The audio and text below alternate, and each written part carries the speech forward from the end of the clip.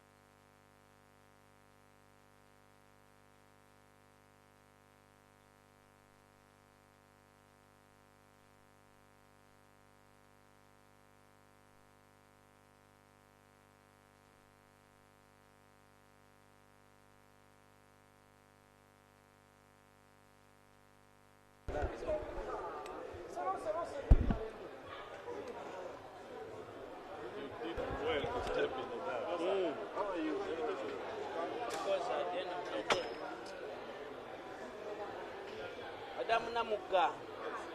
You're not Namuka. I don't know what you're going to get it. What day?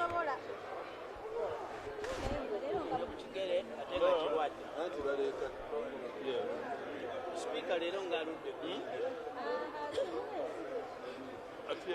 Parliament.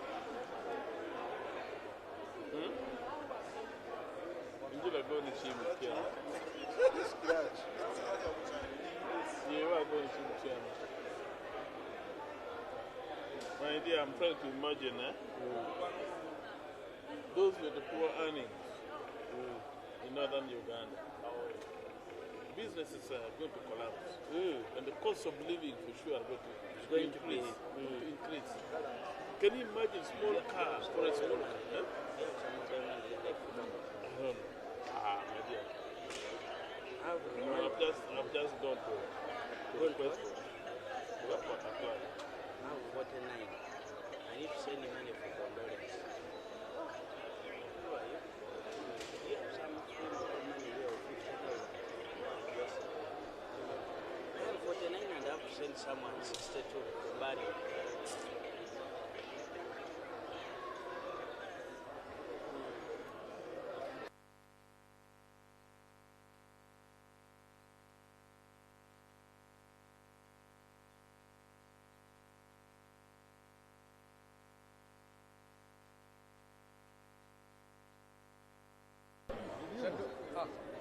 Shadow love, this is my kind of name. Shadow love. Which one?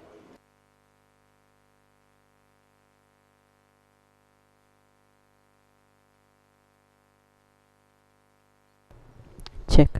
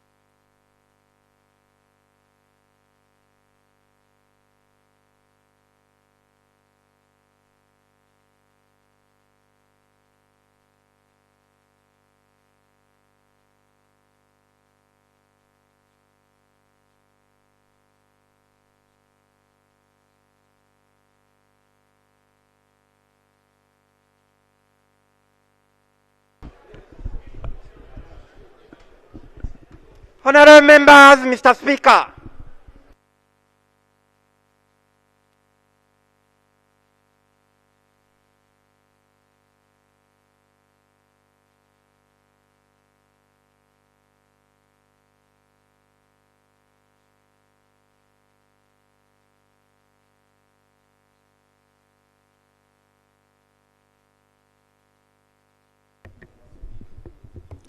Prayers.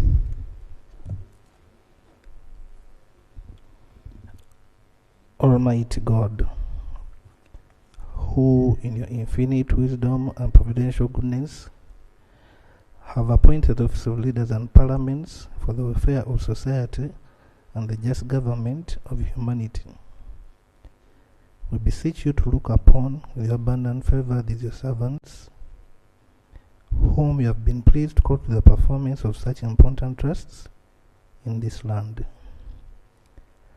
Let your blessing descend upon them here assembled, and grant that they may, as in your presence, treat and consider all matters that shall come under their deliberation in so just and faithful a manner as promote your and glory, and to advance the good of those whose interests you have committed to their charge. Amen. Amen.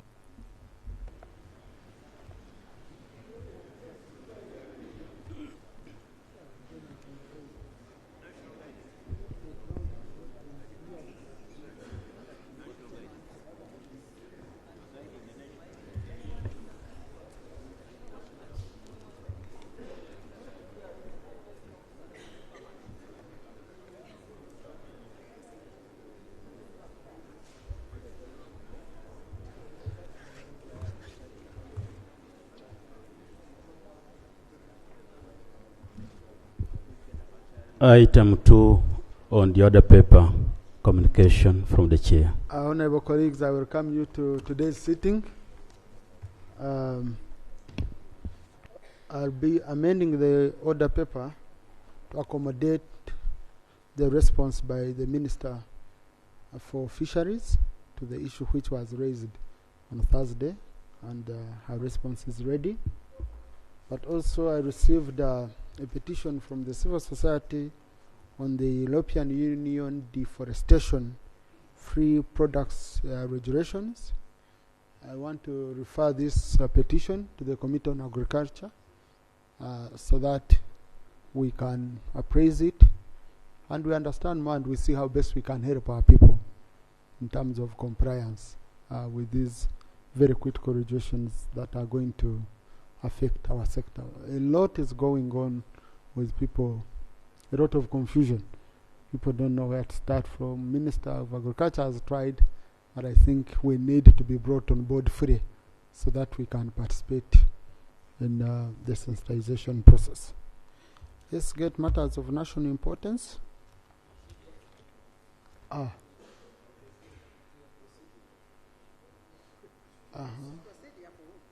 Let's start with the procedure for Honorable Semuju. Mr. Speaker, thank you very much. Mr. Speaker, when we were being sworn in, we all made an undertaking to defend the Constitution. And then we prayed. Mr. Speaker,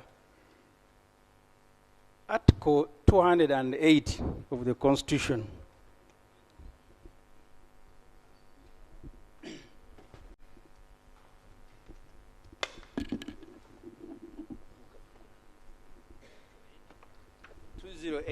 of the Constitution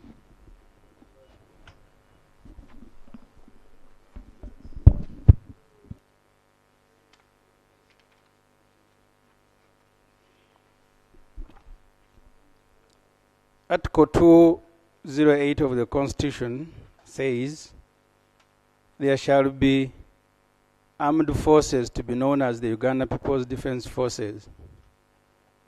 The Uganda People's Defense Forces shall be non-partisan, national in character, patriotic, professional, disciplined, productive, and subordinate to the civilian authority as established under this Constitution.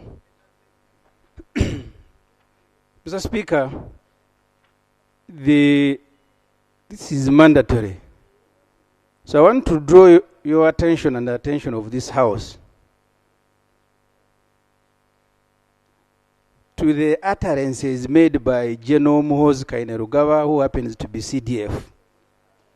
First, that after his father is a president, no civilian will be a president in Uganda. But two, I hear people who are jeering.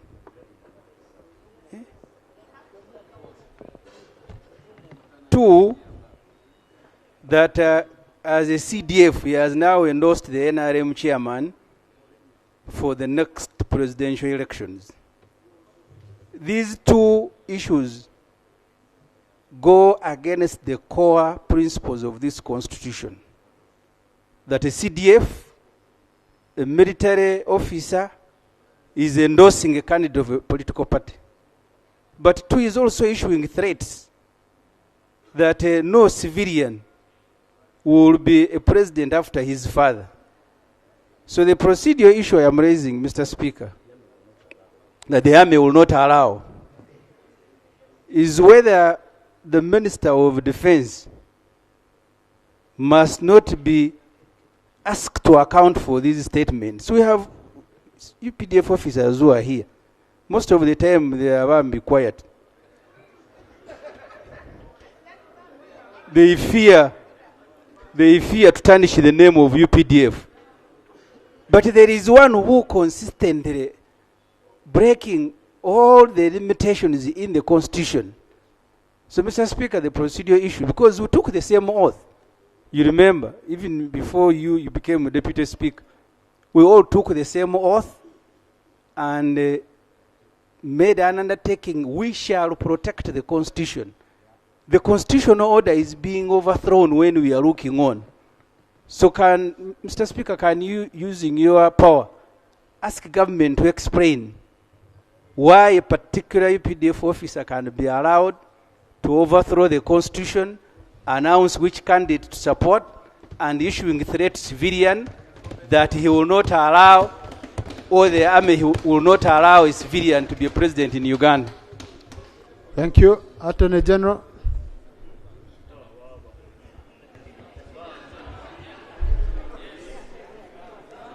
Thank you very much, Right Honourable Speaker. I appreciate the matters raised by the Honourable MP Semuju. One, I want to say that Article 208, which says UPDF shall be subject to civilian authority, does not take away a right to have an opinion, freedom of expression, the rights and freedoms enshrined in Article. No, honorable colleagues,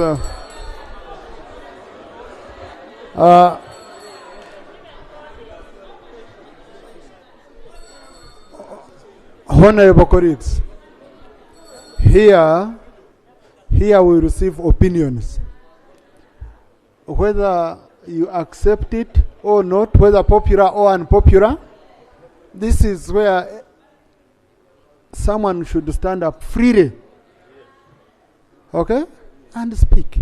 So let's give the Attorney General a chance. He submits, then you can rebuttal.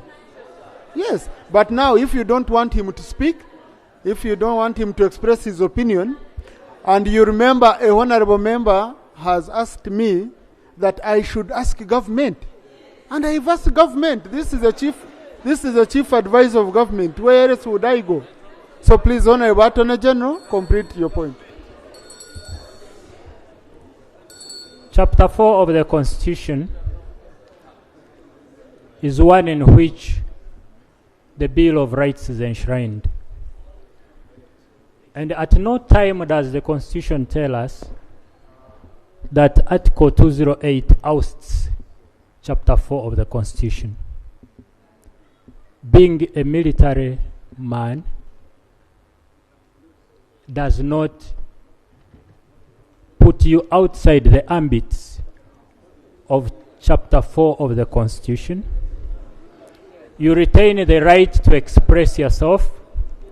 You retain the right to form an opinion. It would be different it would be different if he was ferrying ballot papers and voter materials for a particular party. And even then, if he has to do it for security purposes under the circumstances, each case would be adjudged based on its facts. I beg to submit.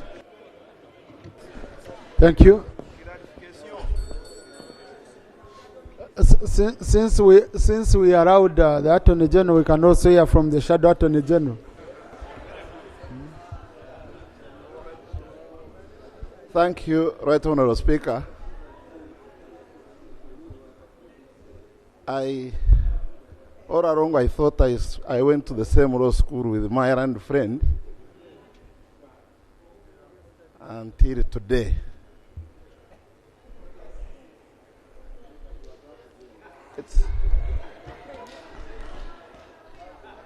Well, I'm not saying that I'm disappointed because he has expressed his opinion, but I think it is vulgarizing a very important matter which one of Semuju has raised. That a serving military officer who is at the helm of the UPDF currently comes up and makes statements which not only contravene Article 208 of the Constitution, but also the UPDF Act itself.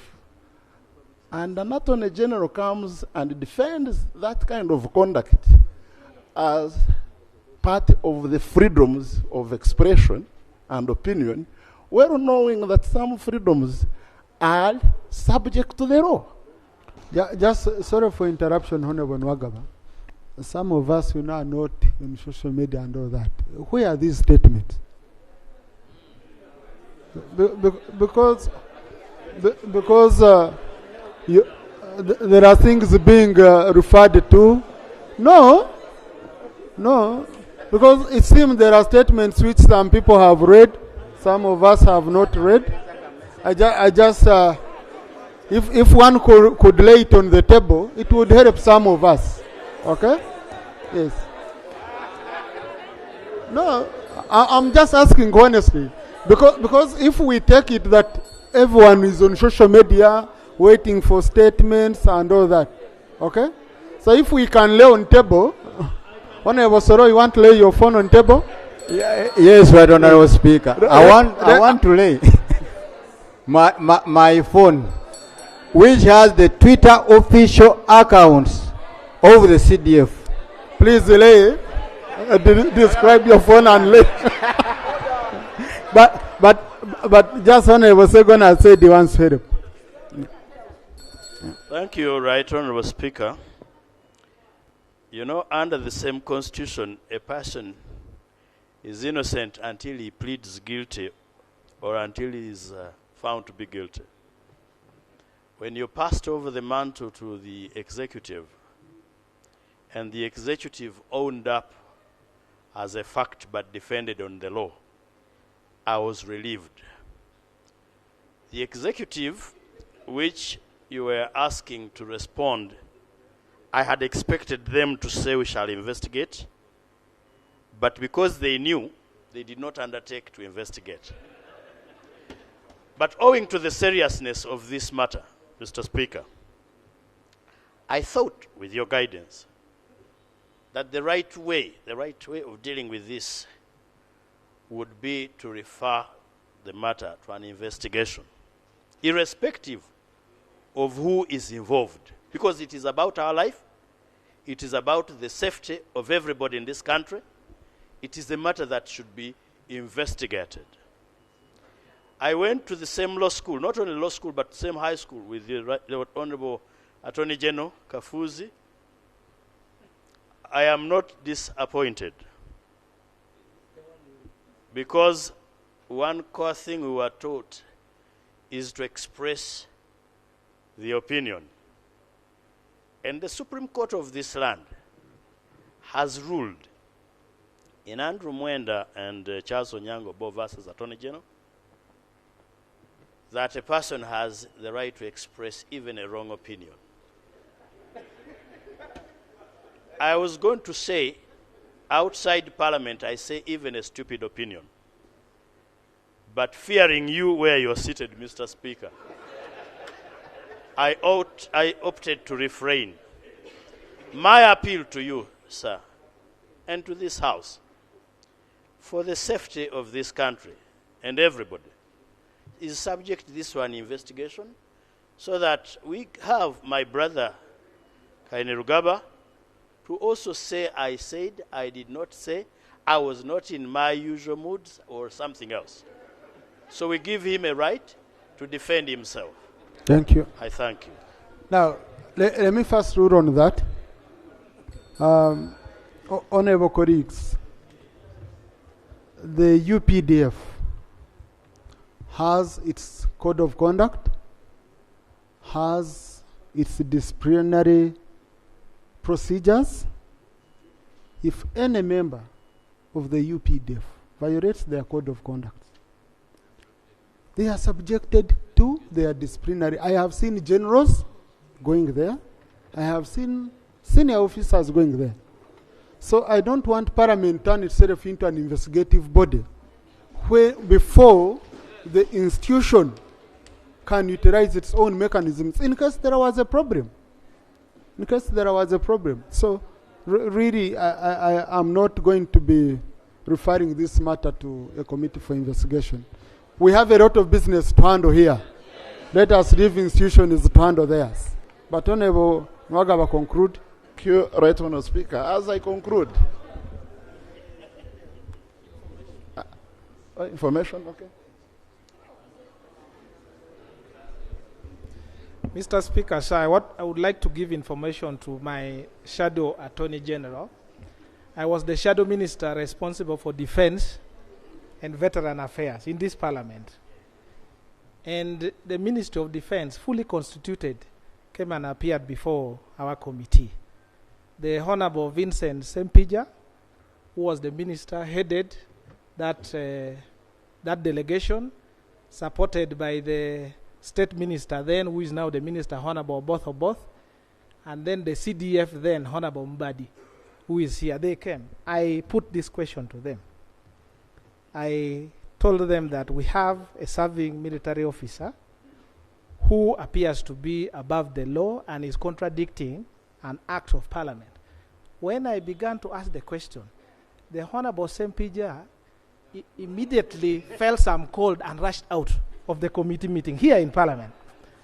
The Honorable Oboth immediately took a phone call and said, I'm coming back, literally running away. The CDF who had the command, and I challenged him, and the colleagues who sit on the committee was there, he said, as the army commander, can't you issue orders? The CDF Mbadi said, do not cause me trouble. And said, please leave me alone. So the question we are dealing with. So why does Semuju want to cause us trouble? If that's the issue. Huh?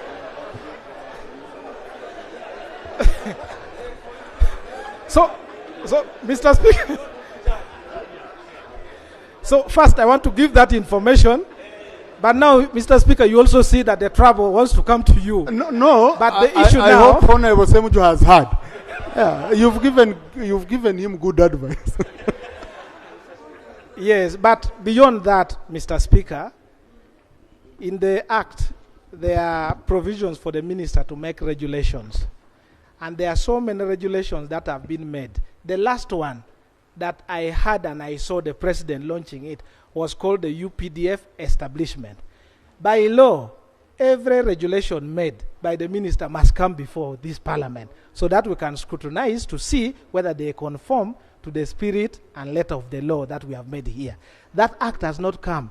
But I saw the president and the people who briefly explained say the commander-in-chief, who is given powers by the Constitution and the Act, has now delegated some powers as a commander-in-chief to somebody else. That is extremely contradictory to what we have here. Because, as you know, the commander-in-chief is protected, he has immunity and etc. I therefore want to request that you prevail over the Ministry of Defense to bring that act here, that regulation, the UPDF establishment, so that we can interrogate the powers that the policy, the regulation has given to the CDF. He may be acting because the powers are provided in that, so that we can nullify it. Otherwise, one day we'll wake up and then you'll find that there is no government elected by the people and someone is prevailing over a government which is unconstitutional. It's a danger that we should take care of. That's the information I'm giving. Attorney General, specifically on that issue. Just Attorney General, specifically on that issue of UPDF establishment. Right Honorable Speaker, I will send it to Oduru Jonathan, my honorable colleague. Yes, there are regulations made. And if you are concerned that they have not been tabled in Parliament for purposes of perusal, the Minister of Defense can do that, because it is well within the right of Parliament. Be that as it may, my senior colleagues, the Shadow Attorney General, and my former head boy, the Honorable Segona, cannot legally point to any clause in the Constitution that ousts anyone's right to freedom of conscience, expression, and having an opinion. Now, unless if you are telling us that the Constitution has a conflict within itself, which no court has made a pronouncement on, the status quo remains. I beg to submit. Honorable colleagues, this matter closed. Yes, how I've closed it is how it has been closed. Because I pronounce myself, I pronounce myself twice. Number one, that this is a matter, if it violates any law to do with the UPDF, it has its disciplinary procedures. It will handle. Number two, the official spokesperson of government is here. Okay? Official spokesperson. Is this a government statement? An official statement of government? So it is now open. Thank you very much, Right Honorable Speaker. Thank you very much, Right Honorable Speaker. And thank you, Honorable Semuju, for raising the issue. In the government, there is a formal way government officers communicate for that to be an official communication of government.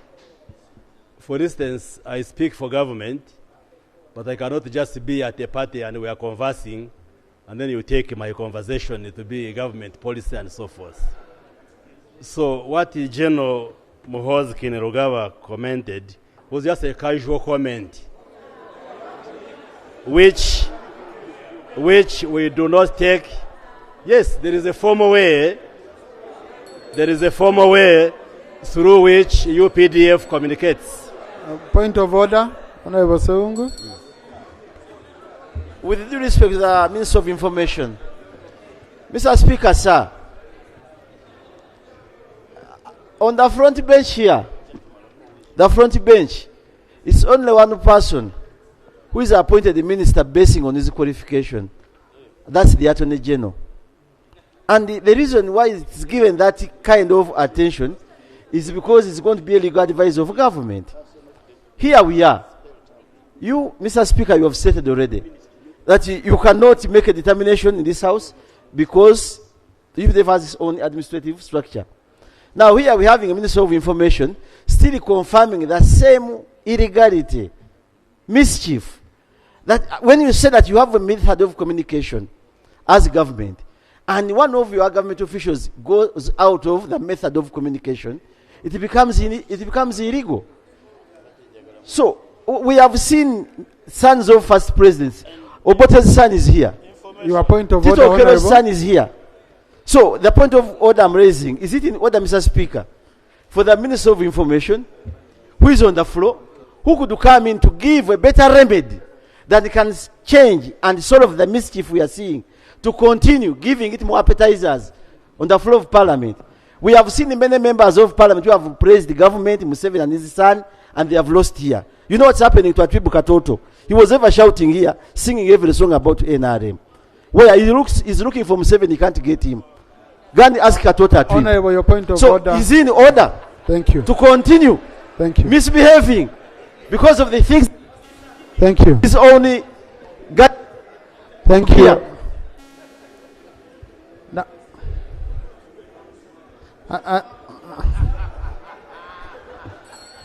honorable colleagues, I guided on this matter, okay? I guided on this matter. Secretary General of PLU, do you... Honourable Minister, I will allow you to conclude.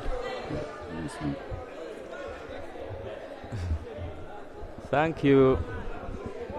Thank you, Right Honourable Speaker, for giving me this opportunity. I would just request you, Right Honourable Speaker, that you use your powers and request or ask Honourable Semuju to read the message, because he said that this message is on the official account of General Muhoozi Kainerugaba. Let him read the message, because you cannot challenge something that is not there. The Twitter message that they are talking about have checked on the account of General Muhoozi Kainerugaba, and it is not there. So why should we really waste our time on something that is not on the account of General Muhoozi Kainerugaba? Now, honourable colleagues, these are administrative issues for the UPDF. Let's close it from here. Let's close it from here. Honourable Fidra. Huh? Yes, Honourable Dur. Point of privilege. Right Honourable Speaker, I am rising on a point of privilege. As a member of Parliament, and Parliament as an institution, we have, in support of our work, people who are recruited to give the best technical support that they have and they can to this Parliament to function properly. That includes supporting me as a member of Parliament, whether on research or any guidance that is required.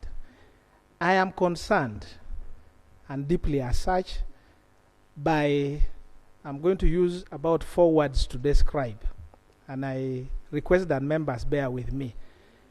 The demotivation amongst the staff within Parliament, the incompetence, if I may, among the technical staff at Parliament, the sabotage coming from the technical wing of Parliament, that impedes the ability of this Parliament and us as MPs to do our work. I'll refer you, if you look at the quality of the reports that are coming up, sometimes we have had issues. Just reports, you'll find a problem. And you wonder, who are these technical officers who make these reports? If you go to offices, you find people who seem not even to understand their roles within this Parliament.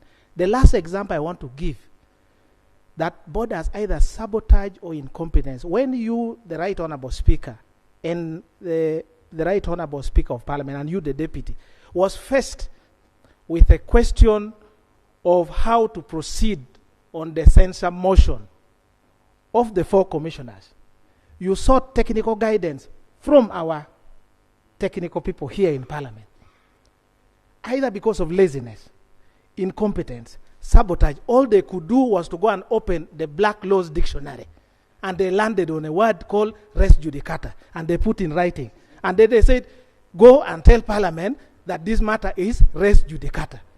Mr. Speaker, if you look anywhere in the world, there is no scholarly work, there is no judicial interpretation, there is no publication that says the doctrine of res judicata is available to Parliament. The senior lawyers are here. Even in your first semester at law school, you will be told it is a doctrine exclusively available to the courts of law. In which circumstances? Where they are sued. Even when it goes to court, court must try it. A judge cannot sit and say on the face of it, this matter is res judicata. It must be pleaded by both parties and its evidence adduced to show. And then in the end, you make that decision. How can then the technical people in this parliament put the entire reputation of parliament, your reputation as the speaker, the right honorable speaker, and even senior lawyers here, including the attorney general on this side, that a matter that should come on the floor, just go and use a Latin word, res judicata. And we all sit here and accept. Is that not sabotage?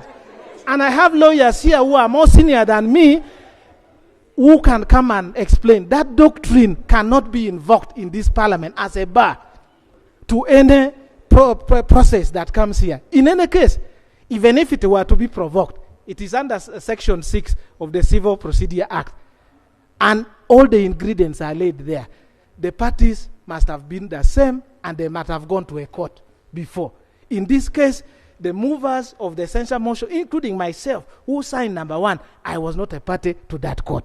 Secondly, it is exclusively available to only courts of law.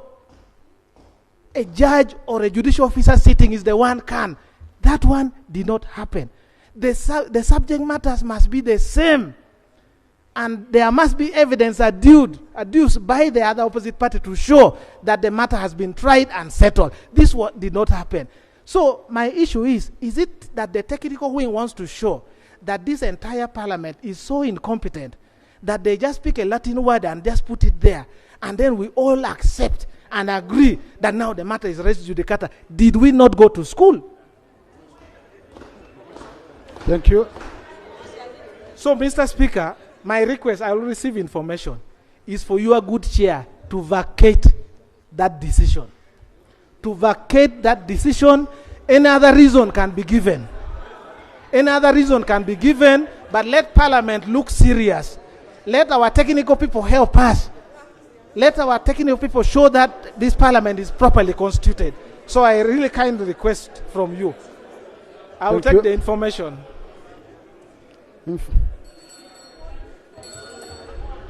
Thank you, Honorable Odul, for giving way. The information I have, Right Honorable Speaker, it goes to the root of our motion. Indeed, it's true, in the said communication, I went and looked at it, where your chair ruled that the censure motion cannot proceed, indeed because of res judicata, that a matter had already been decided by a competent court of law, and now Parliament had turned itself into another court of law, which wasn't the case. Right Honorable Speaker, Parliament is a house of record. It is very important that what is ruled today should be able to stand the test of time. For you to hide behind res judicata, which is totally inapplicable, totally not anywhere, Mr. Speaker, and you sit in a honorable chair and you guide the 559 souls here, some very well learned, Right Honorable Speaker, I find that matter needs to be true, and I hope I hand. Mr. Speaker, sir, my last point. One of the authorities, apart from the Civil Procedure Act that I referred you to, Section 7, Section 6, is the judgment by the very esteemed Honorable Justice of the High Court, Justice Stephen Mubiro. In a case he decided in Arua, I think it was Elizabeth Ozia or something like that versus Shaban somebody. I'll get a copy. It is extensive in discussing that doctrine. It is cited authorities at the level of the Court of Appeal, at the level of Supreme Court, well elaborated. I think we need to find a way of vacating that ruling and that decision so that this Parliament is seen seriously. In fact, I pity the senior lawyers who are here, if we allow it to remain, including the deputy head of the bar, the learned Attorney General who are here, and seniors like the Honorable Segona, that this parliament can sit and accept. And even you, Mr. Speaker, from Makerere Law School, I must emphasize that should not be allowed to stand. I thank you. No, thank you. Procedure, I had allowed Honorable Bakor first. Before I rule, I had allowed Honorable Bakor on procedure. Then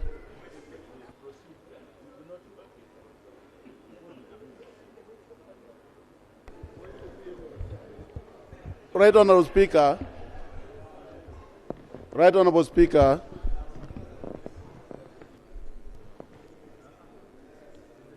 Right Honorable Speaker.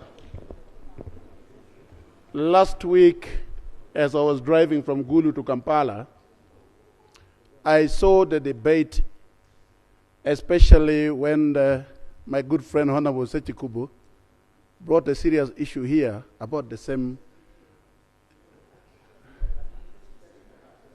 Maybe you see something you don't know is that in my Luo accents you don't have S, you will not have Z, okay? You don't have X. So when a person from my sub-region say recharge, don't mind, because we don't have S, we don't have H, we don't have the what, so that's okay. So when the matter was being discussed on the floor here, unfortunately, the presiding person is being disorganized. When the discussion was here, I was actually watching on my phone, and then what came very clearly is that you ruled on that day that this matter, whoever is not satisfied with it, should go to court. I find we are just moving in the same circle. I read a book, Who Moved My Cheese? And some of you who have not read it, please take the opportunity to read it. There are issues which you should not be relying on the same issue all the time. Since you've ruled on this matter, are we proceeding well to again every time discussing the same issue here? I don't know about the procedure, right?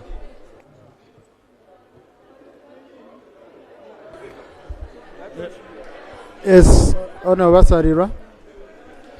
Then Attorney General. Thank you very much. Right Honourable Speaker, I have been, Right Honourable Speaker, you did read a letter here. And I think it's important that we move at the same level.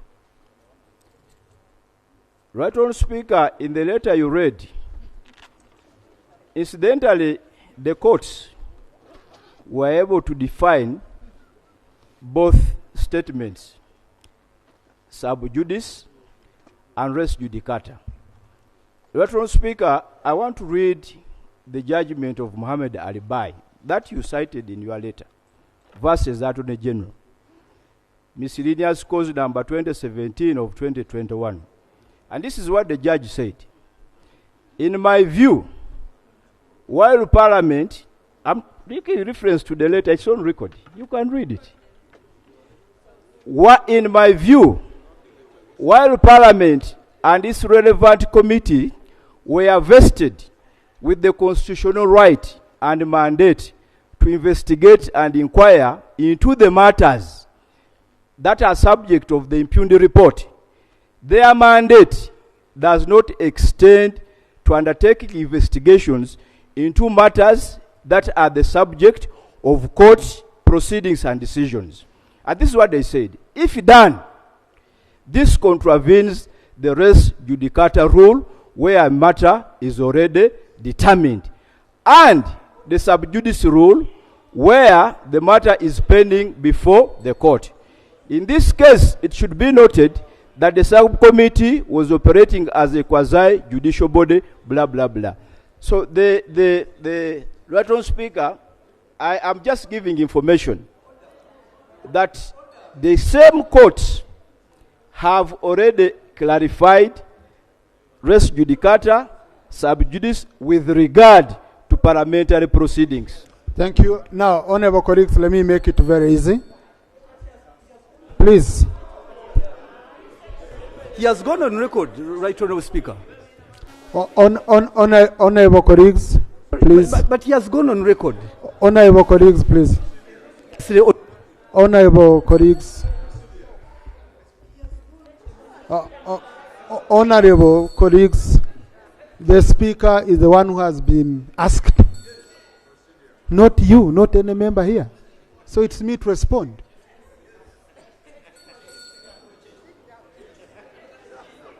Now, honorable colleagues, I want first make it very clear that the Speaker made a ruling and this ruling won't be vacated. If you're dissatisfied with the ruling of the presiding officer, of the Speaker, the rules of procedures are very clear on the procedure to do that.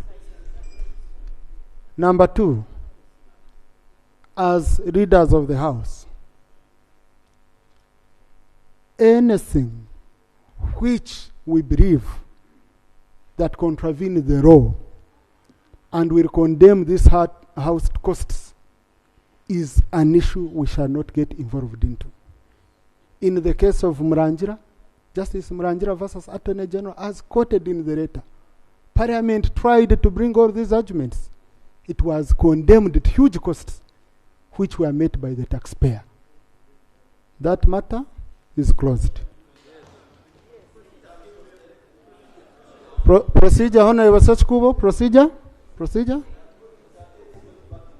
Thank you, Right Honourable Speaker.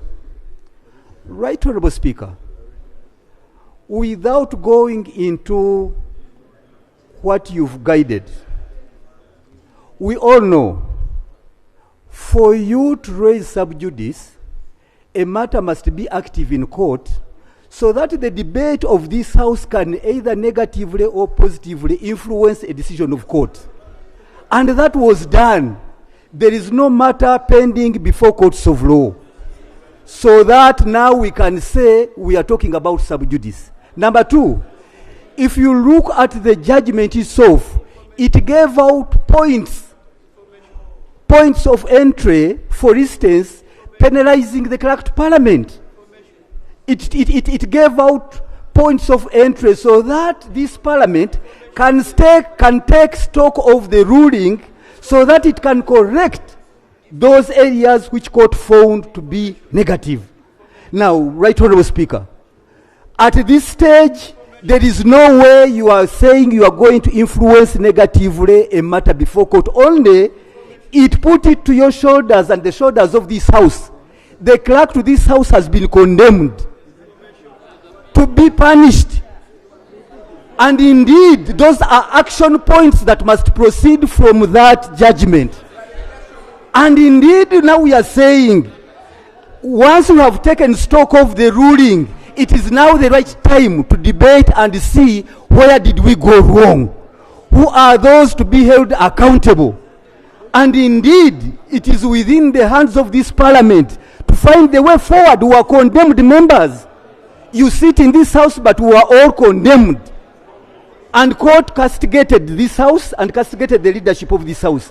So do we fold our hands even on that point of law? Thank you. Lastly, from me, Right Honourable Speaker, how about other issues that do not even talk about service award? The fictitious trips.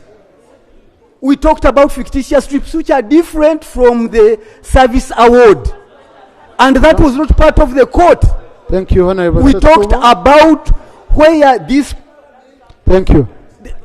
Now, honorable colleagues, let me make it very clear. Your own rules are clear that you cannot proceed on a matter the Speaker has ruled on. These are your own rules. You can only do that if you want to challenge the ruling. No, Honorable, you don't point a finger to the presiding officer. No, that's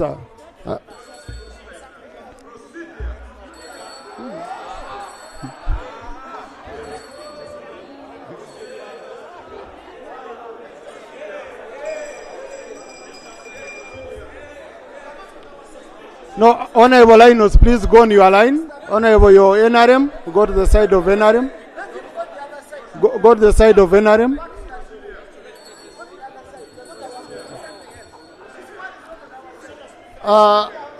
Honorable colleagues in the public gallery this afternoon, we have Honorable Danny Roquero, Speaker for River City West Division.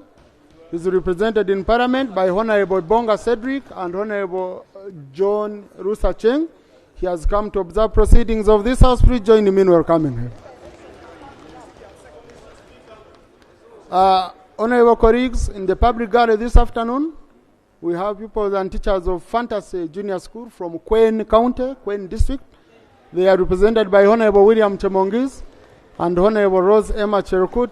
They've come to observe proceedings of this House. Please join me in welcoming them. Honorable colleagues, in the VIP gallery this afternoon, we have a committee of members on human resources and community development from the National Assembly of Namibia. They include Honorable Yehadin Nono Rukevi, Chairperson and Lead of Delegation. Honorable Dr. Erfas Magundu Dingala, Deputy Chairperson. Honorable Harinde Lucia, Honorable Loide Namutenya, Honorable Tijeko Twea, Mr. Johan Petrus Frederick, Parliamentary Clerk. They are currently undertaking a benchmark visit with the Parliament of Uganda. Please join me once again in welcoming them.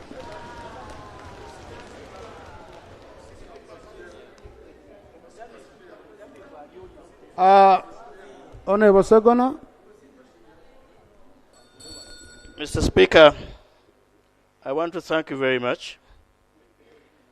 Definitely, I will not make reference to a matter where you have made a ruling, but I'm deeply concerned that while you maintain your ruling, some words have been used against our staff, who are professional staff. Words like incompetence, words like sabotage, which in my humble opinion do not go down well and demoralize people who serve us, but also thwart the confidence of the people that we serve. I thank my brother, the Honorable Jonathan Odul, because first he raised them as a matter of privilege, but stated, actually apologized to us that he was about to use them. Now that you have maintained your stand in your statement, is it not procedure right that you find a way of doing away with those words against our staff? Thank you. Now, honorable colleagues, number one, a Speaker of Parliament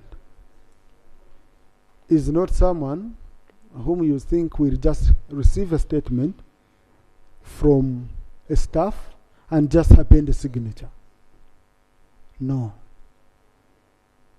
We consult, but the final document that is signed is our document.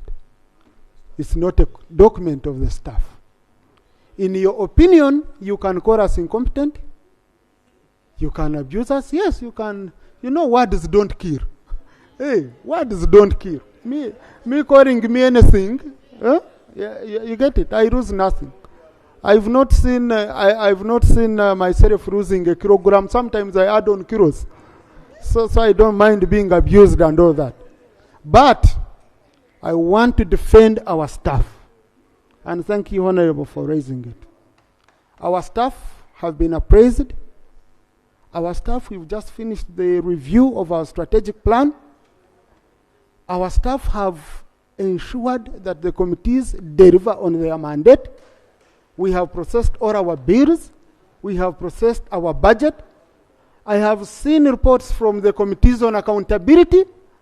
Colleagues, you've been here praising the reports coming from the committees of Parliament. Our staff are very competent. Our staff are very competent, okay? And we are proud of them as the leadership of Parliament. In your opinion, if you disagree with our staff, in your opinion, if you disagree with our staff, okay?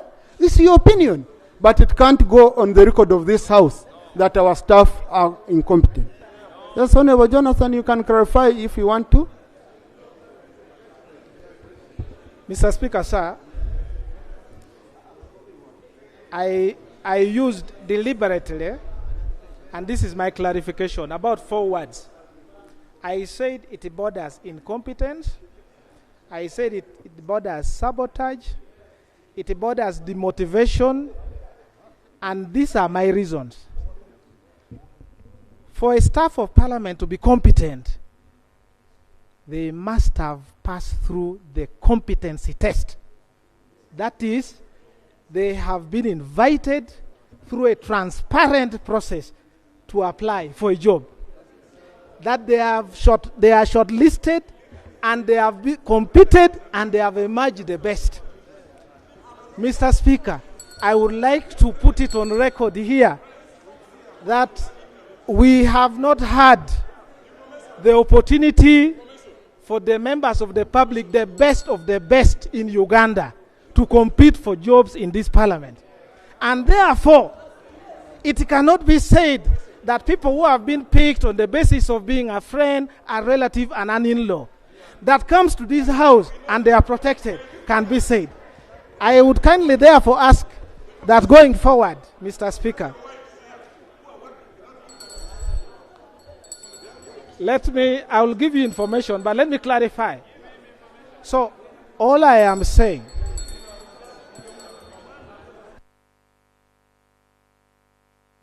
Honorable colleagues, let's listen to our honorable colleague. So, Mr. Speaker, I used this because, one, I am aware. I am aware.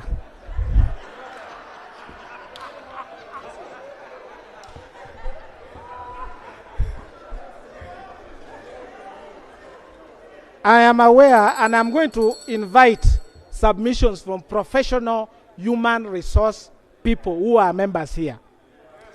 We have in this parliament senior, very competent technical officers who are demotivated and are not willing to do work now because positions that they should be able to serve as have been dished out in ways that do not match the public service standing orders. It is happening here. Very resourceful persons that this government has invested in building their capacity. Others have even worked over 20 years. They are reading newspapers in this house. They are just reading newspapers in this parliament. They don't have work to do because they have handpicked people who, some of them were even in secondary school. Some of them even did internship in this parliament. And the people who supervise them, they bring them and now they are their bosses. Do you expect such a public servant to do the work? That's what I am saying. So I'm inviting you. Thank you. I'm inviting you, Mr. Speaker, to salvage the situation in this parliament. You cannot have resourceful people being wasted, and when we have trained them, in exchange for people who are just going to walk in, they don't know what to do. I'm inviting you to reflect together with the commissioners, to look at... Thank you, Honorable colleague. Thank you. Thank you. No, please, no member holding the floor, Honorable Arion. No, there is no member on the floor. No, there is no member on the floor. You had already been cut off by then. Your time was already up. Yeah, sorry. I thank you, Honorable. Please, Honorable Arion, take your seat. Honorable, you know you're supposed to request when you're seated. This is not a bar.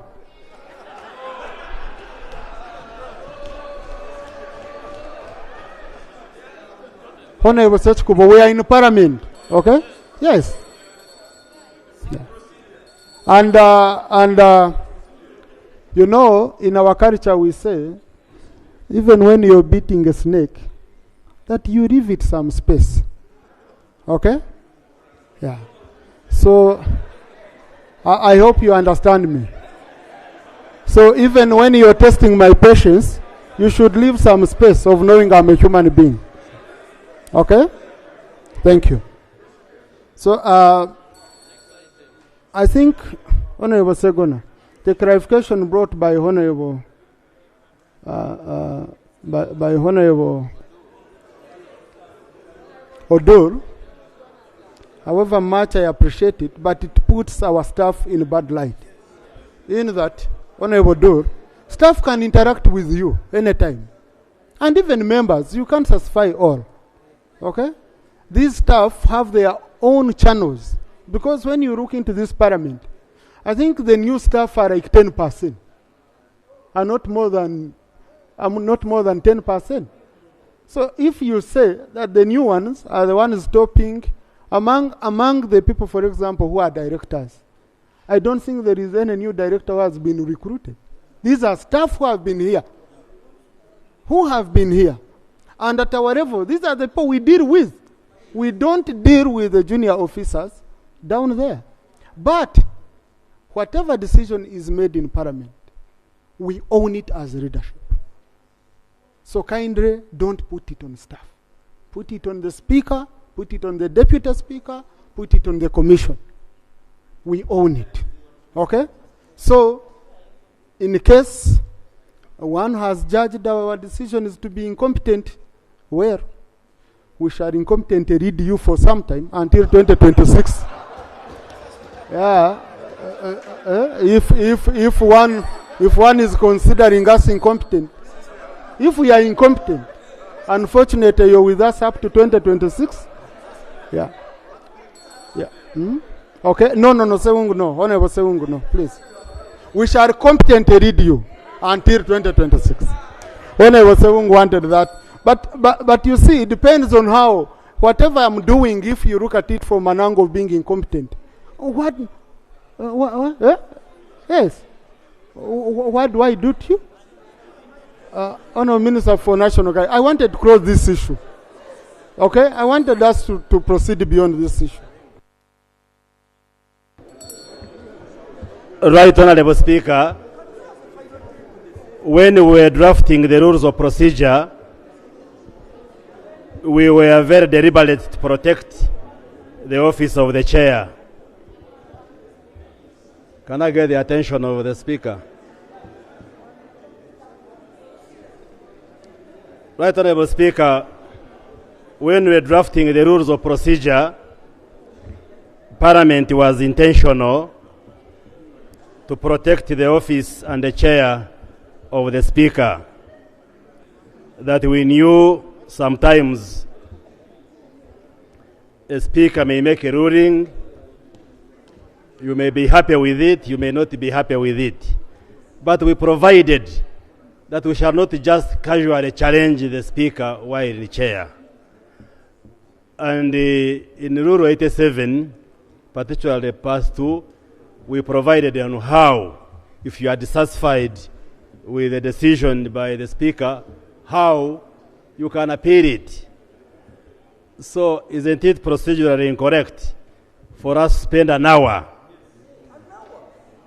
infringing on the rule? No, infringing on the rule which we wrote ourselves, that if you are not satisfied with the ruling of the Speaker, there is a method you use to challenge it. So I invite you. Yes, it is because I am the MP for Chinchiz East, and I'm elected to speak here. Thank you. No, Minister, yes. Can we close? Because we are... So I am inviting you to close this debate so that we go to the next item, because the people of Chinchiz East would want to hear the next items. Thank you. Thank you very much. Now, Honorable colleagues, this is what I referred to. But Honorable Seshkubo, I'm going to tolerate many things. Okay? But this business of coming from your seat all the time, come to the microphone, kindly. I request you. Kindly. Because you're a senior legislator. Listen, you're a senior legislator. Let's go on the rules. Please. Honorable colleagues, let me make it very clear. It's against our rules of procedure to proceed on a matter the presiding officer has ruled upon. And if you want challenge, like Honorable Badjomun said, that matter, you can challenge it within our rules. Next item. Honorable colleagues who have matters of national importance, because of time, we shall handle them tomorrow. We have a lot of issues to handle. Next item. Item 3 on the other paper, bills first reading. 1, the Constitutional Amendment Bill 2024. Minister of Justice. Honorable Mbwate Kamwa. Right Honorable Speaker, thank you so much for giving me way. Right Honorable Speaker, we also have constituents that we are representing here. We come with matters of national importance, sit, then all of a sudden you rule and say, let's go to the next item, and we postpone. Right Honorable Speaker, there are some matters that we cannot postpone. So, Right Honorable Speaker, the procedure matter I'm raising, is it not procedurally right to allow people with matters of national importance like Imbwa, when yes, because the hailstorm has hit my area. So, is it not procedurally right to give us time and we also air out our views, Right Honorable Speaker? Thank you. Now, Honorable colleagues, you see, this is a problem I face. I know you have your issues, but I have nowhere to get time. Now, colleagues raise issues which they keep rotating, and taking over critical time to raise your constituency issues. Okay? Our own colleagues, because I have not allowed a stranger to submit in this house. All the submission has been by members. Okay? So, and you see, honorable colleagues, I have tried my level best to ensure that this doesn't look like a house which suffocates members. That's why I'm as patient as I have tried. So, but anyway, I know members who came for their matters today. They were very, very critical matters. I know what most of them are going through, so let me pick them. We can do it quickly. We go through these matters of national importance. But before then, no, tomorrow, honorable colleagues, I'm going to have a meeting with a few senior legislators. Tomorrow, I'll make a ruling on the points, especially points of procedures. That is interruption of debate in the House. That is where our focus is going to be. Because sometimes, the other day, I had to get out of here at 8:45 p.m. because we are trying to push so that our output for the people can be valued. But now if we spend 2 hours on issues of chasing who, we end up losing a lot. Honorable Mbwate Kamwa, matters of national importance.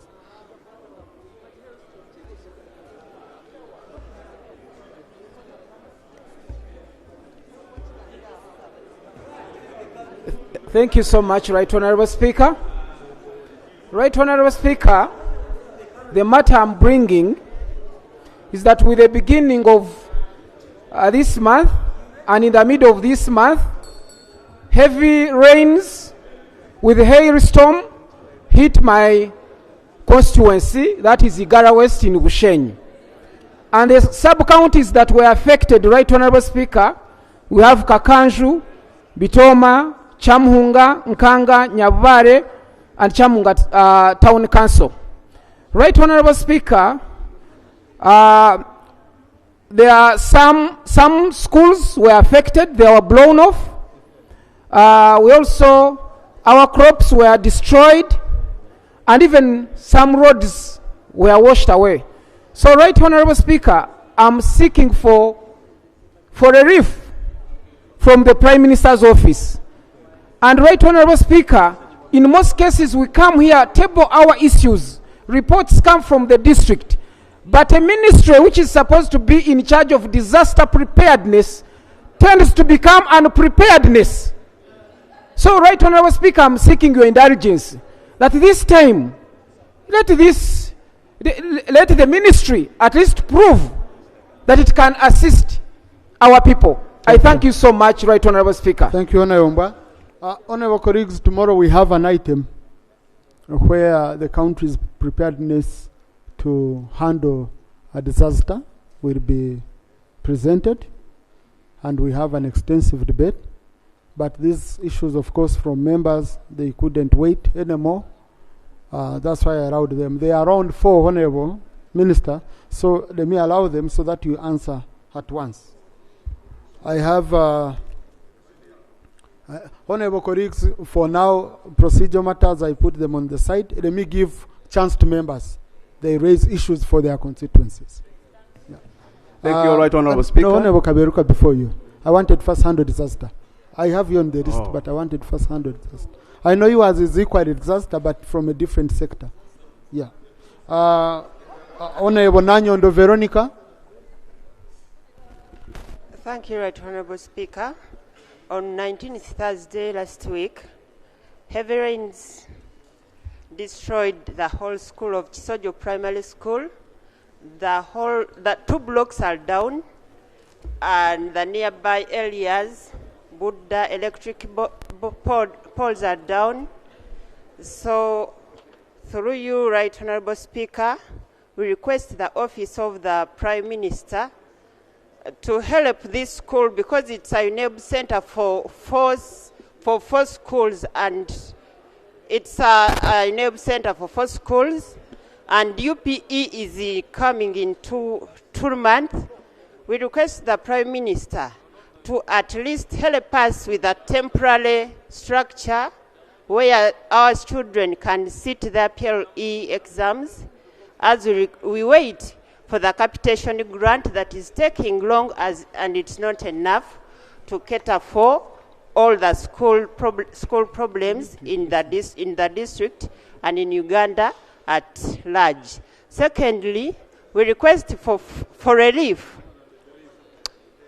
because plants were destroyed, gardens and food. We request for some seedlings, if possible, to the areas of Buddha, Chisojo and Chijampchi villages.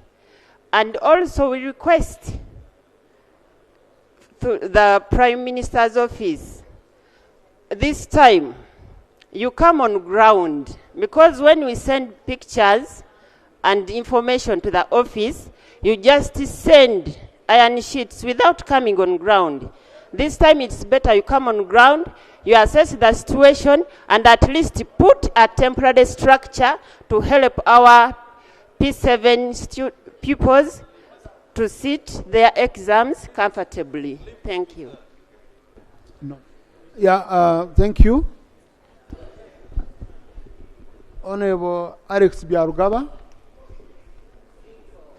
All these are matters of disaster. I wanted them to be. Right Honorable Speaker and dear colleagues, I'm here to present a matter of national importance regarding heavy rains and storms which affected parts of my constituency. Last week on 18th this month, a cocktail of heavy rains, hailstorms, yeah, and hailstorms and rains. Honorable Alex, wait. Honorable Norman, what says? But first in order do this for me, then you submit. Mr. Speaker, Honorable Alex, I'm done. Mr. Speaker, is it in order for members in this house to put on back cloth to come for the session, like Chemachwet? Is it in order for them to come on back cloth to the house? And a lady who just submitted to be naked. Disturbing the members. Is it in order for them to put on back cloth in the house? Now, is that back cross? Yes, Honorable Speaker. I've just checked the back cloth. I've just verified. I've just checked the back cloth. Mr. Speaker, is it in order? And then the lady is leaving her outside. No, you know, Honorable Chemaswet is seated far away from me. So I'll first call him here for close observation, then I rule later. Honorable Biarugaba. Thank you once again, Right Honorable Speaker. Once again, I was saying that on Wednesday last week, a cocktail of strong winds, heavy rains, and hailstorms pounded and devastated banana plantations and crops in my constituency. People's houses and churches were all destroyed, of course, including schools. The most affected parishes were Nyakarambi, Bugonji, and Chihi, all in Nyachitunda sub-county in Sinjiro South. Apparently, people in the said affected parishes have been left homeless and with no food at all. Of course, bearing in mind that The main food crop in that area is bananas, and once you lose a banana plantation, you just go immediately very hungry. Honorable colleagues, we need order in the House. There's Right, Honorable Speaker. Honorable Alex, wait. Colleagues, there's a lot going on. I don't know.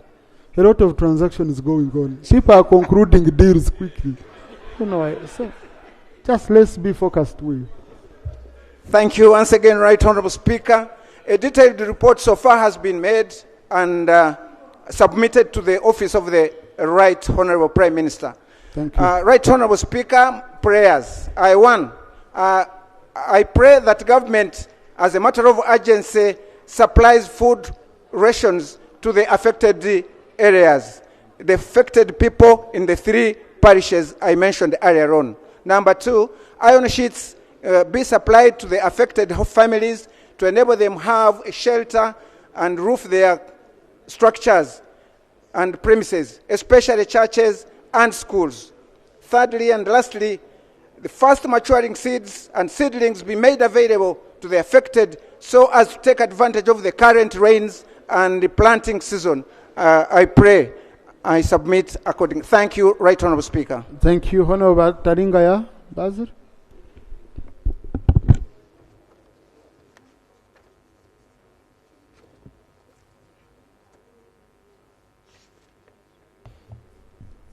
Thank you, Right Honorable Speaker, for the opportunity. Like my colleagues, heavy rains devastated my constituency, Kashar North. 2 parishes, Ntura Parish and Ngango Parish, actually 3 and Chibingo Parish in Kagonji sub-county. The recent rains affected the PDM. Yes, because we have those who received PDM money used it to buy coffee seedlings. And these coffee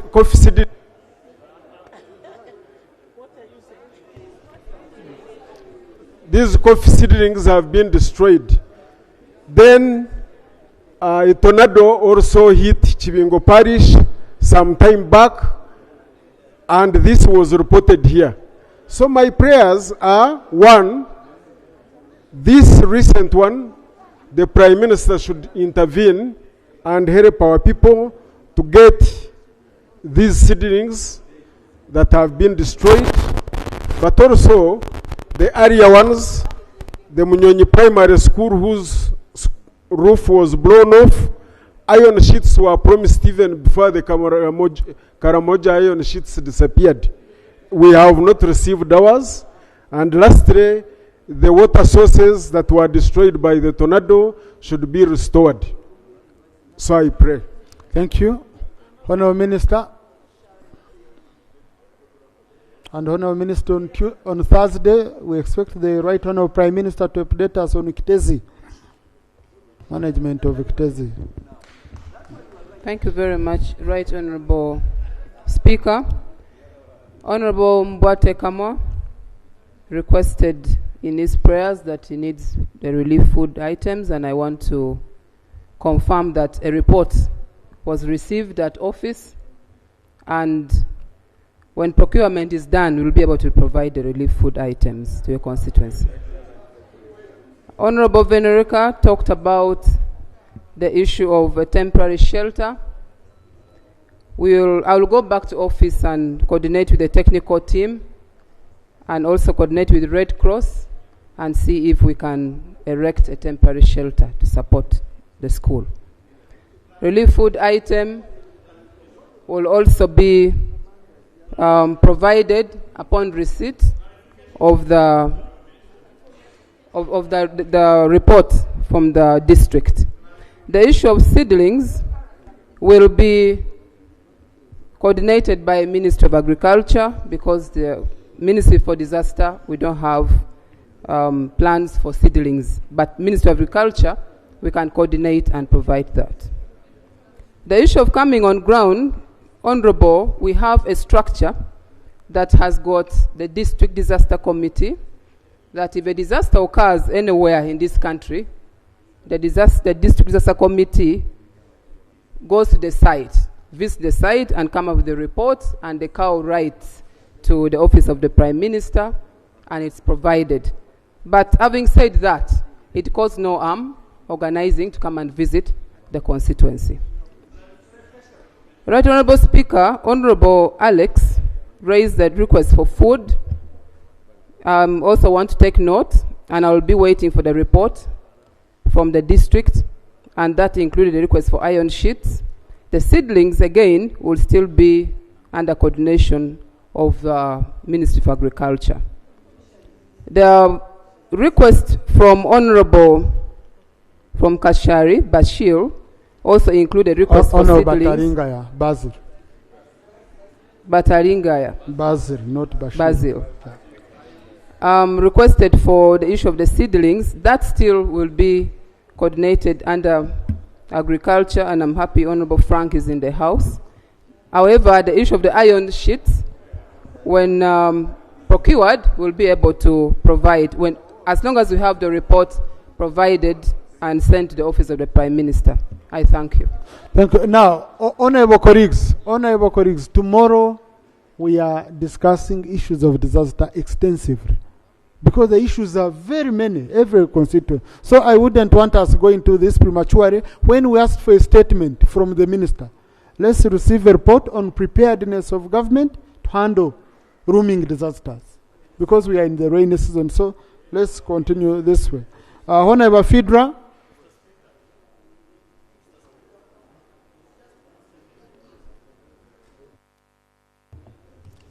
Thank you, Right Honourable Speaker, for giving me opportunity to speak on the people of Lower Madi. And the issue I want to raise as a matter of national importance is in regard to the reinstatement of the wage bill for Madiokolo District. Right Honourable Speaker, Madiokolo District is a new district, and this district was carved out of Arua District. And when we came out, Arua gave us staff to start with. For the past 3 years, consecutively, wage bill has been allocated by Minister of Finance for Madiokolo District. But every time the District Service Commission would wish to advertise to recruit people for the different positions, Right Honourable Speaker, 3 things have been happening. One, the Ministry of Finance would always delay to clear the District Service Commission for the recruitment. Second, the Ministry of Public Service, after clearing Madiokolo District last financial year to recruit staff, I want to acknowledge on the floor that the Minister for Public Service gladly requested the entire Madiokolo District to come to his office and review the available wage which could be available to recruit staff for Madiokolo District. And he gave clearance to Madiokolo for recruitment of staff. But again, Minister of Finance came up and said, no, Madiokolo, you cannot recruit staff. The third one is, when these issues came to the PS for Minister of Finance, there was a ban which we've all accepted. It was for verification and validation of the public service we have in this country. However, we were assured that once the ban would be lifted out, recruitment of staff would then start. Aware that last financial year, when we were working on the budget for this financial year, a corrigenda was brought by the Ministry of Finance here, Right Honourable Speaker. In that corrigenda, the wage bill for Madiokolo District was removed. I followed to the budget committee. I said, this money, which is being removed away, is the money for recruitment of staff in Madiokolo District. However, that wasn't honored by the budget committee and the ministry. What is the implication of this for Madiokolo District? Right Honourable Speaker, let me just submit that Madiokolo District has 38% of staff, the lowest in this country. Second, Honorable, can you give us your prayers? Yes. My prayers One, for the Ministry of Finance to reinstate back the budget for Madiokolo for recruitment of staff, because it is not in this financial year they removed it. This can come through supplementary, because we need staff recruitment for teachers. Second, for Ministry of Education, at least, because we have the highest burden of non-completion of primary school in my district. 90% could not even finish P7. We are asking Minister of, most of them even fail. We are asking Minister of Education to at least construct for us technical schools that could absorb those who are unable to finish primary school. The third one is for Minister of Education again to fast track the construction of the 2 seed secondary schools that we have in. At least those who survive P7 could be able to be absorbed in this seed secondary school, which are Anyiribu, Ulepi, Iwanga, and the Aliba Wira seed secondary schools. That is an offer for us, I submit. Thank you. Honourable Minister for Finance, the request is the first one coming to you.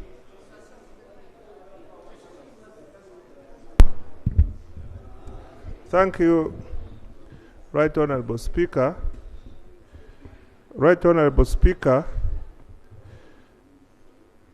the Honourable colleague is asking for 3 things, and one of them is a supplementary budget. Enable Madiokoro district recruit staff.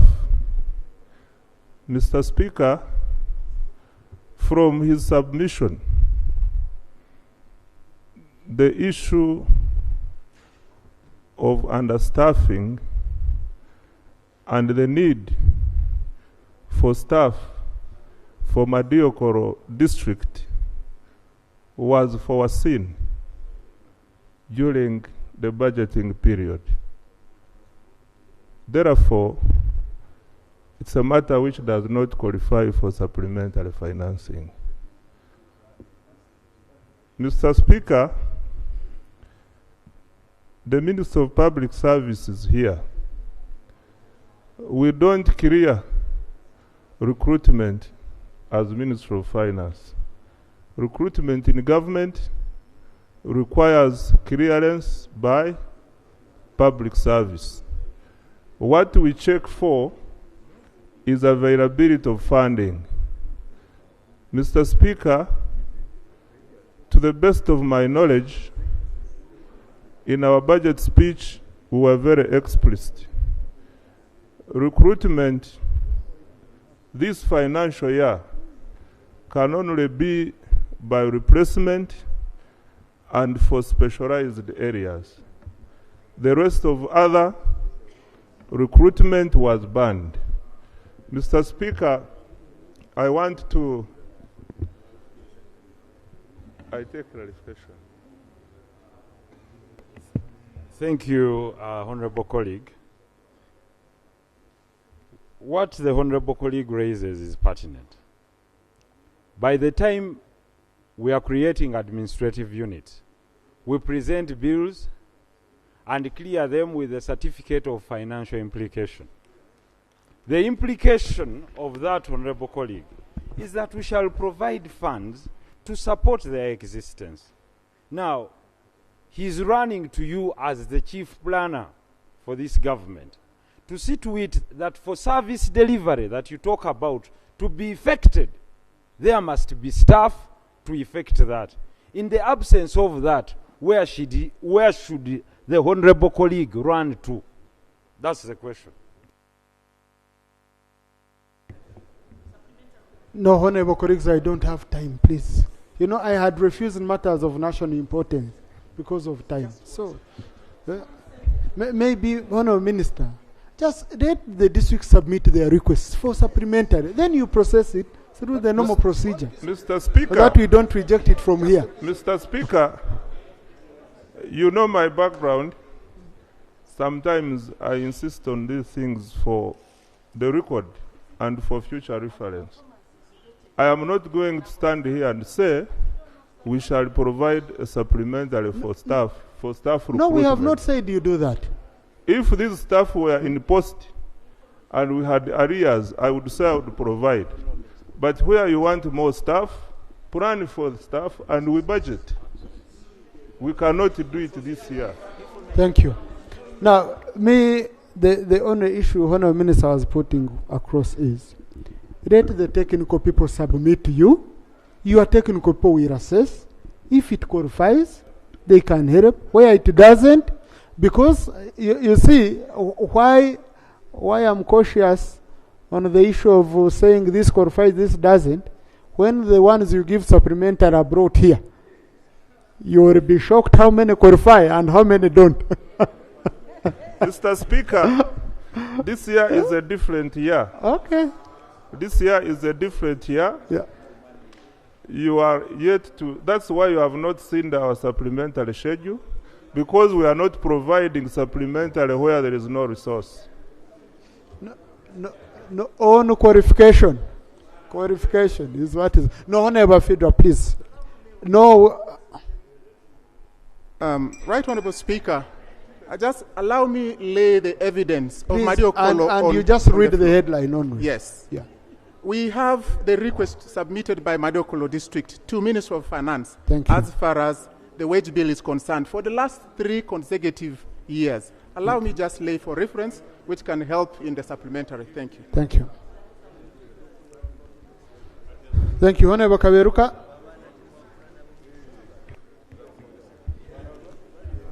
Thank you, Right Honourable Speaker. Right Honourable Speaker, I raise on a matter that is giving sleepless nights to the people of Kanungu, and that is the outbreak of anthrax, and which is, Right Honourable Speaker, affecting animals and human beings. Right Honourable Speaker, about 2 weeks ago, there was that outbreak, and about 3 people have already died. Cows are dying. We need help from the Minister of Health to dispatch a team quickly, Right Honourable Speaker, to make sure there is an assessment of the gravity of the matter in Kanungu, such that we are sure of the security and the health and well-being of our people. 2, Mr. Speaker, I need your attention.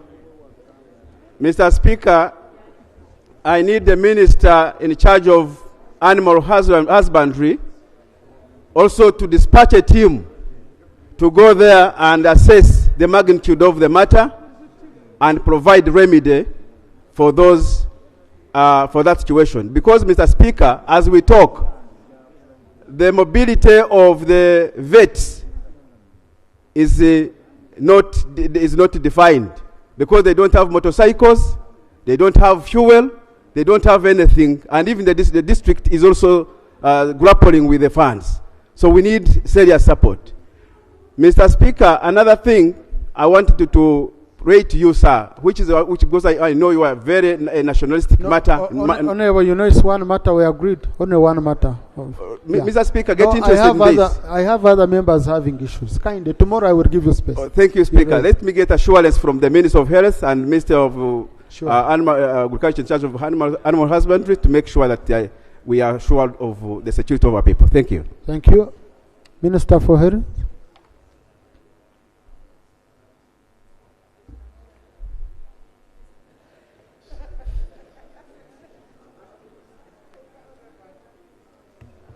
Thank you so much, Right Honourable Speaker.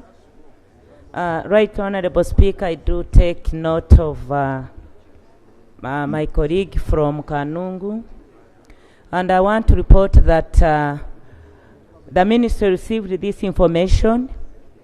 We got in touch with our district health officer, and a team is down on ground.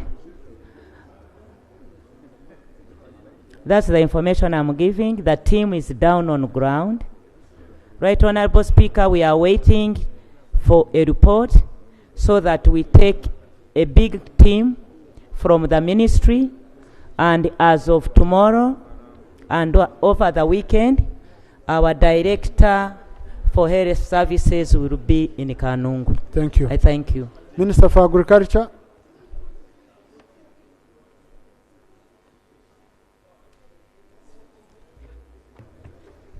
Thank you, Right Honorable Speaker.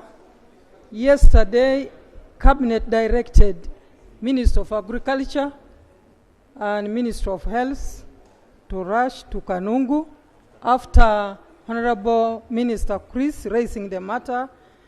And as we speak now, our team is on the ground, and also we are assembling the headquarters team to join them. And one of the things they are going to start with is to put a quarantine, because it can spread to other parts of the country. So we are already on the ground, and we took note yesterday and the directive. Thank you. Thank you, Honourable Minister. Colleagues, yes, Honourable Adjumus. Thank you very much, Right Honourable Speaker. Like my colleague, the Member of Parliament for Chinchis West, said, indeed there is an outbreak of anthrax, and so far 73 heads of cattle have died, and 3 people have also died of anthrax. And the district authorities already mounted a public health campaign, and my request to the Minister of Agriculture, maybe the team goes, yes, the team is on the ground. We need vaccines to vaccinate the cattle that is not yet infected, and also the district has made a requisition for additional drugs, especially to handle the human side, the human health side. And therefore, I'm just adding my voice as a Member of Parliament from the area that both ministers should work with us to ensure that government is fully on the ground. I thank you very much.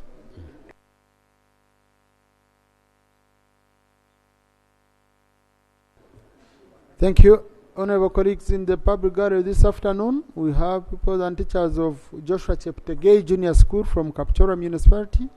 They are represented in Parliament by Honourable Cheptori Sam Mangusho and Honourable Chemutai Firis.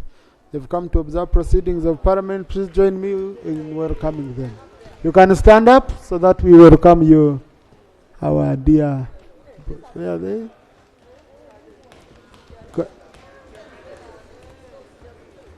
Thank you. I can see future champions in here. Thank you. Honourable colleagues, other matters, we shall handle them tomorrow. Next item. Item 3 on the other paper, bills first reading. 1, the Constitutional Amendment Bill 2024. Honourable Minister for Attorney General. The Right Honourable Speaker and honourable colleagues, I beg to submit that the Constitutional Amendment Bill 2024 be read for the first time.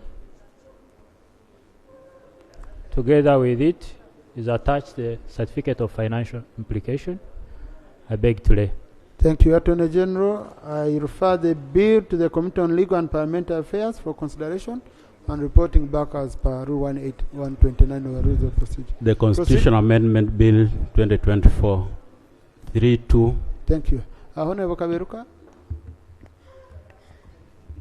Thank you, Right Honourable Speaker. Right Honourable Speaker, in the spirit of harmony and considering the previous promises by the government on the constitutional amendment, where the government and the minister promised on this floor of the parliament that they are going to bring a constitutional review commission and make sure that we look at all the constitution and see how what is tenable, what is worth reviewing. Mr. Speaker, and the ruling was made here that we are not going to have piecemeal amendments. Is it procedural right to continue receiving piecemeal amendment as if the government is in slumber? Thank you. Shall we continue as if the people that made promises have died? Are they not here? What is the problem that they cannot have that constitutional review and we have a clear position of Ugandans, Mr. Speaker? Are we proceeding right that we continue having the you have a position as a chair, tomorrow we rescind it? Is it really right that we continue receiving these piecemeal amendments? Honorable Anton Akol, I will rule later.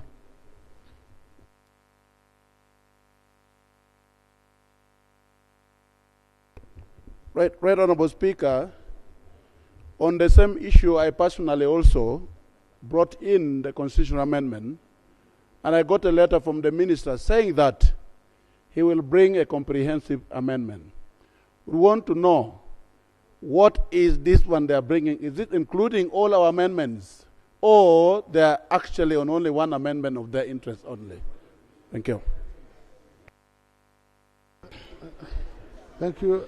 Now, Attorney General, we've been working together, and we consulted you several times, okay?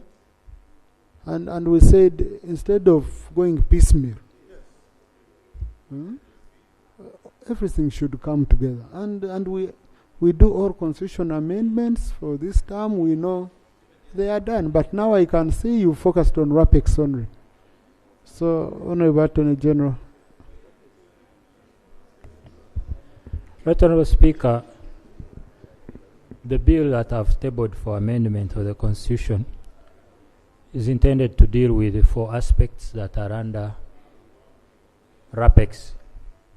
The Equal Opportunities Commission that we propose should be merged with the Human Rights Commission, and the Law Reform Commission that we propose should return to the Ministry of Justice and Constitutional Affairs under First Parliamentary Council. We thought we would limit ourselves to that for purposes of rationalization. Then going forward, in future, government can establish a Constitutional Review Commission for a comprehensive review of the Constitution. I beg to submit. Now, Honorable Attorney General, this couldn't wait for, because you can as well amend the Constitution without a Constitutional Review Commission. You've always done. Because you see, the dilemma we are in, colleagues have been bringing private members' bill to do with the constitutional amendment. And you guided us. Your office guided us very well that it would be better, since this is a constitution, we do a comprehensive, because you know the process. To begin with, to get quorum for amending a constitution. Okay? To get quorum for amending a constitution. We would need to do all this work at once. But you know the ball is in your court. We cannot stop you as a government. If Honorable Segona. Thank you, Mr. Speaker. You know, I enjoy the privilege of having been here for the last 1 decade plus.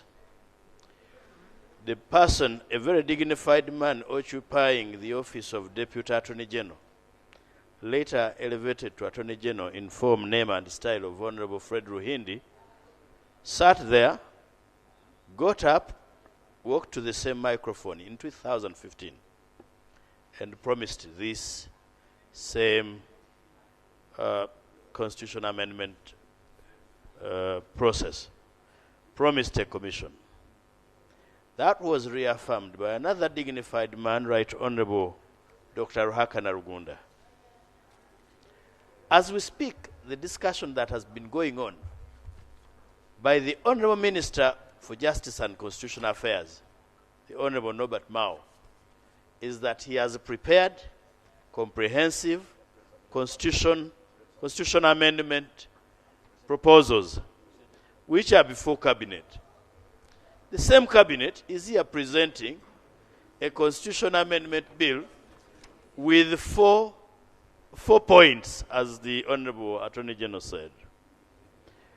Mr. Speaker, are we proceeding well to allow this same executive, overrun Parliament, even when you have guided. And that's the question, why don't you? Then somebody comes and says, I have an amendment, 4 proposals, and in future government may consider. When they have thwarted efforts of private members, are we proceeding well? Now, Honorable Nwakaba, just wait a bit. Now, Honorable Attorney General, I want to understand. As a government, okay, you have decided to amend the constitution in a phased manner. You've changed your position on this to say rationalization is the first aspect of the first batch of the amendment, okay, and then we are coming up with comprehensive amendments to cover other areas of the constitution. I just want to have that clear. Right, Honourable Speaker, let me repeat what I've just said. The bill presented is for handling aspects under rationalization. So that is the first segment that we are dealing with as the executive. And going forward, we shall present a Constitutional Review Commission by which we shall handle the rest of the aspects for review of the Constitution. Motion. Permit me, Mr. Speaker, at this juncture to move a motion without notice that this Parliament finds pleasure in requesting with honor and dignity the Honorable Deputy Attorney General go back to Parliament, to Executive, and present comprehensive constitutional amendment as we agreed in this Parliament. I so move.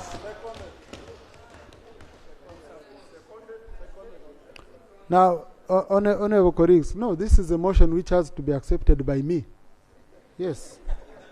Under 59(1)J. Do I consider this to be an emergency? No. I don't consider this to be an emergency that would require really. Though I know I can see the spirit, but also I hope the Attorney General has really understood the opinion of members. Now, honorable colleagues, look, this is not a matter that is voted on. By the time it goes on the order paper, it means as presiding officers, we have allowed it. So please let's proceed on this. But Honorable Attorney General, please hurry with the constitutional amendment, comprehensive constitutional amendment. Clerk. Item 3.2, the Arbitration and Conciliation Amendment Bill 2024.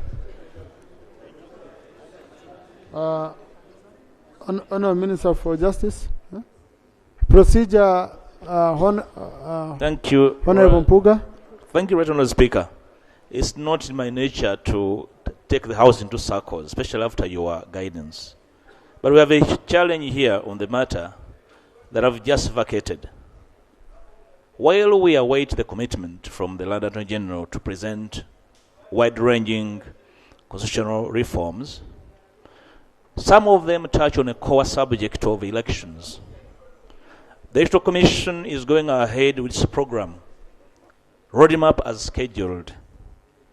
The Honorable Liana Bell was supposed to be a member of the Constitutional Review Commission in the 10th Parliament, which I was a part to review her appointment, and many others.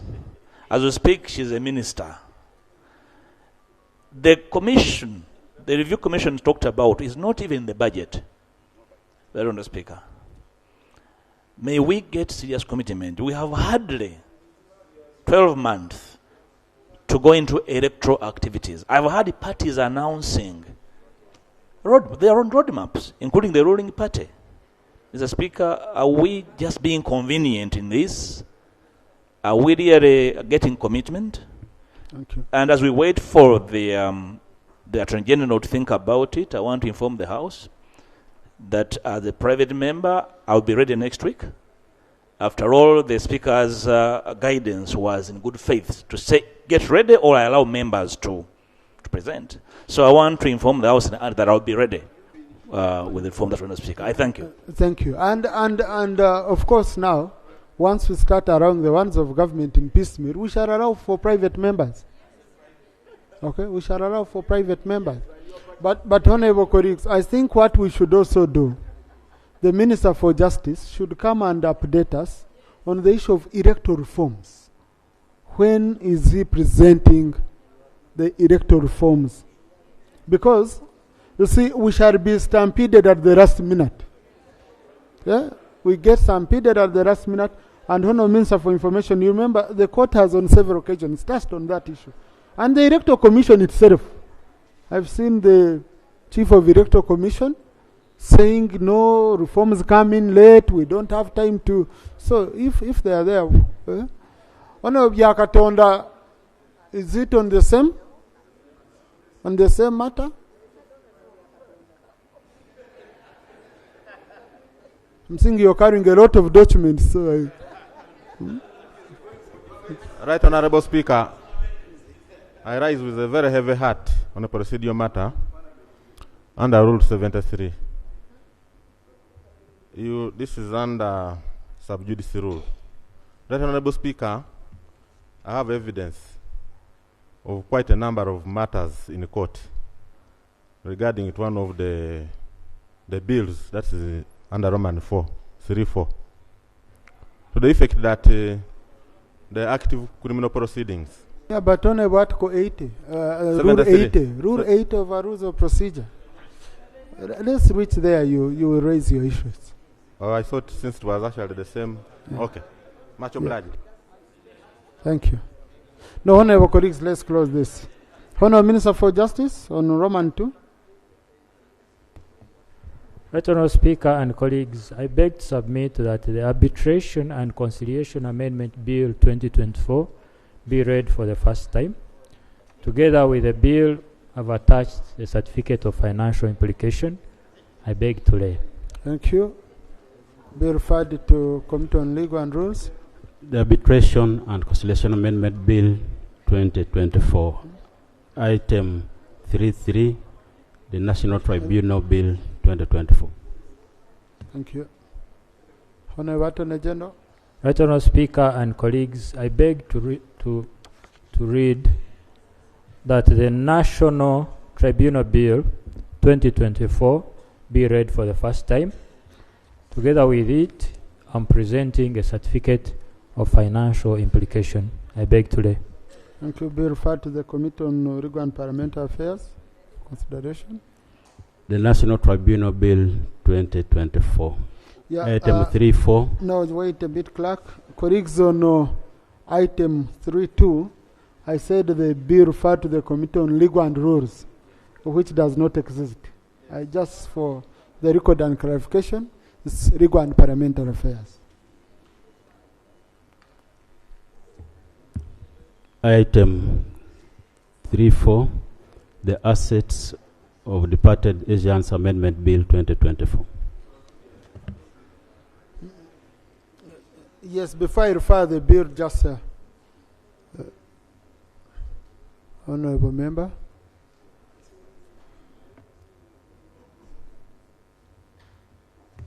Thank you, Right Honorable Speaker. Right Honorable Speaker, the bill at hand for process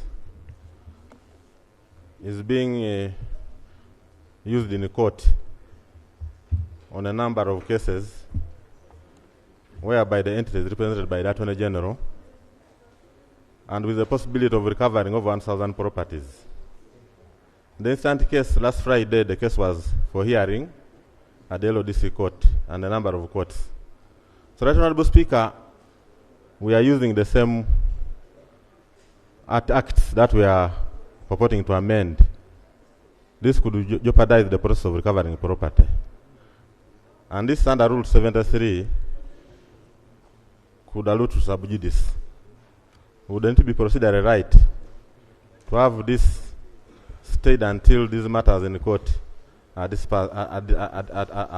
concluded. No, and I beg you to lay the evidence to that effect. I beg you to lay. Read the document you've laid.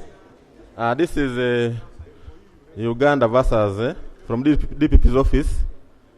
Uganda versus Muhammad Alubai. Reference HUDC CO 01 versus Uganda versus Muhammad Alubai. Dated 21st February 2017.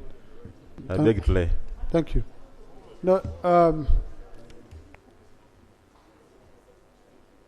Honorable colleague, when you look at this bill, I don't think it has an impact on the case going on in terms of its amendment. In terms of its amendment. Is it saying people shouldn't be paid because people are claiming their properties? Is it saying they shouldn't be paid? If we went ahead to amend the bill, would people lose the right of claiming their property? Honorable Nwagaba? Yeah, right, Honorable Speaker, if I go to the issue as raised by my honorable colleague, the intention of this particular bill is to wind up the custodian board. And the custodian board, once wound up, it will cease to exist. And so the complainant in this particular case will no longer exist. And that would mean the accused person will have the cases terminated, and the properties where custodian board had interest and therefore government will be taken by the complainant and possibly shared with the officials who will have facilitated the winding up of this particular body. So I think this is a situation where the sub judice rule must be strictly applied. One, by ensuring that we don't wind up custodian board until these matters have been disposed of, or until the properties involved have either been returned to government or the complainant itself, which is custodian board. Thank you. Attorney General, when you are proposing mergers, because you're going to have many, you have other agencies where we are facing the same. Yes, Honorable Attorney General, before I give my ruling. Commissioner, let me first hear from the Commissioner. Thank you, Honorable Speaker. Matters of this custodian board came to the Committee of Budget. And I remember the Honorable Musasizi was headlining them. And the committee was circumspect as to the winding up, potential winding up of this matter, because there was not even no audit, no current audit of assets within and without the powers of government. And we demanded that an audit be provided. Now a bill to finally wind this up is potentially problematic. We might be really working without proper information. We consider the bill without proper information. Right, Honorable Speaker. Thank you. I would like to urge you to ask the Land Attorney General to reconsider the bill. Honorable Attorney General. Right, Honorable Speaker, I respect the arguments my colleagues have raised.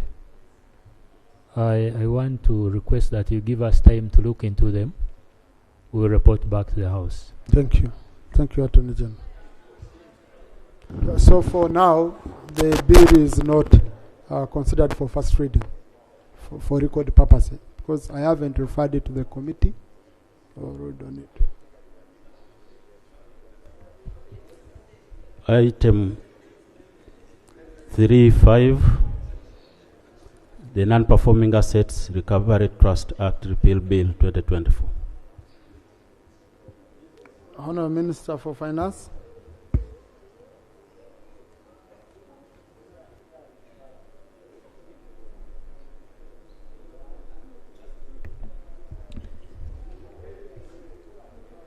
Mr. Speaker, sir, I beg to move that the bill entitled the Non-Performing Assets Recovery Trust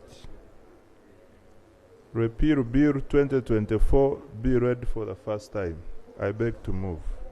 Thank you. And the bill is accompanied by the certificate of financial implications. Same case? Do we have... Yeah?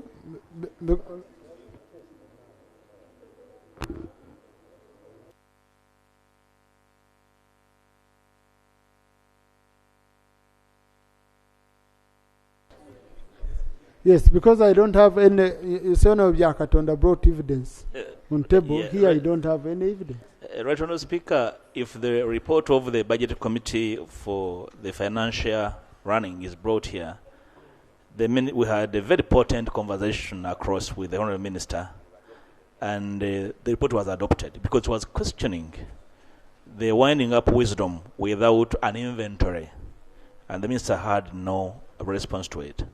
I think he's doing this in good faith. I don't want to infer wrong motive on his part.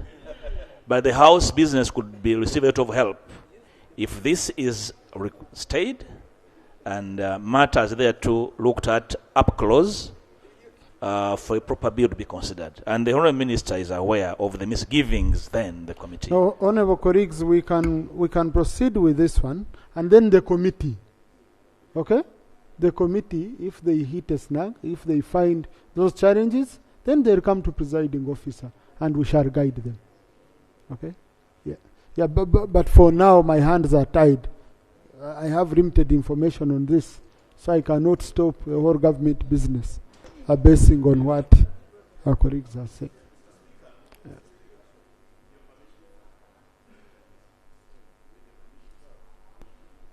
I think we have sufficient information which we simply need to put up. One, because we have that report of the Budget Committee, which we went through and actually adopted. But equally, in COSASE, I have been a member of COSASE before. These same issues have been raised. We do not want to lose somebody who would otherwise benefit government by claiming what belongs to us. Now we are helping in the killing of that person who is helping us to recover what we believe. I think let the committee bring out this. Okay? Let the committee go in deep and bring out all these issues. Otherwise, we are now doing their work. Okay? I refer the bill to the Committee on Finance Planning and Economic Development for processing. The Non-Performing Assets Recovery Trust Act Repeal Bill 2024. Item 36. The Public Enterprise Reform and Investiture Act Amendment Bill 2024. Honourable Minister for Finance. Right, Honourable Speaker, I beg to move that the bill entitled the Public Enterprise Reform and Investiture Amendment Bill 2024 be read for the first time. And the bill is accompanied by I confirm the bill is accompanied by the certificate of financial implications. Thank you, Honourable Minister. The bill is referred to the Committee on Finance. Very, very serious matter with the PAD statute. This House, and particularly in the Committee of Finance, questioned the failure by government to wind up UEB. And matters of winding up UEB are still pending. And PAD is one of the key, UEB is one of the key entities under this arrangement. Secondly, the Umeme concession is due either for renewal or winding up. And very serious matters regarding to the assets of UEB not properly considered at winding up remain. This is going to put us in a very precarious situation. And the minister is aware. I don't know why he's ignoring that. That UEB was a key. I'm bringing out UEB as one of the key entities whose liquidation was never completed. But Honourable Mpuga, you see, in plenary, we are behaving as if the committee cannot scrutinize and report on such issues, and based on those issues, either recommends that we go on with the bill or we don't. You know, so let the committee, that's why we give them 45 days. When they are not enough, they come for more time. Okay? So let us refer the bill to the committee, and the committee will do its job. And we shall come here. Mr. Speaker, I agree with you. My trouble is that the minister, being aware of these facts, goes ahead to bring a bill. It really sounds as though he wants to find the House either dozing on duty to carry it through.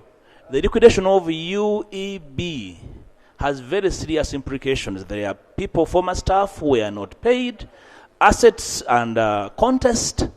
It's a bit problematic. Why would the minister have motivation to bring it is my challenge, otherwise not with the principle of winding up. Okay, thank you. Committee and the House, no one will find us asleep. We have people like you, we are awake. Yes, Clerk. The Public Enterprises Reform and Investiture Act Amendment Bill 2024. Item 3.7, Tier 4 Microfinance Institutions and Money Lenders Amendment Bill 2024. Honourable Minister for Finance. Right Honourable Speaker, I beg to move that the bill entitled the Tier 4 Microfinance Institutions and Money Lenders Amendment Bill 2024 be read for the first time. And the bill is accompanied by a certificate of financial implications. Thank you, Honourable Minister. The bill referred to the Committee on Finance, Planning and Economic Development for consideration. Tier 4 Microfinance Institutions and Money Lenders Amendment Bill 2024. Item 3.8, the Cotton Development Amendment Bill 2024. Honourable Minister for Agriculture. Right Honourable Speaker and Honourable colleagues, I move that the bill entitled the Cotton Development Amendment Bill 2024 be read for the first time. I beg to move, Right Honourable Speaker, and I hereby lay on table the bill with an accompanying financial implication certificate. Thank you, Honourable Minister. The bill is referred to the Committee on Agriculture for consideration as per Rule 129 of the Rules of Procedure. The Cotton Development Amendment Bill 2024. Item 3.9, the Dairy Industry Amendment Bill 2024. Honourable Minister for Agriculture. Right Honourable Speaker,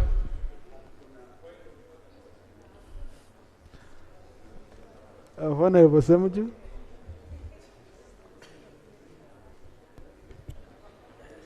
Mr. Speaker, if you look at the front bench from where the Honourable Obuwa is seated,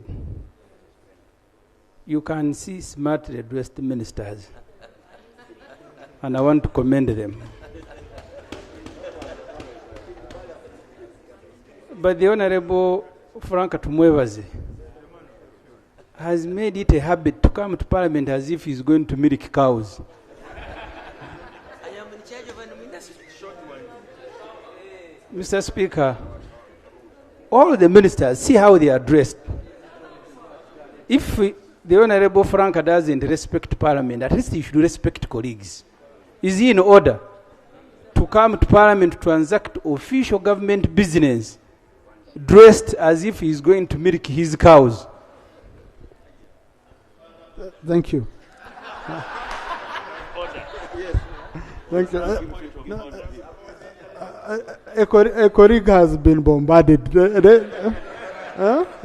him first absorb this and then. Yes. Honourable colleagues, Rule 82 on dress code. For male members, a suit, shirt and tie. 2, a pair of long trousers with a jacket. 3, a kanzu and jacket. 4, a safari suit. And on this safari suit, I want to emphasize, it has to be a suit.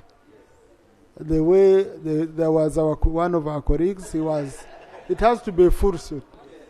meaning the trouser, like like our brother from Kagoma.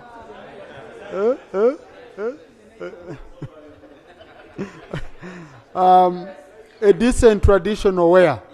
Now, Honorable Frank members earlier on, he argued that this is a decent traditional wear. And then military attire for members of the armed forces.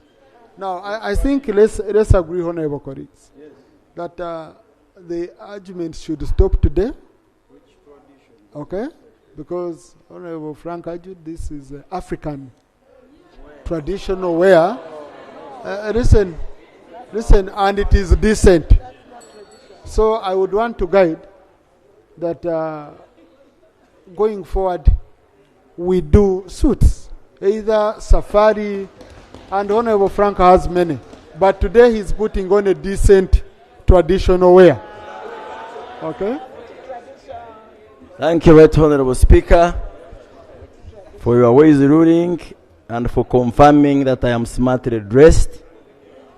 But only for today. Only for today. And I have another suit for milking, so Honorable Semu, you don't worry. Right Honorable Speaker, I move that the bill entitled the Dairy Industry Amendment Bill 2024 be read for the first time. I beg to move, and the bill is hereby accompanied by a certificate of financial implication. Thank you, Honourable Minister. The bill is referred to the Committee on Agriculture for consideration as per Rule 129. The Dairy Industry Amendment Bill 2024, Item 310, the National Agriculture Advisory Services Amendment Bill 2024. Honourable Minister for Agriculture. Right Honourable Speaker, I move that the bill entitled the National Agricultural Advisory Services Amendment Bill 2024 be read for the first time. I beg to move, and I do lay on table the bill with the relevant financial certificate of financial implication. Thank you. The bill is referred to the Committee on Agriculture for consideration as per Rule 129. The National Agriculture Advisory Services Amendment Bill 2024, Item 311, the National Coffee Amendment Bill 2024. Honourable Minister for Agriculture. Right Honourable Speaker and Honourable Members, I move that the bill entitled the National Coffee Amendment Bill 2024 be read for the first time. I beg to move and do lay on table the bill with the corresponding certificate of financial implication. Thank you, Honourable Minister. The bill is referred to the Committee on Agriculture for processing as per Rule 129 of our Rules of Procedure. The National Coffee Amendment Bill 2024, Item 312, the National Forestry and Tree Planting Amendment Bill 2024. Government Chief Whip on behalf of Minister for Water.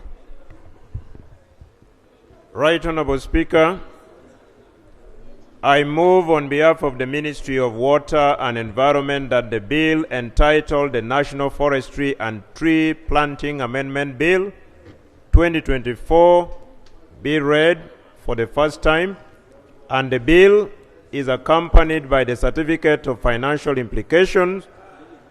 I beg to move and lay. Thank you, Honourable Government Chief Whip. The bill is referred to the Committee on Natural Resources for consideration as per Rule 129 of our Rules of Procedure. The National Forestry and Tree Planting Amendment Bill 2024, Item 313, the National Information Technology Authority, Uganda Amendment Bill 2024. Honourable Minister for ICT.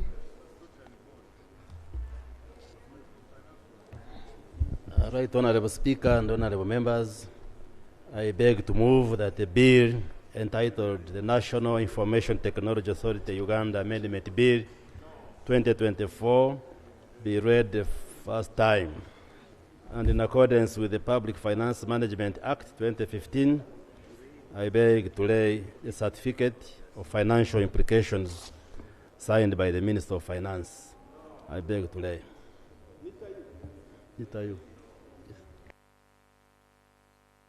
Thank you, Honourable Minister. The bill is referred to the Committee on ICT for consideration as per Rule 129 of our Rules of Procedure. The National Information Technology Authority Uganda Amendment Bill 2024, Item 314, the Uganda Roads Authority Act Repeal Bill 2024. Minister for Works. Right Honourable Speaker, I beg to move. I move that the bill entitled the Uganda National Roads Authority Act Repeal Bill 2024 be read for the first time.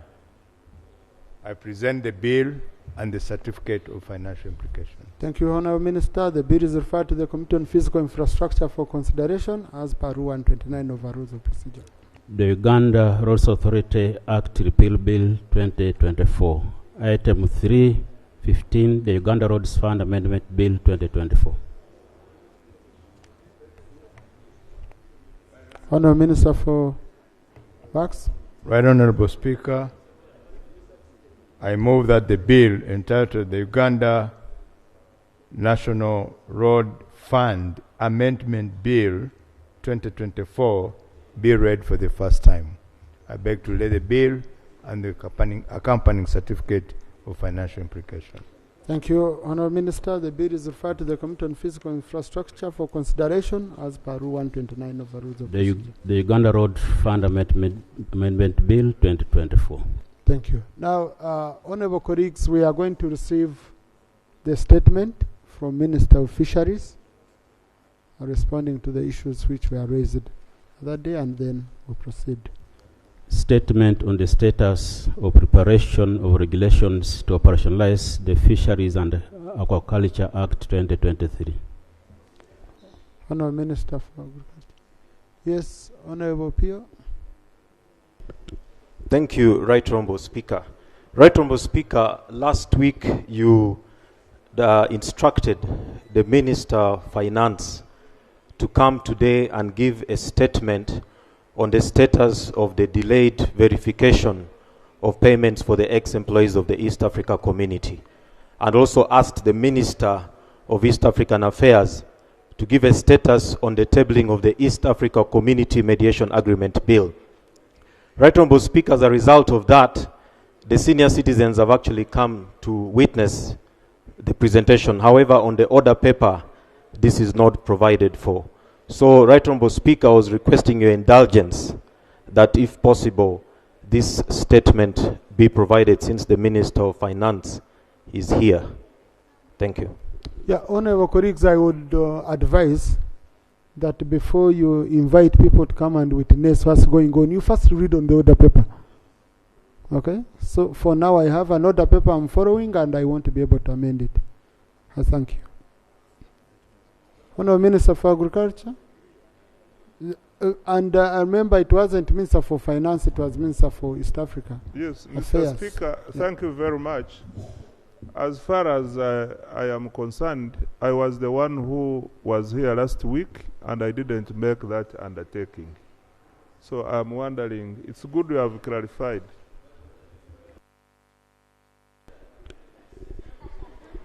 Thank you.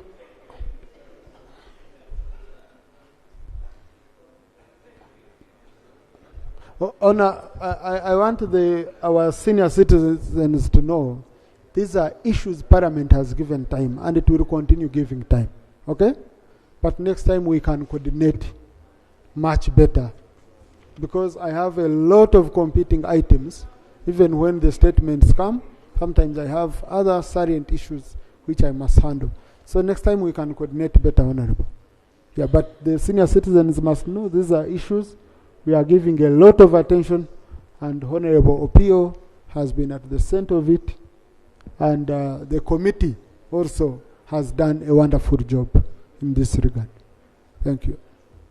Thank you, Right Honourable Speaker and colleagues.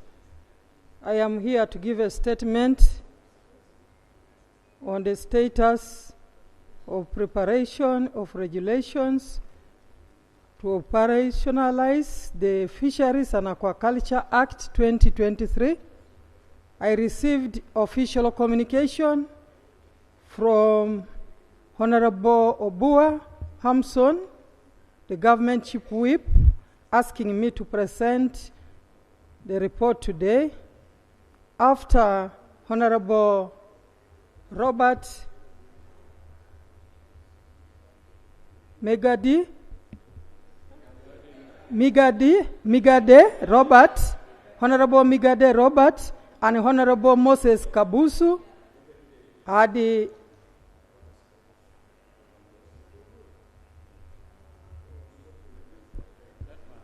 presented the two issues.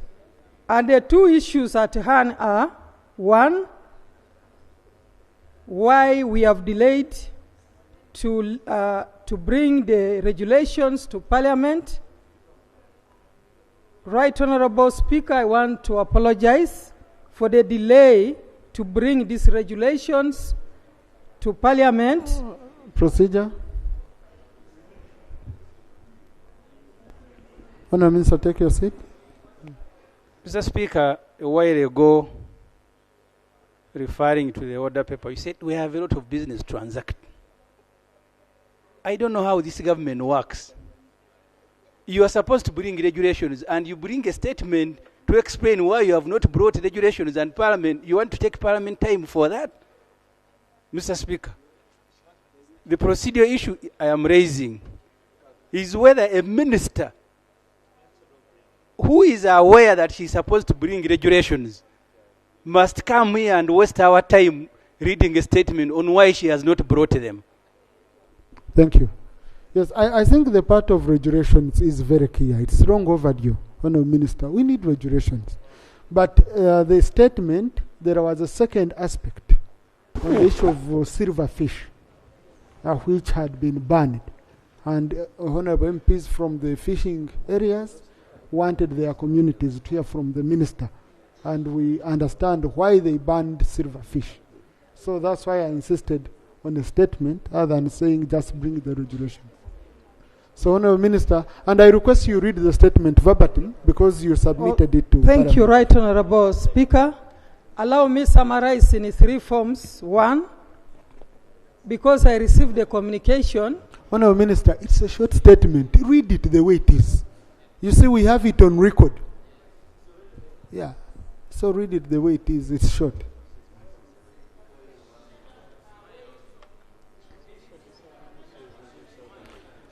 Which part, Right Honourable Speaker? You had reached on 1, number 1. Yes, as 1. You have it there. Yes. I said I want to express my apologies for delaying with the regulations. But right now, I want the House to know that we have already distributed this draft to different categories, and we have already given different stakeholders these regulations. What we are now doing is to consult with the different stakeholders, including MPs coming from fishing communities. We are also going to consult with the civil society.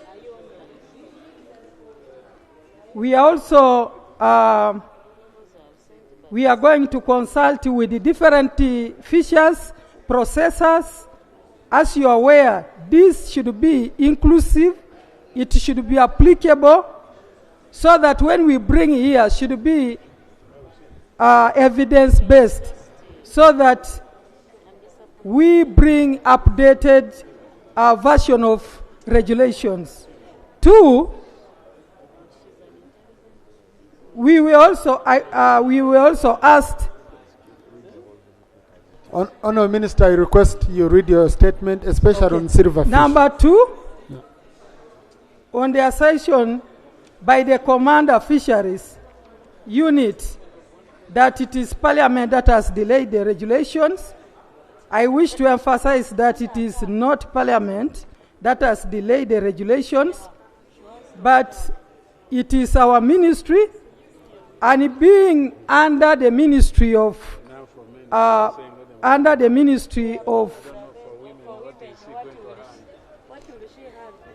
APU being the commander under the Ministry of Defense, might have assumed that Parliament is the one that passes the regulations. We are going to write to the ministry so that we can interact with and harmonize the position. I also want to wish to clarify that my ministry banned the use of hurry up, not the silver fishing. In my statement, I advise silver fishers to use other methods, not hurry up. The fishers know these other methods by different names, such as chota chota, lampara. These methods, Right Honorable Speaker and colleagues, these methods must use nets with mesh sizes that are not more than 10 millimeter for Lake Victoria, and for Lake Albert and Kyoga, they should not be more than 8 millimeters. The dimensions of the nets for each fishing vessel should be of horizontal length not more than 90 meters and depth of 14 meters for Lake Victoria, 16 meters for Lake Albert, and 4 meters for Lake Kyoga. The use of hurry up. Honorable colleagues, the minister is reading a statement. We told her to bring a statement, so we cannot start bringing order. Whether the information is wrong according to you or not, that's what she has brought. So the you can use give of hurry us, up, Honorable Minister. Right Honorable Speaker. And Honorable colleagues. Minister, please. I think you need to read the rules properly. When the speaker is speaking, you keep quiet. Thank you. We can't continue, because now a member has raised the matter, he must answer. Okay? So, honorable colleagues, whether you agree with the information or not, you'll be given a chance of rebuttal so that you show, no, Minister, the information you've given is misleading. Okay? But we can't stop a minister from reading a statement because we consider the information inaccurate according to us. So, Honorable Minister, conclude your statement. Right Honorable Speaker, the use of hurry up has not been allowed and will remain banned. Silver fishing is allowed only during the dark phase of the moon, that is 15 days per month, and only waters more than 2 kilometers from the shoreline. All fishers are advised to seek guidance from their respective districts and the MAIF staff, technical team that we have at the districts and sub-counties. I thank you, Right Honorable Speaker and colleagues. Thank you for listening. Thank you. Honorable colleagues, in the public gallery, we have our elders who worked for the East African community, former employees of the East African community. They had come to listen to the statement from the minister. I think Government Chief Whip, I will request you to step out and consult with the Minister for East African Affairs to know when the statement can be ready so that they go when we've told them, at least when we are going to handle their issue on the floor. And then you can report back there. So thank you. Now, the issue was raised by Honorable Migade and supplemented by Honorable Kabusu, and then Honorable Susan Buvuma had also raised the same. And she's the shadow minister. Honorable Kabusu, no, the rules require us to start with the ones who raised the issue. Thank you, Mr. Speaker. Mr. Speaker, the minister's statement, like you said, was a short one. But for lack of defeating words, was a shallow one. I'm sorry, Mr. Speaker. Shallow in nature that it did not touch the situation as it is in our fishing water bodies. Mr. Speaker, on Lake Victoria, there is a problem between the Nile perch fishers and the silver fish fishers. These ones are all licensed by the Ministry of Agriculture, Animal Industry and Fisheries to engage on waters. And when the Minister of Agriculture, when the Minister of Fisheries suspended or banned fishing, our fishers since January have been waiting for further guidelines and directives from the Minister. That notwithstanding, Mr. Speaker, I do not know whether, like I said last time, whether the Minister of Fisheries is in charge or is in captivity. The directives, Mr. Speaker, the Minister has no enforcement mechanism of all the orders and directives they make. As per the situation is, it is now the UPDF. There is a unit called Fisheries Protection Unit that has deployed, every district has a sector command. They have deployed soldiers headed by captain and other lower rank soldiers to implement. The commandant of that unit has been going to every fishing district, opening up. And she was saying on a humanitarian ground that I'm giving you 2 weeks, 2 days. And for my case, I'm not a politician, but the politicians have failed to help you. And for that reason, we came here, Mr. Speaker, to ask guidance that we made a bad law. Whether the minister knows all that is going on our bodies, on our water bodies, and why does the minister give different guidelines and the enforcement people also give different guidelines? And finally, what should our people take? Because now, Mr. Speaker, Parliament is watched by our members of public, and the implementer or the enforcer said go and fish. The minister says we have banned. What should our people take? Thank you. Now, Honorable colleagues, there is what I got. Because when I was in Hoima for Princess's Thanksgiving, and then also when I went to Jonam for the burial of Honorable Emmanuel's dear wife, this issue came up, the one of silverfish, strongly. And it seems the public had gotten it that there is a blanket ban, totally no fishing silverfish. Now, I don't know how that was communicated, but the minister here, in her letter, she says they only stopped hurry up. In her statement, they only stopped hurry up fishing method. I'm told these are terminologies of the fishing community. Okay, hurry up fishing method. But then also has said silverfish is allowed only during the dark phase of the moon, that is 15 days per month. That's all I knew. Even I think that's how they have been getting it, the silverfish. Then and only in waters more than 2 kilometers from the shoreline.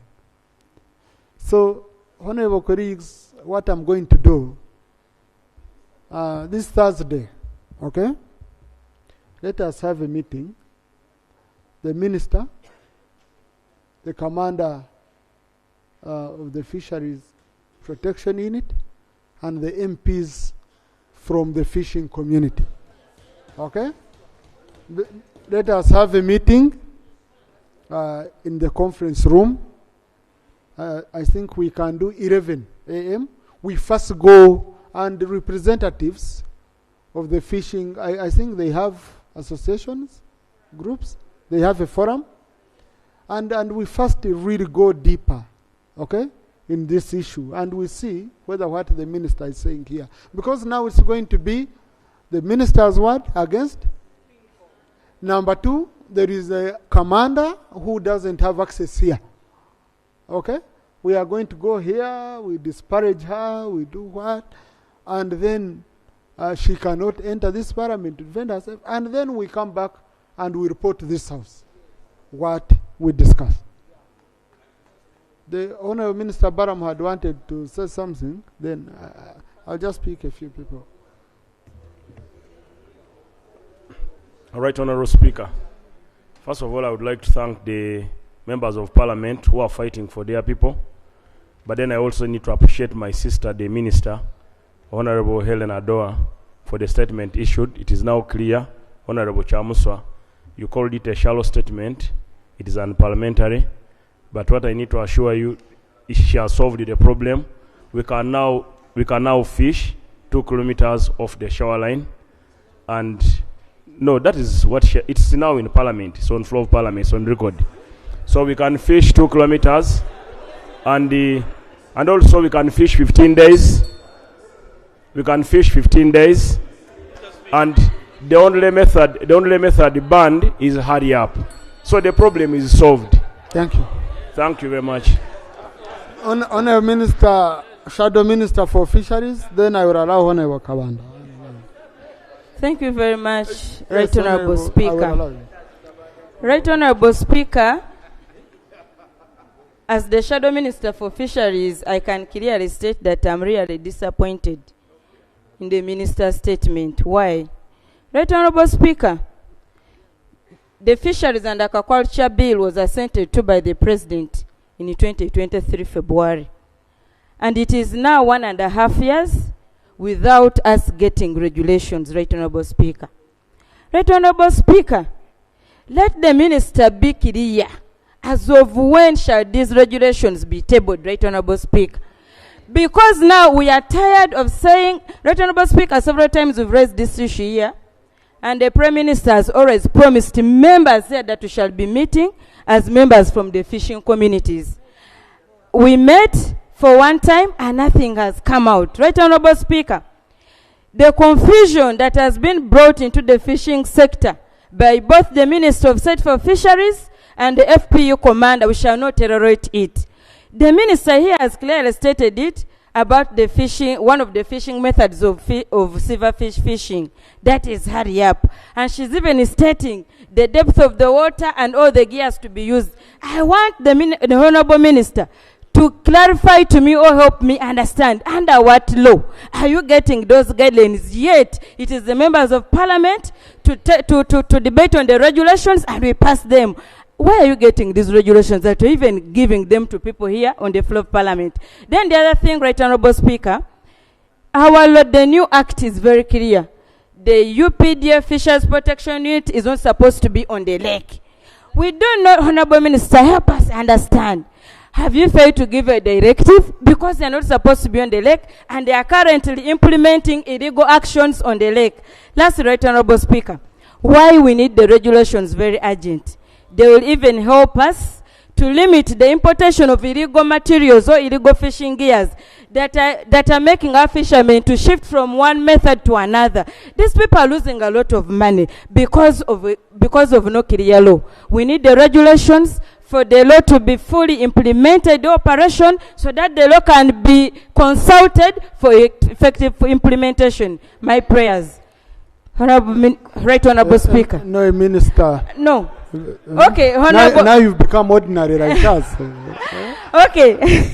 Right Honourable Speaker, I want the Honourable colleague to give us a real day or to give guidance as of when these regulations, the time frame, these regulations will be tabled. 2, which directive should the fishermen on the islands follow? You gave a directive. You're still insisting. The FPU commander is still on the lakes also implementing the directive. We need an answer now. Lastly, Right Honourable Speaker, if the Minister for Fisheries, Helen Adoa, cannot table the regulations, I offer myself as the Shadow Minister to table the regulations in this Parliament. Thank you, Right Honourable Speaker. Honourable Commander, you had wanted to.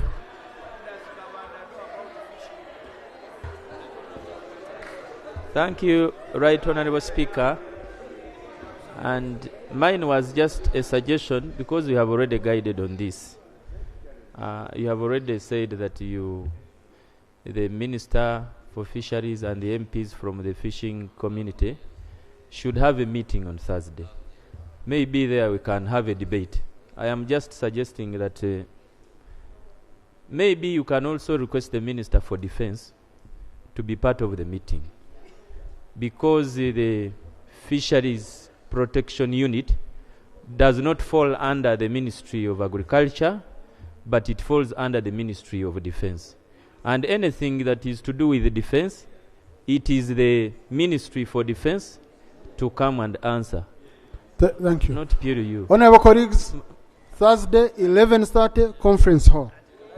We shall go deep and we shall come back and report here. Honorable Chief Whip, I need an update. But Honorable Minister, the issue of regulations is not for negotiation or begging. It's a requirement of the law. Within 1 month, we need the regulation. Because we cannot wait all this long. I don't know what the problem is. Yes, Honorable Minister. Most obliged, Right Honorable Speaker. Right Honorable Speaker, as a minister, I can't just bring my own regulations without consulting with the stakeholders. Because when you bring your own regulations, you have not consulted a man down on the ground, it will be difficult. Yeah. But since you have said 1 month from now, we want to promise that we shall bring the regulations. Thank you. Allow me, Right Honorable Speaker, also answer what they have raised, with your permission. No, we are going to go into this maybe in summary. In summary, I want my honorable colleagues here to understand and to encourage the fishers out there. Nobody should stop silver fishers from going to the lake in the name of hurry up. Right Honorable Speaker, hurry up was a method that was brought by our neighbors. Within minutes, if they put the nets around this compound, within minutes, it will go up to Lugogo, and it depletes lake within a short time. But we have other methods that we have been using all these years. Honorable Minister, let's discuss this on Thursday as I guided, because I know this issue. Right, Honorable. When you see me when insisting, we're in Chankwansi, when you see me insisting, you now know this issue very well. I know this issue very well. I know how explosive it can be. Let's first have a meeting of minds on the same. Honorable Chief Whip.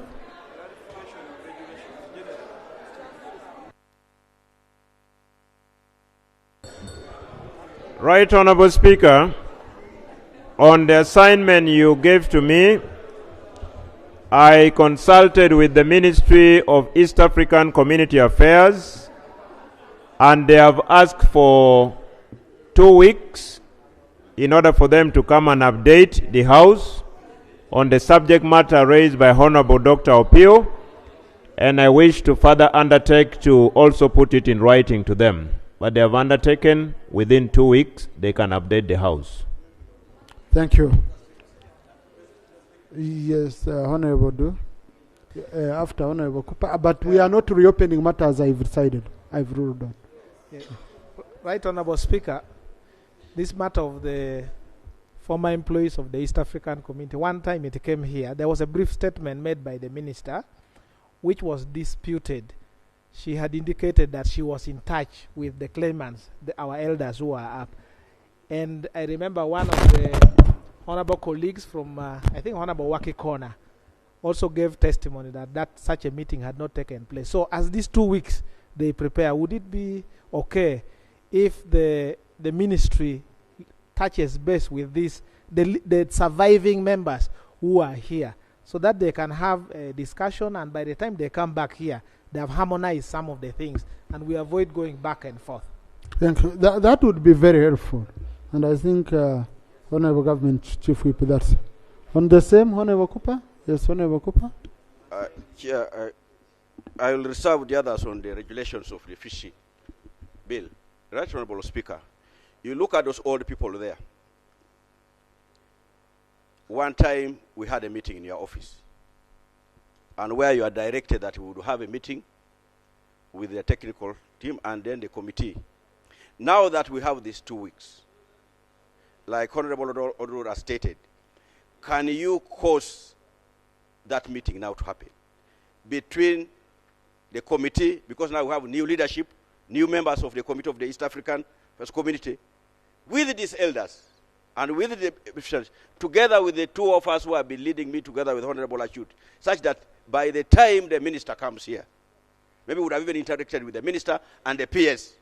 It's a pain for us to be seated here, and the year in, year out, we are seeing these elders trekking the road. Some of them have died, some of them struggle to get here without transport. Now they have been called here, they are going back with an answer. So, Right Honorable Speaker, I want to appeal to you that you cause the Committee of East African Affairs Community, together with these elders and the technical, to meet such that by the time they bring a report, most of the issues should have been resolved. Right Honorable Speaker. Thank you.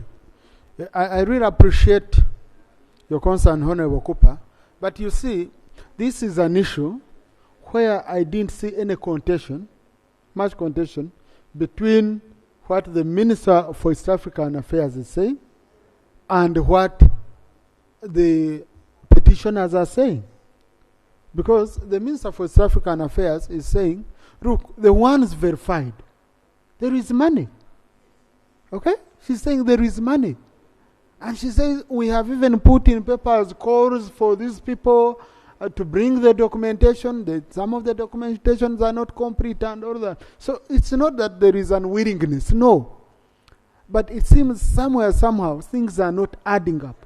So when I say, when for example, I rule that they meet the committee, it means the committee also now goes to also meet the other technical people and coming back to report a wrong process. I think the easiest would be the minister to meet the group, okay? And with the two lead colleagues who have been on this, and then we narrow down the issues. By the time of that meeting, Honorable Cooper and Honorable Achut, you can narrow down the issues. We go to the minister knowing which issues are we looking at. Right, Honorable Kadaga, you said you have money, but you don't have people to take the money. Honorable Speaker, So, I want to plead. so I don't want to assign this issue to the committee. It will again be repeating. I don't know which report the committee will present that is different from the one they presented last time. So let's handle it with the minister, government chief whip, coordinate this meeting so that the association, the team, can meet with the Minister for East African Affairs. Honorable Achut. Right Honorable Speaker, I request that in that same meeting, the Ministry of Finance also be present, because one of the key issues is that Ministry of East African Affairs has already submitted files to the Internal Auditor General under Ministry of Finance for verification. It is now almost a year, but the Internal Auditor General has failed to get back to the Ministry of East African Affairs with the computations so that they can compile a budget and present to Cabinet for approval. So I really request that let Minister of Finance and the Internal Auditor General be present in that meeting so that we can be able to get that issue addressed. Sure. And also the Attorney General, because there is the East Africa Community Mediation Agreement Bill, which the Minister indicated last time that she was also having challenges navigating through the processes within the Attorney General's office to ensure that it is stable on the floor itself. Thank you. Thank you. Government Chief Whip, I think you can coordinate all this. Finance, Honorable Msasiz has given us all the time we ask him for. I don't think he can deny us this time. But in the meantime, you can talk to the Internal Auditor General at the Ministry to be expediting this process in preparation for this meeting. Thank you. So Government Chief Whip, coordinate this. Okay? Please.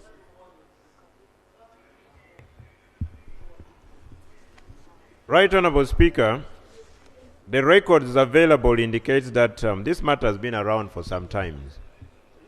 And from what I've found out on the 27th of April 2022, the Honorable Opio raised the same matter, which was responded to that time by the Ministry of Public Service. I don't know under what circumstances. Should have been East African Community Affairs. I am also informed that the Minister of State for East African Community Affairs was invited or summoned by the committee recently, and they also interacted over the same. I believe progress is being made. You have charged me with the responsibility of coordinating. I will coordinate Honorable Opio to lead this team, first to meet with the Minister of EAC, but later the Minister, as committed, should also update the House on the progress made to pay these senior citizens. Honorable colleagues, tomorrow we shall also be like them. It is important we consider their matter and we have it resolved. Thank you. Next item. Item 4 on the other paper, motion for adoption of the report of the Public Accounts Committee, Central Government, on the Auditor General's report on referral hospitals and specialized health institutions for the year ended June 2023. Debate ensues.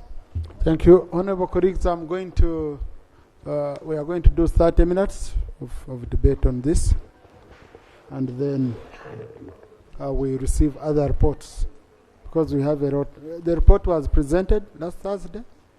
So if you didn't read, please don't crack. Yes.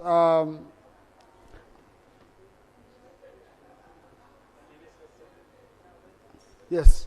I'm starting with members who were here that day, who waited for the reading of the report. I put down their names. They are the ones I'm giving priority during the debate. Yes. Please. I have colleagues who left here at 8:45. So it would be unfair for me if I don't give them priority.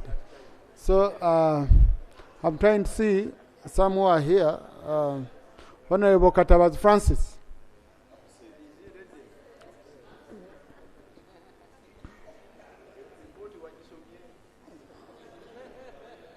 If you're a member of the committee, please. If you know you're a member of the committee. Thank you very much, Right Honorable Speaker. And I would like to thank the chairperson and the members of the committee for such a wonderful report. Of course, it clearly showed the variance in the NTR as what is submitted, and of course we clearly saw some hospitals like where we come from, Masaka, submitting less to the treasury as compared to what they collect. Then the other issue is about the medicine in the stores, which is always delivered very late. Now, I really don't know. I think something must be done about this. It's a common thing that the medicines are normally delivered very late. Now, I wonder when somebody is prescribed the medicine and then it comes after 6 months, what the intention of the suppliers and the Ministry of Health, we really need to caution them. And the stores being so limited and not being up to date is also one other thing which I noticed in the report that should be worked on to make sure that storage facilities are worked on. There is enough space for the medicines. And then, of course, the staffing levels of the hospitals, they are quite wanting. And the general service delivery, or like when somebody is sick, I think that's why some of us here have had issues going there, and maybe they had to be flown from some other smaller health centers to the specialized ones. Yeah, thank you very much. Thank you. Honorable Dr. Charles Sayume. Thank you, Right Honorable. I would like to thank the committee for their report. Right Honorable Speaker, on the issue of non-tax revenue, the ceiling set by Ministry of Finance are low, And yet most of these regional hospitals and the national referral hospitals have the potential to collect above and beyond. So it's my humble request that Ministry of Finance increases the targets for NTR, but also allows some of that NTR to be spent at source for maintenance and motivating some of these health workers. Right Honorable Speaker and colleagues, if the rules permitted me, Right Honorable Speaker, I would have knelt down that specialized services in this country can't be free. We are in a neighborhood where some of our neighbors rely predominantly on our services. We shall run down our heart services, our cancer services, if we think that in the spirit of Pan-Africanism, our healthcare system, especially the super specialized services, can be entirely free. Right Honorable, as I conclude, the ICU in Mulago, 28 beds, 14, as he had said in his report, are working. And honorable members and colleagues, our ICU services are 2 million shillings per week in Mulago Hospital. But when you go to the private sector, it's 4 million shillings per day. And sometimes members are in the queue, you're spending in the private services, and yet you're trying to get space in Mulago. So it's my humble request that we find that money, 580 million shillings, to recruit the requisite staff so that the other 14 beds can be operational. Finally, Right Honorable Speaker, I'll insist Masaka Regional Referral Hospital needs 590 million shillings for their ICU to be operational. If we can find that money, we'll have saved lives, because we know that highway is a death trap. Thank you, Right Honorable Speaker. Thank you, Honorable Jennifer Mbabazi. Followed by Honorable Dr. Singoma Patrick. Thank you very much, Right Honorable Speaker. I want to appreciate the committee for the good report. My submission is going to on two areas. One is on NMS delayed delivery of drugs to hospitals. Right Honorable Speaker and colleagues, whereas we know that delivery of drugs in hospitals is a very big problem in this country, but we should not only look at one NMS as the only problem. We should also look at different factors. In this case, where we noticed that even some hospitals would receive drugs after 6 months. There would be delay of delivery 6 months and beyond. But as government, we also need to check our house. We need to check ourselves. How is the factor of release of funds to this entity? What is the process of procurement? We should also not ignore the time prior to market authorization. All these are the factors that cause delay. It is a chain. So as we look at, as we classify NMS, we should not do it alone, single-handedly, but check out on the issues like delay from national and regional approval and value assessment processes. All those are the factors that lead to delay of drugs to hospitals. Right Honorable Speaker, we also have a problem of quality of drugs. These drugs that are delivered in hospitals, some of them are no longer of quality. For example, malaria drugs. I find that people are not cured by one dose of malaria these days. You either have to take 2 or 3. So I wonder, and I want to Ministry of Health to take interest, what does this imply? The other one is on NTR, non-tax revenue. For money to be collected and not remitted to the consolidated fund is a big problem. It is affecting service delivery of these hospitals. We also noticed that Masaka has 3 hospitals which is receiving money, but with 3 accounts that are not, that money is not remitted to the consolidated fund. So as we look at the causes of delays of these drugs to hospitals by NMS, we should look at all these factors that cause the chain of delay system. I beg to submit. Thank you, Chair. Thank you, Honorable Singoma. Followed by Dr. Yunus Apio. Thank you very much, Right Honorable Speaker. Right Honorable Speaker, I would like to join my colleagues also in appreciating the good job done by this committee, Honorable Chivumbi and the team, for producing a very, detailed and informative report. Right Honorable Speaker, my attention is drawn to the utilization of warrants. There is a table 3 on page 20.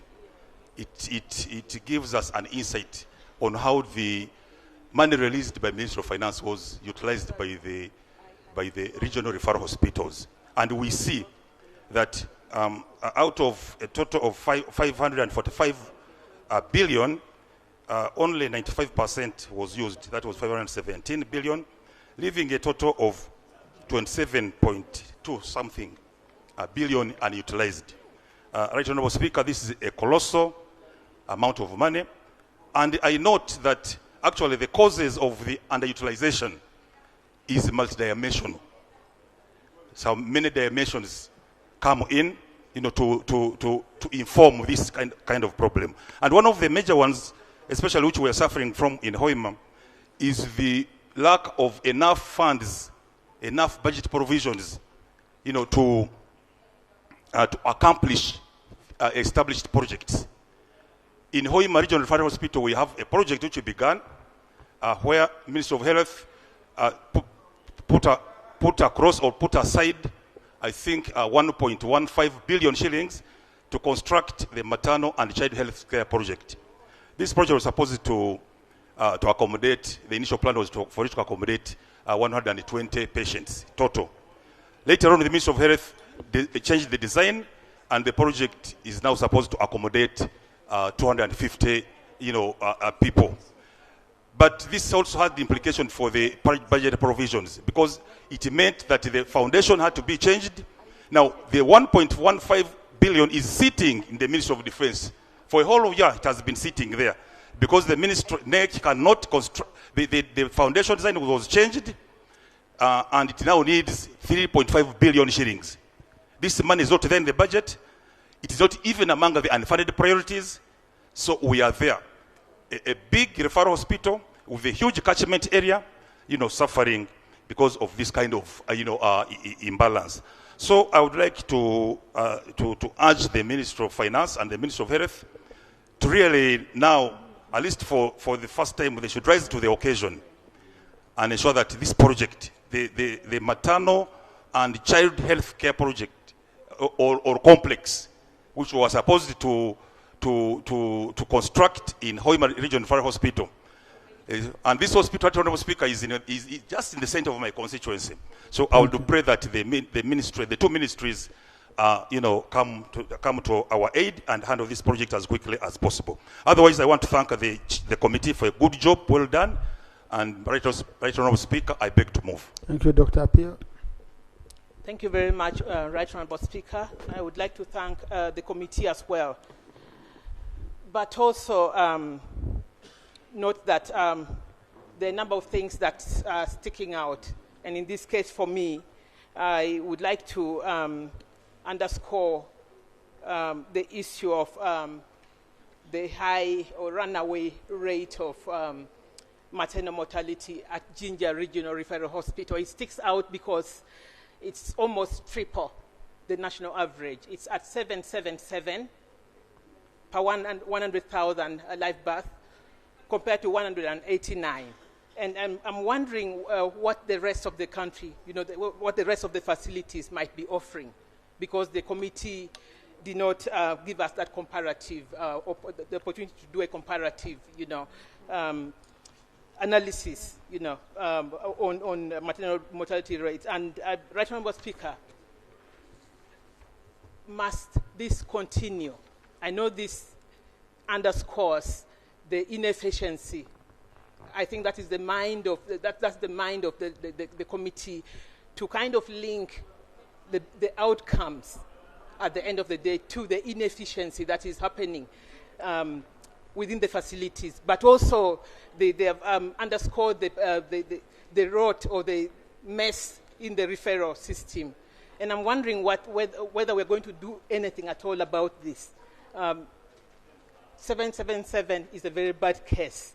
I would like to move, Right Honourable Speaker, that we pick out this particular aspect of our report, of the committee report, and find out more what might be the root, at the root of this very bad figure in Jinja Regional Referral Hospital, and further find out if the situation might be any different in other regional referral hospitals, because well, we don't need mothers dying because they're bringing out new life into the world. Thank you very much, Honourable Speaker. Thank you. Honourable Dr. Yunus, luckily enough, the chairperson of the Committee on Health is a member of this committee of PAC, Dr. Yonga.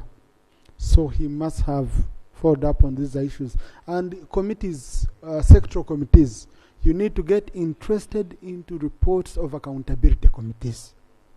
Because that's at the time of budgeting, at the time, these are salient issues brought out. It's very, very important for chairpersons of sectoral committees speaking out on these issues, and they follow up on them. Honourable Cooper. Thank you, Right Honourable Speaker. Followed by Honourable Ngoya. John Bosco. Right Honourable Speaker, let me start with the non-tax revenue. Right Honourable Speaker, when you look at the target given to these regional hospitals, it is 34 billion. But the collection which was made is 28 billion. The total budget for this regional referral hospital is 1 trillion. Couldn't the government even make this money available? It's about a trillion. For all the regional referral hospitals. So we are making our people suffer just because of pay. Some even can't afford, get into problems. So can't that be collected? Even those who have met the budget, but the non-tax, their targets, they have done it because they are charging almost everything now when you go to hospital. You find people being charged everything. Two, there is no fee structure in the hospitals. And it has also been brought out in the report. So can the Minister of Health tell us why this is so? Why we don't have a uniform fee structure in all these hospitals? Because you are leaving it to the accounting officers to determine the rate at which they charge the patients. Right Honourable Speaker, when you come to the issue of delayed deliveries of drugs, this is sentencing our people to death. Look at a case of Mubende. 6 months, no drug was delivered. Look at the people who are living on ARVs, who cannot afford. How do they survive? So, can the committee tell us what was the reason given? What were the reasons given for failure to deliver drugs on time? I don't buy the argument given by a colleague, but that's a reasoning that possibly the problem is with the delays in the release of funds. Because funds are released for drugs for all these regional hospitals at the same time, why should others receive drugs and others not receive? Because the money is received at the same time. So that must be addressed, Right Honourable Speaker. There are cases of like Arua, it took 46 days before the drugs were delivered. How do people survive in those areas? Mbale, 69 days. So how will they be surviving? Those who cannot afford drugs. Look at Fort Portal. 3 months, so how? So I think this is what the Minister of Finance, Minister of Health, please help our people. Help our people and find out what is the problem. Because I don't think it's a delay in the release of the funds. Because why should others get on time? There must be a problem with the national medical stores. As I conclude, Right Honourable Speaker, there is the issue of this ban on the recruitment of personnel. Let the ban possibly apply to other areas, but areas that concern about life. Surely, public service should really make exceptions to some cases. Yeah. There should be some exceptional cases for the health sector, because it's about life.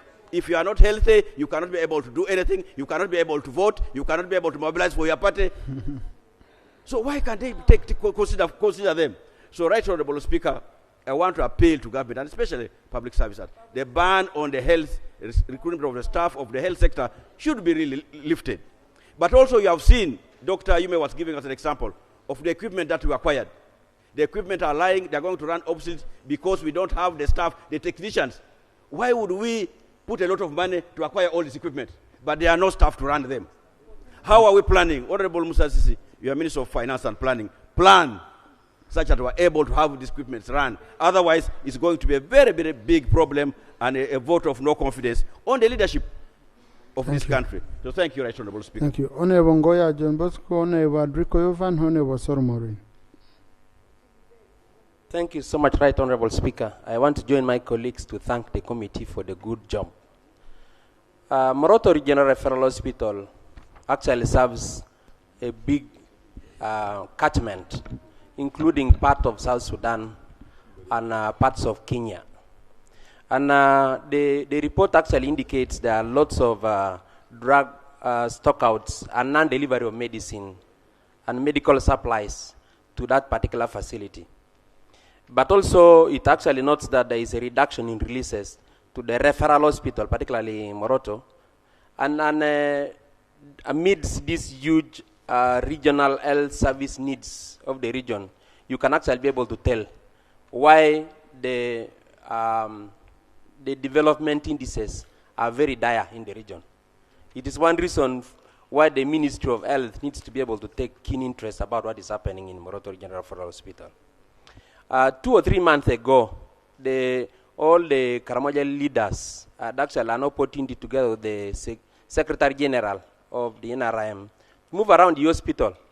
And you could actually be able to attest to some of the report that this particular committee has actually indicated. You actually realize there are some key equipment that have not been installed. We had a scanner that had actually stayed outside of the building where it is supposed to be housed for close to about 5 months. Just imagine. And in such a region where there is road traffic accidents, there is no scanner, there is no MRI. People have to actually move to Soroti, they have to move to Mbale. So there is need really to be able to look at this critical resource, this critical facility for the region. It is also, you also realize that at the point when the Moroto Regional Referral Hospital is not providing services, St. Kisito's Hospital, Matanya, has actually been very instrumental. This is a not-for-profit facility funded by the donations from the Comboni missionaries. When they were celebrating their 50 years, there was an appeal that they need to be recapitalized. They asked government to see if they can be able to deal with the 600 million debt that have actually accrued to them. So there is need also for the ministry, together with the office of the president, to be able to recapitalize. Part of the promise they actually made on that day of the Golden Jubilee was that they are going to recapitalize the hospital. Just imagine such a facility providing not-for-profit and actually struggling. We actually need to be able to see how we can actually be able to help them. Thank you so much. Thank you. Thank you very much, Right Honorable Speaker.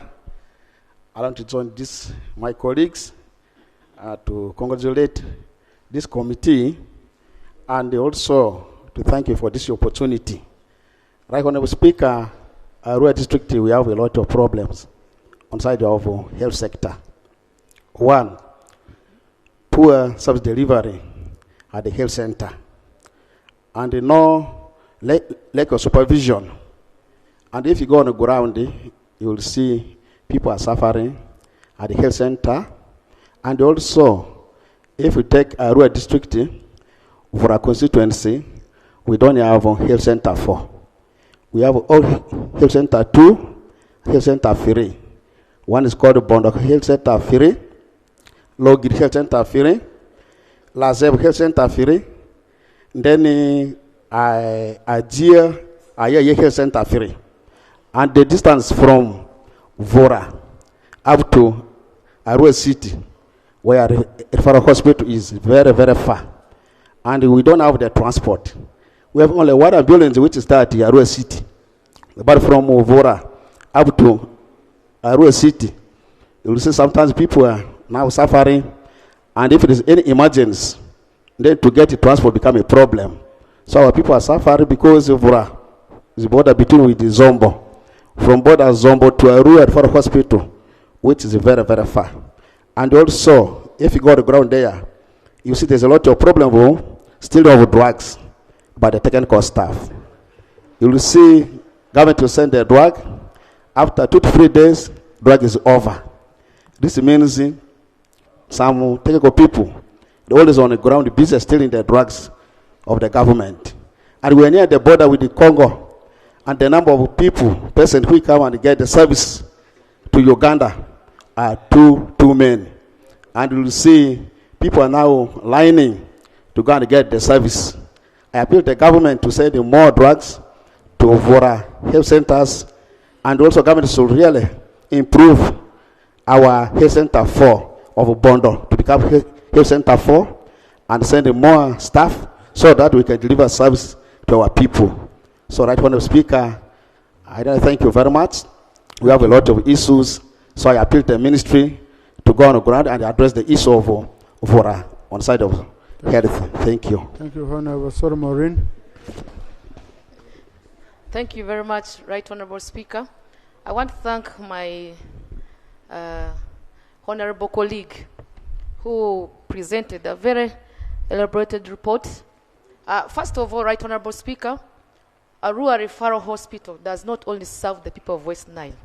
Knowing that we are located at the borderline, we do serve across the borders, the people of Congo, including South Sudan, who also come and get treatments from Arua Referral Hospital. However, Right Honourable Speaker, if it may interest the Ministry of Health, in most of the referral hospitals, take interest in labor suits. The labor suits that were constructed there have become very small in size.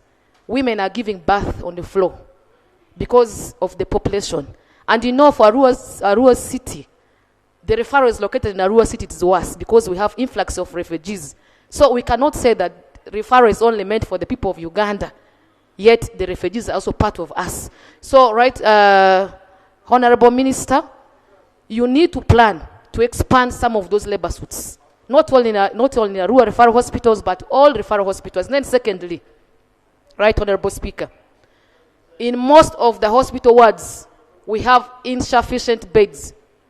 The caretakers of the patients are sleeping on the floor and on the verandas of the hospitals. What are we doing as a country? It is very embarrassing. And now because of that, somebody is taking care of the sick one, you even end up falling sick on top of that.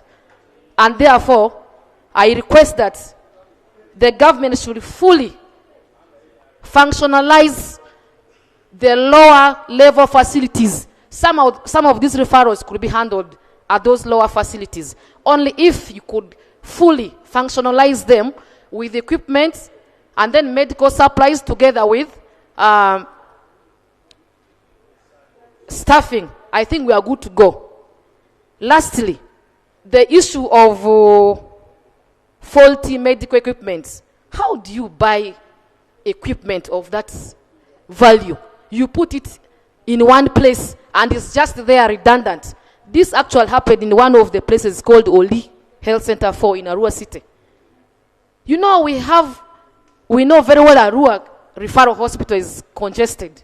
And now Oli Health Center 4 was meant to decongest Arua Referral Hospital. But some of the facilities that are in Oli are not even working, yet we're supposed to operate from there. Are we real serious? And therefore, I want to interest you, the Minister of Health. Health is an asset we should not joke with. Please, may you wake up and pull up your socks and help the Ugandans before anything could happen to our people. Thank you. Thank you. Honourable Betawol.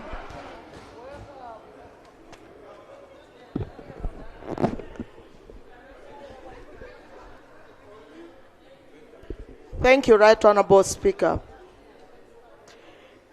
Right Honourable Speaker, it is very sad when we talk about health. It is always important that we improve the facilities which are within the country instead of focusing outside the country. Whether you are as big as what, I think those resources should be use in the country so that more people benefit. Gulu Regional Referral Hospital, where I visit regularly, sometimes my hands are even tied behind my back because of first, the staffing level. Staffing level, you find that it's just about 23%. And this is sad. How can I demand from nurses that you need to do this one better when they are not enough? How do I demand? It becomes very, very difficult. Gulu Regional Referral Hospital would even attract more staffing there if only we could have considered completing the buildings. We should actually host up to over 50 staff. That is an incentive to staff of the Regional Referral Hospital. This building has stayed on, and yet if you look at the building, I am sure if not the park, then the health committee could have seen it, that this building is just left with just very few percentage to complete. The completion is just about to. And yet it has been left there for about 8 years without completing the building. This is very unfortunate. Now, the biggest problem right now with our transport, the Karuma Bridge has been closed. So we have these hospital equipments. We are supposed to use now Gulu Regional Referral Hospital to help our people better. There is this scanner sometime, they say CT scan. CT scan, we have to bring our people up to Kampala sometime because the CT scan is not working. Why should we allow the CT scan or those equipments which are taken to Regional Referral Hospital not to work? We should plan better. We need to plan better to serve our people better. It is not only hospital equipments, but sometimes if you go to facilities in the hospital like the mental health unit, also the mortuary, all these are wanting. We need to do better for our people. We must prioritize social services to the people. Thank you very much. Thank you. Now, honorable colleagues, I've listened the line of arguments and the line of debate. Please. You all agree with the recommendations of the committee? Yes. Instead, now, the line is taking a sector committee approach. The issues we are presenting here are issues of the sector committee. And Honorable Minister, they are direct issues.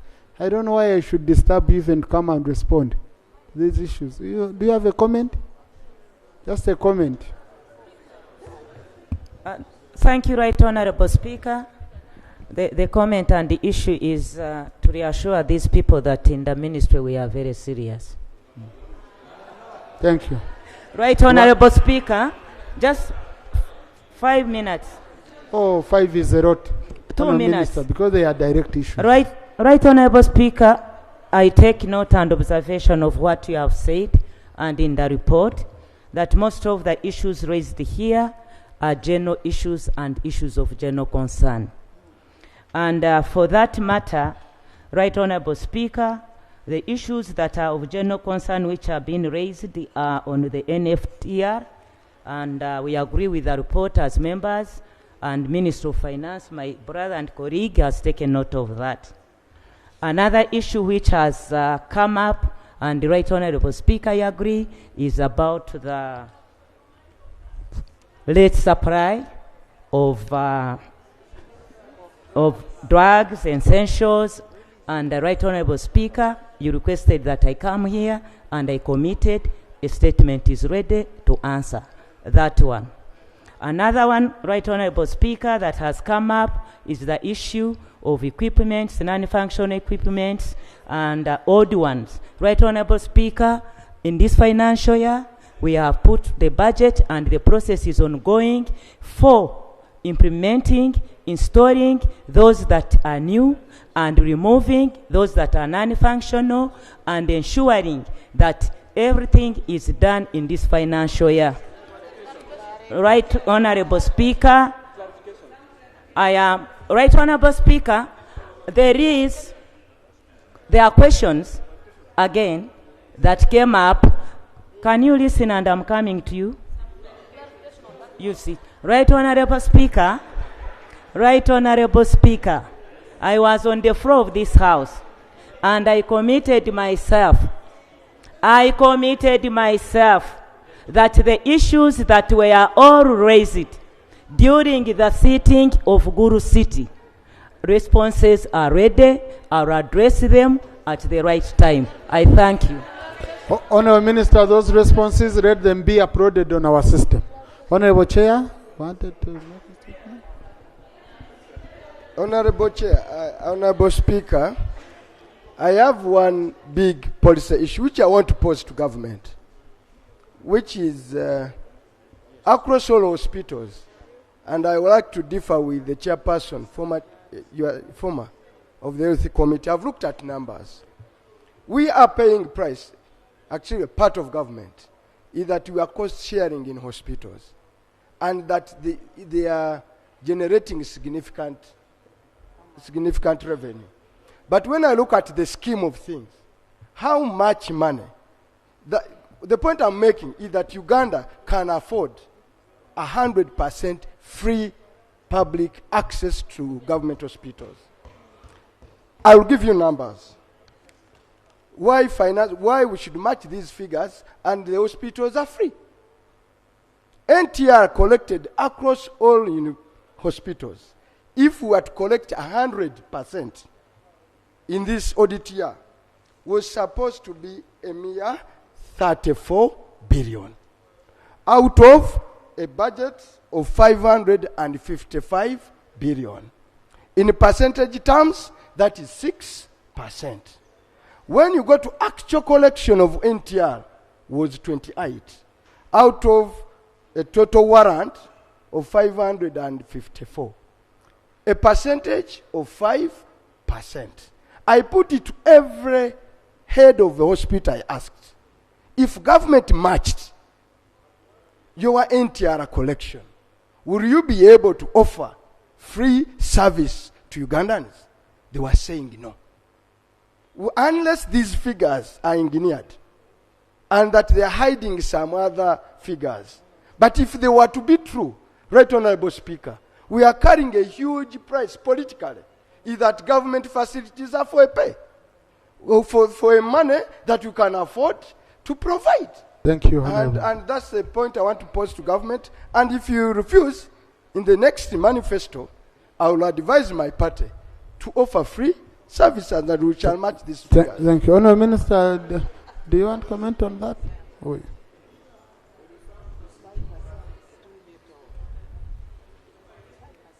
Oh, thank you, Mr. Speaker. Mr. Speaker,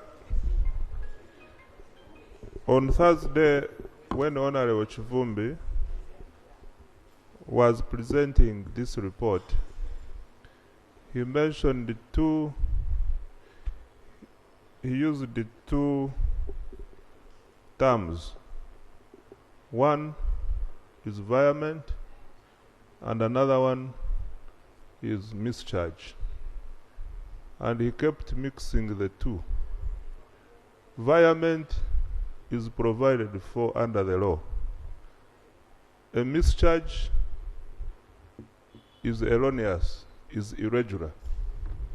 I thought this clarification, what we are looking for in PAC, our point of concern is a mischarge, because when we look at the environment, as long as it is within 10% and approved by the minister, that one is regular. Point 2, which I would want to invite Honorable Chivumbi to look at in future, are the procurement issues. The procurement issues, sometimes the rules are overridden. We have done procurement audits in many of these entities, and we have found gaps, which I expected PAC to also find, and together, when we are doing a treasury memoranda, we could advise these entities what to do. Mr. Speaker, lastly, pursuant to the requirements of the Public Finance Management Act, I affirm that we shall prepare a treasury memoranda in respect of this report. I thank you very much. Honorable colleagues, I now put the question that the report of the Public Accounts Committee, Central Government, on the report of the Auditor General on referral hospitals and specialized health institutions for the year ended June 2023 be adopted. Those in favor say aye, and vacant nay. The ayes have it. Honorable Minister, we shall be expecting the treasury memoranda like you committed. Next item. Item 5 on the other paper, motion seeking leave of Parliament to introduce a private member's bill entitled the Food and Nutrition Bill. Honorable Milton Mouma.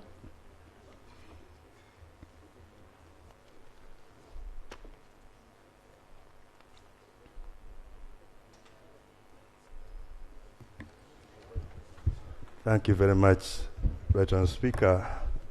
Mr. Speaker, honourable members, I'm moving a motion seeking leave of Parliament to introduce a private member's bill entitled the Food and Nutrition Bill, moved under Article 79 and 94 of the Constitution of the Republic of Uganda, 1995, and the rules 56, 2, and 122 of the Rules of Procedure of the Parliament of Uganda. Whereas Article 79 of the Constitution of the Republic of Uganda empowers Parliament to make laws on any matter of peace, order, development, and good governance, and whereas Article 94 of the Constitution and Rule 121 of the Rules of Procedure of Parliament recognize the right of a Member of Parliament to move a private member's bill. Aware that Objective 14 and 22 of the National Objectives and Direct Principles of State Policy of the Constitution of the Republic of Uganda impose duties on the state to ensure that all Ugandans enjoy rights and opportunities and access to food security, and further enjoins the state to promote food security and nutrition, and requires the state to take appropriate steps to encourage people to grow and store adequate food, establish national food reserves, and encourage and promote proper nutrition through mass education and other appropriate means in order to build a healthy state. Further aware that Uganda is a signatory to the International Covenant on Economic, Social and Cultural Rights, which obligates state parties to recognize the right of everyone to an adequate standard of living for himself or and his family, including adequate food under Article 11 of the Convention. Cognizant that the Uganda Food and Nutrition Policy 203 aims at promoting the nutritional status of the people of Uganda through multi-sectoral and coordinated interventions that focus on food security, improved nutrition, and increased incomes, and recommends the enactment of legislation on food and nutrition in order to give the policy full effect. Noting that the Uganda Nutrition Action Plan, UNAP 2, envisions a well-nourished, health and productive population effectively participating in the socio-economic transformation of Uganda with the goal of improving nutrition status among children under 5 years, school-age children, adolescents, pregnant and lactating women, and other vulnerable groups by 2025. Concerned that Uganda does not have a legislation on food and nutrition, and yet it is imperative for government to set up a legal framework that will enforce guiding principles, guidelines, regulations, and standards on food and nutrition so that the overall strategy of the policy to ensure food security and adequate nutrition for all Ugandans achieved.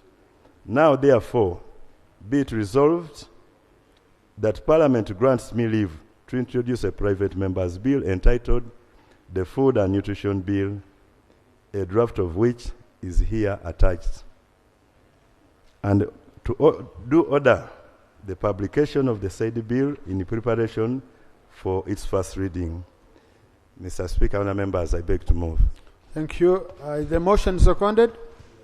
Yes, Algon Cyrus, Abeja Susan, Lokwanga Phillips, Kawaenda Flavia, Kaya Christine, Taka Agnes,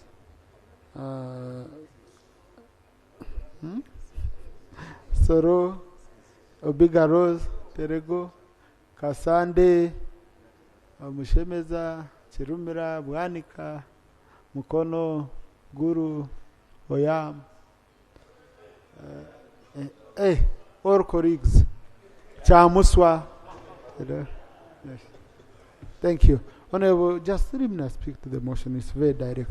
Thank you very much. I give 2 minutes to each colleague. Mr. Speaker, the UBOS report 2022 states or indicates clearly that 54% of all adults in Uganda are stunted or have ever been stunted as a result of malnutrition and poor diets or poor feeding.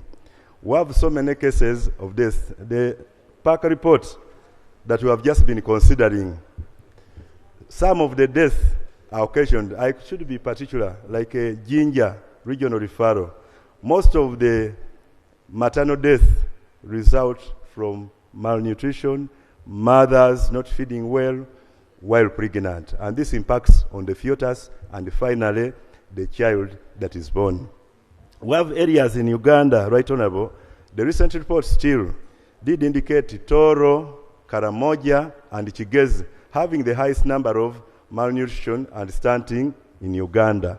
It's not that these places do not have food, but what is lacking most is sensitization, awareness creation, whereby people do produce food, but they are not educated.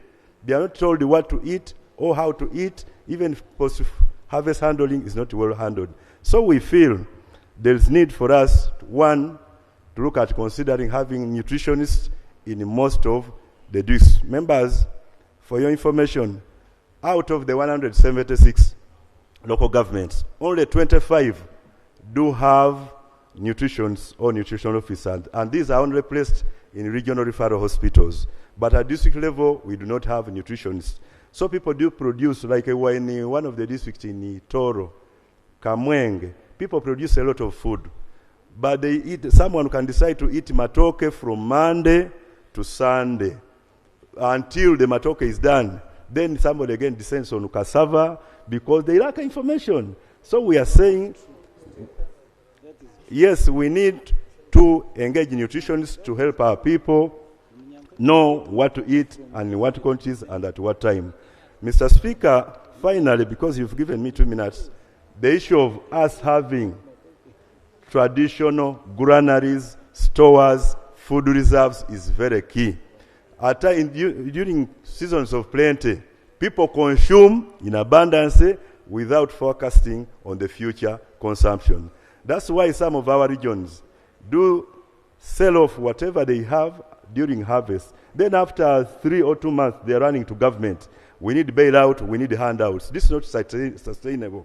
That's why we are appealing to be granted leave to process this bill that will address some of these gaps. I thank you and I beg to move, Mr. Speaker. Thank you. Honorable Algon Cyrus, I'm starting with the seconders. If you read on the order paper, they are listed. Right Honorable Speaker, we do 2 minutes so that other colleagues can support you. I'm here to stand strong and stand tall to support the mover of this very important motion of seeking leave of this House. And I feel that it's very, very important that we grant the member as a House that leave that is required. Right Honorable Speaker, he has spoken about nearly everything, but I want to dwell on the legal and planning frameworks. For instance, let's talk about our constitutional rights and mandates, Article 79, Article 94, but also refer to our rules of procedure, 56, 121, 122. Let us talk about the NRM manifesto. When the president and NRM was campaigning for power, they did tell the people of Uganda, we promise you, you'll have enough food. Yes. So, Right Honorable Speaker, we need to fulfill what we tell the people that we are going to provide. We also have to look at SDG 2, which is speaking to the issue of zero hunger. That is very, very important. We have a policy of 2003. How can we have a policy that has been there running for all those years and we do not have a law as a follow-up? It is a major gap. Right Honorable Speaker, if you look at Uganda right now, the level of stunting in the country is terribly terrible. Karamoja is listed as one of the areas. Toro is listed as one of the areas. We cannot accept to continue with this. Teso is also there. Toro. So I'm talking about something with information. Refer to UBO's statistics. Right Honorable Speaker, right now, as Uganda, somebody has already alluded to the fact, the move has talked about us being a signatory to most of the international conventions. We cannot relegate on our duty to be people who follow up on domesticating what we have already assigned, put ourselves into responsibility. Right Honorable Speaker, this House will do Uganda a very good service by giving a gift going towards Christmas, and that is providing a bill and a law to cater for food and nutrition. And Right Honorable Speaker, I think the mover was the right person for this bill, and he deserves to be given the permission to go ahead and process this bill. I can tell you our life will change from today if you grant this bill to this leave to the member. Things will change. I thank you, Right Honorable Speaker. We are here for you to listen, because I know you support us. You support this bill, and the bill will go through. We can do it within 2 months. Yes, I know you, Right Honorable Speaker. You are there for us. You are there for this bill because you know the importance of this bill. Household heads need to take responsibility in providing for food. We must have the national reserve for food. We must have food for this country. I beg to move. Thank you. Thank you. Honorable Abeja.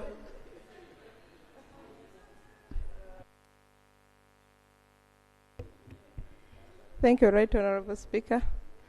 I want to begin by appreciating our move of the motion. Right Honorable Speaker, I'm here to second the motion basing on the following reasons. Right Honorable Speaker, in Uganda, we have agencies that are supporting our country.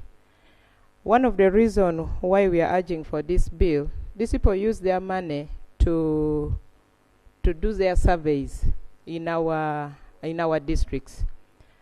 One of the reasons that touched me is when they say that Lango sub-region is not much affected. But Right Honorable Speaker, if you go to Lango, you cannot compare Otuke with a district like Kole and Oyam. At least for them, they have some bit of food for their people. But us, if our country was really having that money to carry enough survey, they would equate us to Karamoja. So Otuke has a district. It's at the level of Karamoja, not at the level of Lango sub-region. Two, Right Honorable Speaker, I'm supporting this motion. The OPM investment plan of 2021, 2024, 2025. They just wanted 3.28 trillion in 5 years to support this program. But since this money was not provided, Right Honorable Speaker, the research that we have got, that if you invest one USD, at the end of the day, in the long run, you can harvest 30 USD out of the 1 USD that you have invested. But Right Honorable Speaker, if you multiply this 30 USD by 3.2, our country is losing 98.4 trillion. That could have been for other issues. Thank you, Right Honorable Speaker, but our motto for this for this bill is we need money for nutrition, and we need nutrition for money. Thank you, Right Honorable Speaker. Thank you, Rokwanga Phillips.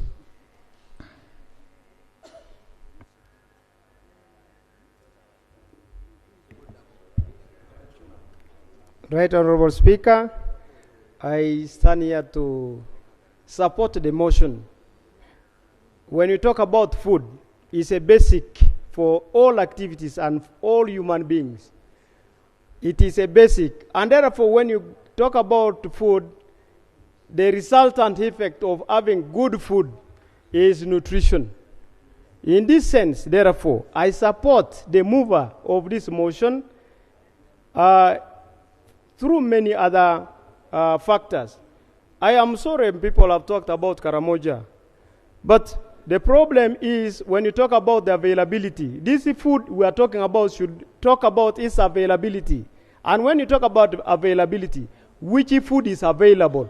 Because much of the food that people may think is food available is food that is poisonous for people. So once we put this law, it will help the nutritionists to educate and inform the community on which food is necessary. Another aspect is the costs. I want to inform all of us that when we feed our community very well, we shall reduce the cost in medical treatment. We have just been talking about our hospitals, our whatever, but when a body is well fed with clear nutritional values, then we shall not have costs in our hospitals. Then another aspect is access. Some of us lack information of which food is necessary.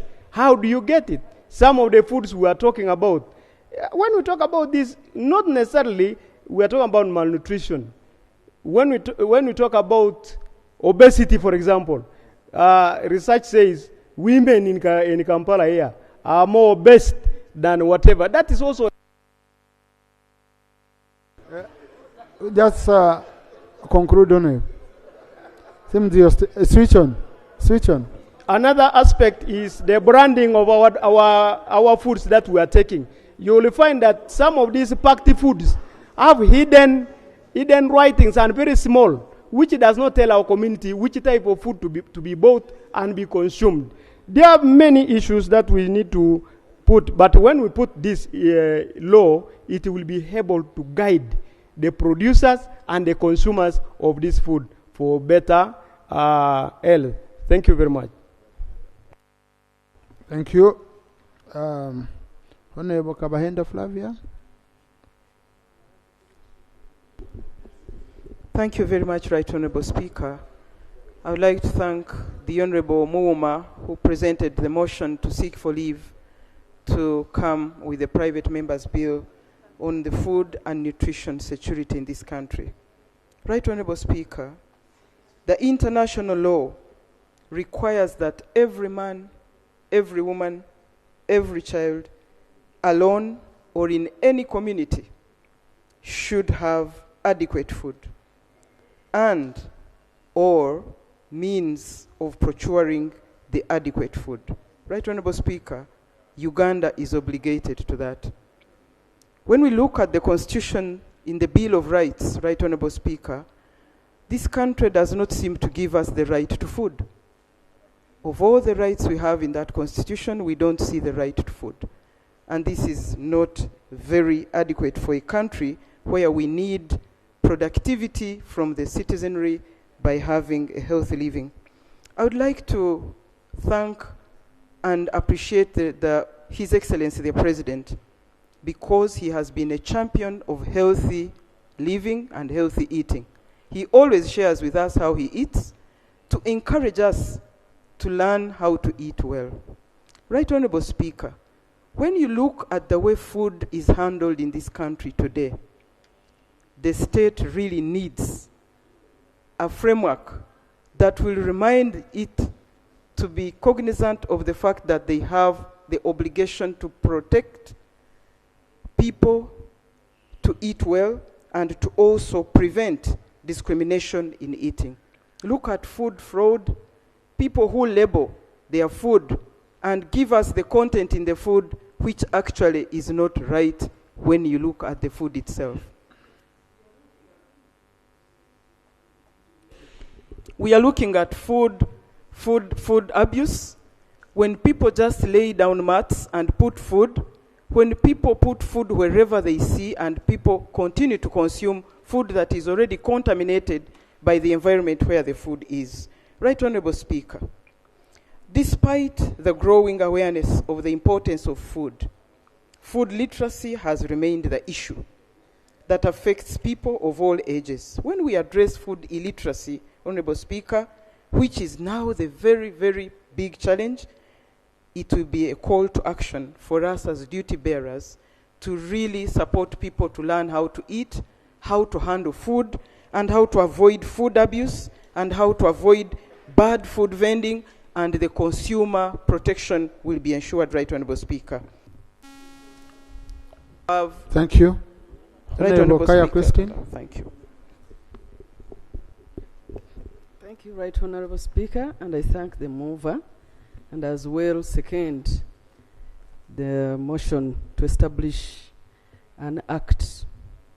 Right Honorable Speaker and members, I am very happy to have this bill tabled because it is the right time now. We focused on the safety of food, especially from the gardens. The bill is proposing the establishment of granaries right from districts and at the national level.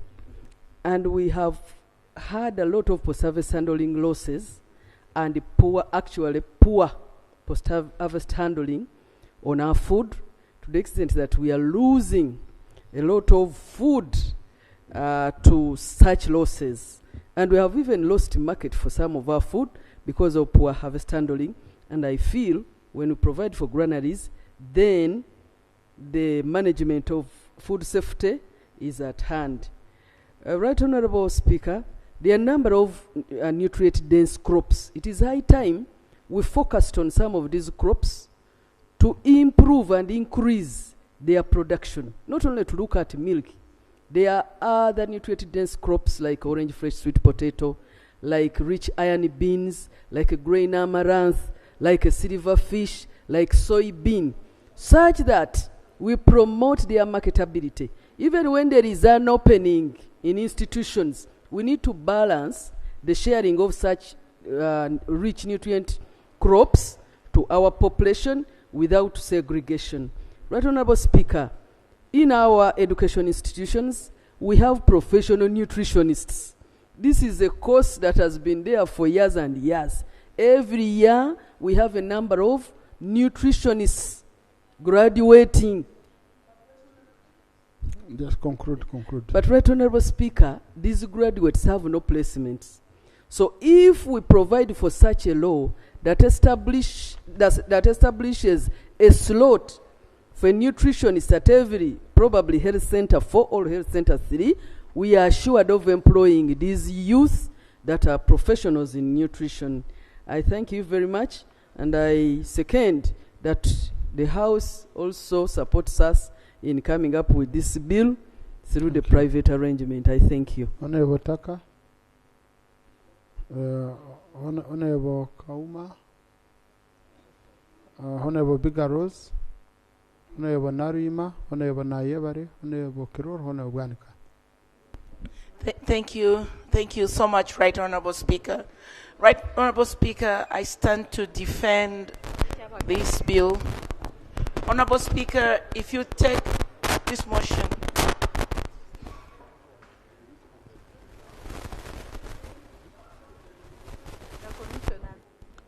Right Honorable Speaker, I'm sorry, the microphone was making noise.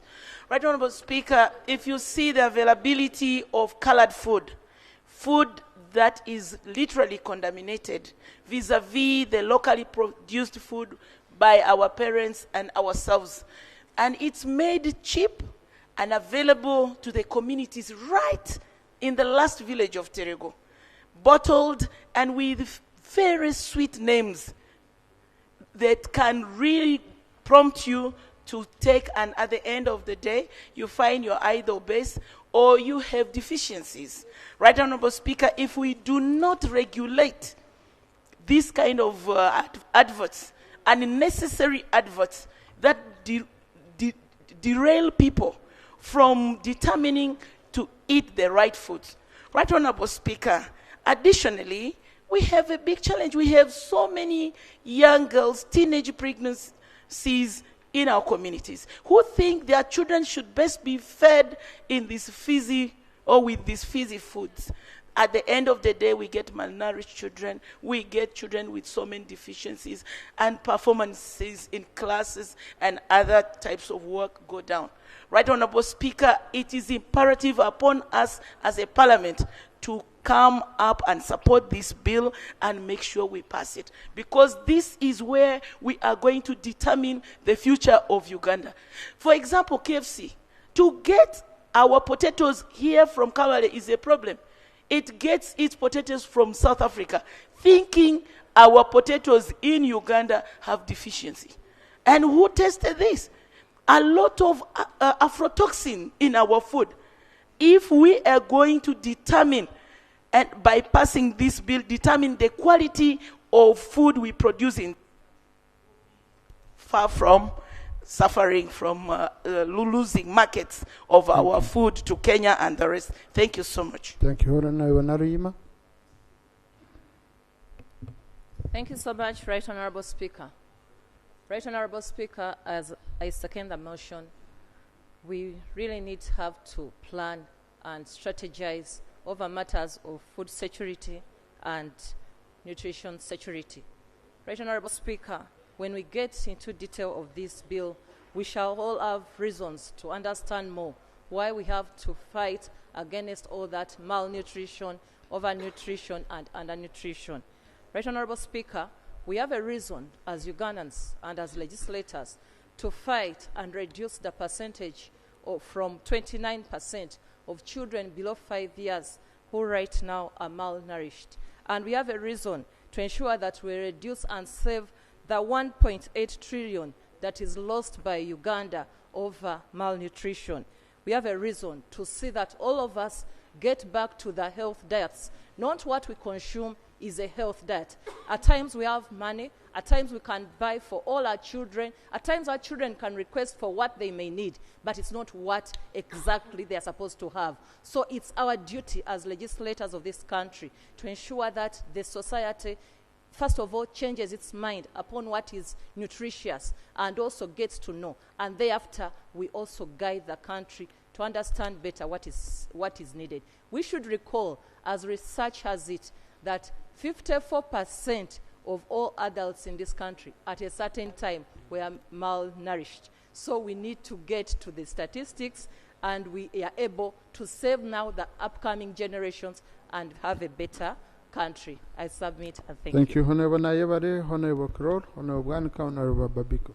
Thank you so much, Right Honorable Speaker. Right Honorable Speaker, I would like to thank the move of the motion, and I second the motion.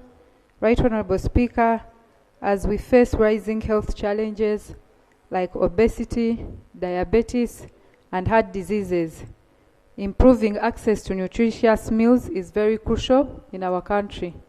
Right Honorable Speaker, and if this bill is passed, it will also help us in promoting public health, reducing the long-term health care costs, and ensuring that children and adults have the resources they need to healthier choices.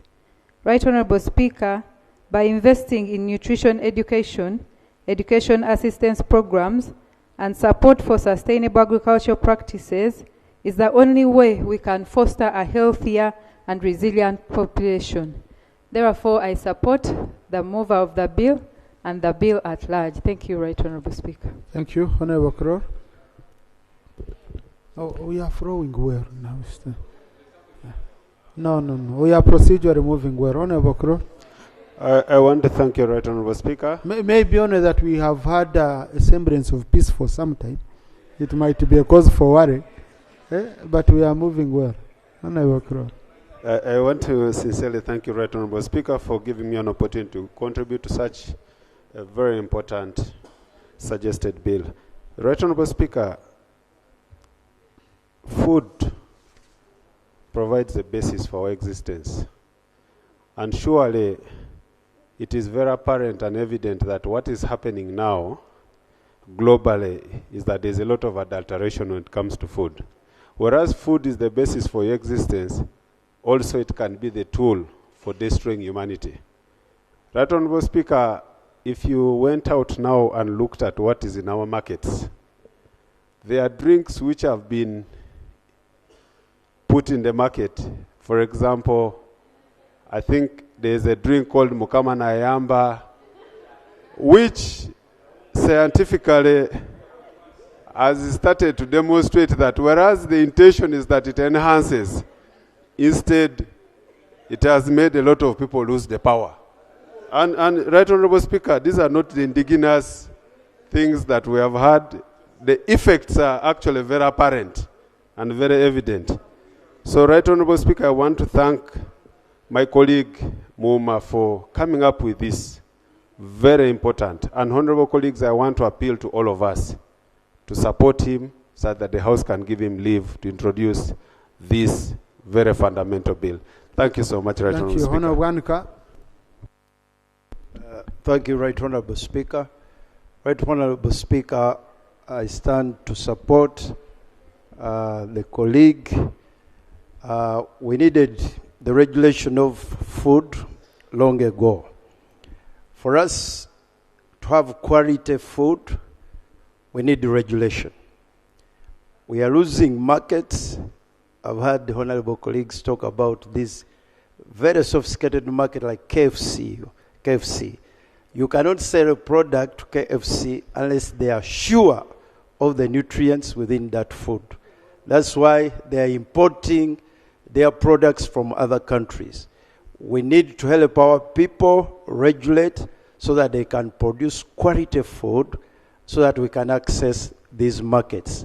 So, Right Honorable Speaker, I'm very supportive that the honorable colleague secures leave so that we can regulate the food industry, provide quality apart from the quantity, so that our people don't not only access nutrition, but they also be able to access markets globally that are very important. I thank you, Right Honorable Speaker. No, I said we are proceeding well. Honorable Babiku. Thank you so much, Right Honorable Speaker, for the opportunity. I support the motion because one of the problems being faced by this country is food in terms of quantity and quality. Right Honorable Speaker, food insecurity is one of the disasters.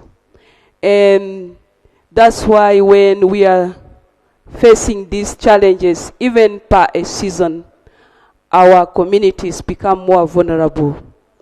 I pray that the food insecurity issues get addressed by this bill. And more importantly, I would like to give information that this country does not have a disaster law. And therefore, if we can have this bill, it may temporarily address some of the challenges that this country is facing. The government is not putting much attention in terms of the services in relation to nutrition. And that's why in our districts, much is being done by development partners and non-governmental organizations. It's high time we owned up our major role to ensure that our people are secured in terms of food, but also its quality. Thank you so much, Right Honorable Speaker and colleagues. Gantonde. Thank you, Mr. Speaker. I fully support the bill, but I'm seeking clarification from the side of government. They had mentioned of bringing a bill to deal with the quality of food when we're in Entebbe in our private caucus as NRM. I'm seeking this clarification from the Honorable Attorney General, whether this bill will be coming or whether Honorable Muhammad's bill will cover the components of the same bill so that we can be guided. Because some of the members are talking about the quality of the food and all that, like Honorable from Kabonera said. So I'm seeking clarification from the two. Honorable, that's anticipation rule 80. We don't sit in the caucus. We don't know what happens in the caucus. The caucus can't stop us doing business here. Okay? Yeah. Thank you. Yes.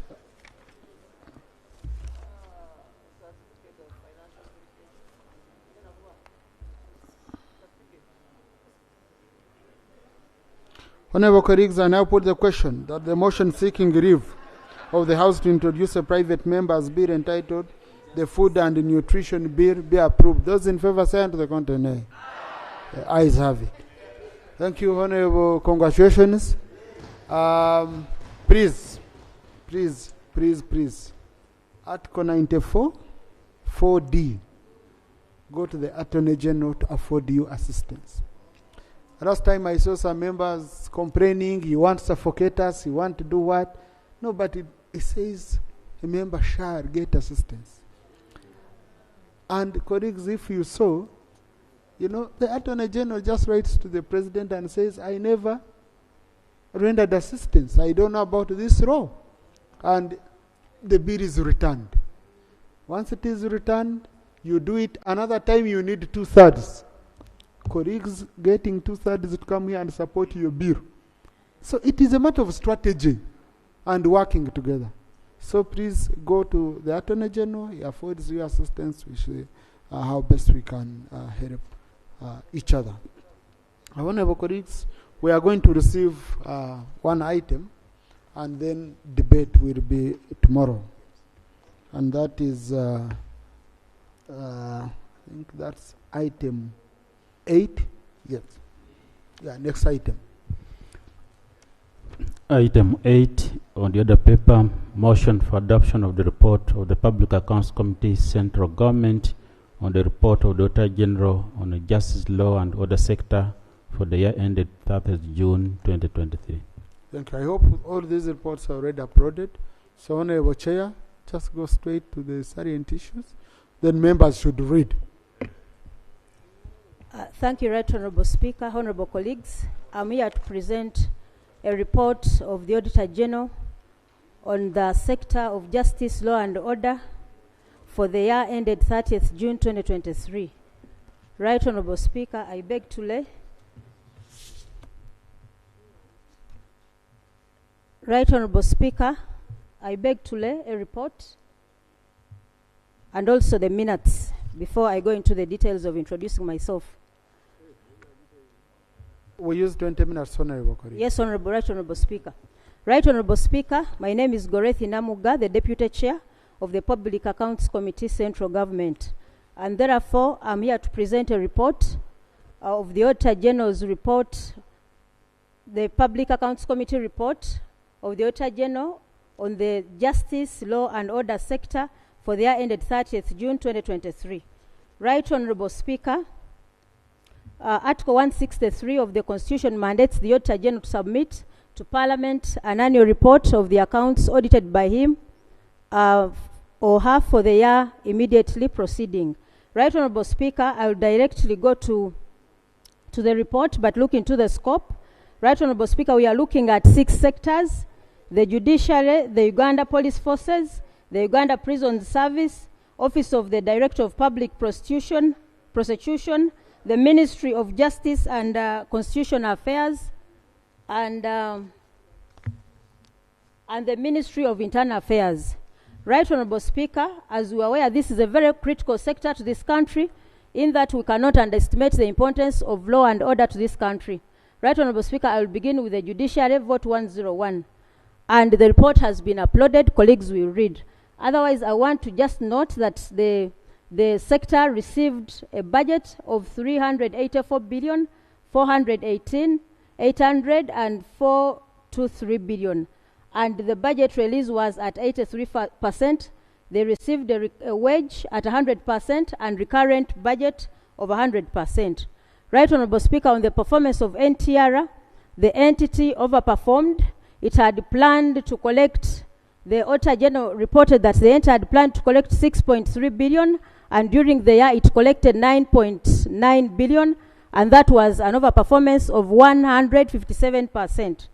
However, Right Honourable Speaker, the committee recommends that the accounting officer should set realistic NTR based on the trend analysis, because this over expenditure is an indication that the NTR was underestimated. Right Honourable Speaker, on the performance of warrants, yes, the entity received a budget of 3 warrants of 348 billion, but they only utilized 348 billion, giving a shortfall of 24.97 billion. And these are the areas that were not implemented. The general staff salaries of staff on contract their salaries were not enhanced. So the 24.4 billion was not paid because of failure to enhance salaries. And some of that money was to be used for land titles. The accounting officer could not make full payment since the processing of the land titles was still work in progress. So, Right Honourable Speaker, the staff were denied increment of salary because of delay in processes by the Ministry of Public Service. And the committee therefore recommends that the accounting officer should engage responsible officers in the Ministry of Lands to expedite the processing and acquisition of land titles for the judiciary. In consultation with the Ministry of Finance and the Ministry of Public Service, the recruitment of staff should be rolled over to the next budget. Right Honourable Speaker, on the implementation of outputs, I will be very brief. Most of the budget that was allocated to this ministry, most of the items were under partial implementation. So, Right Honourable Speaker, this indicates that most activities were not fully implemented, and this affects service delivery. For example, the Auditor General noted that as a result of non-implementation of planned activities, training of 20 trainers was not conducted, and 3,500 copies of the Judiciary Retirement Benefit Scheme regulations were not printed, among others, and this affected these activities. And therefore, the committee recommends that the accounting officer should be held liable for the actions, inactions, and commissions that occasioned out of failure to implement the planned activities. Right Honourable Speaker, I will straight away go to the most critical activities for this sector. These are delivery of services from implemented activities. Right Honourable Speaker, you may observe on page 10 that construction of the Chief Magistrate Court at Leptong at a cost of 261 million was delayed. And the reason as to why there was a delay, the accounting officer attributed the delay to completion of works, to non-payment of certified works due to delayed release of funds. Right Honourable Speaker, still for item 2, construction of the Chief Magistrate Court at Patong, which was a contract price of 360 million. The same delay was alluded to failure to release the funds in time, much as the certificates were submitted. And therefore, the committee recommends that the Ministry of Finance should ensure timely release of project funds, and the accounting officer should strengthen contract supervision to ensure that all outstanding works are fast-tracked to completion within 3 months of adoption of this report. Right Honourable Speaker, also operation of courts. The Auditor General undertook an evaluation of the operations of 277 magistrate courts operated by the judiciary and noted the following challenges. Right Honourable Speaker, operationalization of courts. The Magisterial Areas Instrument of 2017 lists the number of courts the judiciary is mandated to establish and operationalize under respective magisterial areas to meet the country's justice needs. As per the instrument, a total of 391 magistrate courts and grade 1 courts were to be established. However, the Auditor General assessed that the implementation of this directive and observed that only 192 courts had been established and operationalized to date, signifying a performance of 49%. And therefore, the committee recommends that government should provide the necessary funding to operationalize all the planned magistrate courts. Right Honourable Speaker, also there is a challenge of inadequate transport facilities for the magistrate courts. And an analysis of the transportation facilities for the magisterial courts by the Auditor General revealed that although 52 vehicles were procured during the financial year 2022-2023 at a cost of 15 billion, there was still a huge transport facility gap. Out of the 82 magisterial areas, the Auditor General found that 6 magisterial areas with over 20 judicial staff had no transport facility. And therefore, the committee recommends that government should provide money for procurement of additional vehicles for all magistrate courts. And also, we should note that there is inadequate access to internet in these courts. Right Honorable Speaker, the Auditor General reviewed the internet coverage across the different courts within the judiciary and noted that out of the 250 courts, only 101 courts, that is a percentage of 40%, had access to internet. And therefore, the committee recommends that government should provide adequate funds to provide internet to enhance automation of the court system. Lastly, Right Honorable Speaker, the electronic case management information system. Honorable colleagues, you may realize that registration of court cases is done manually. And the reason as to why it's done like this is because there is lack of an electronic case management system.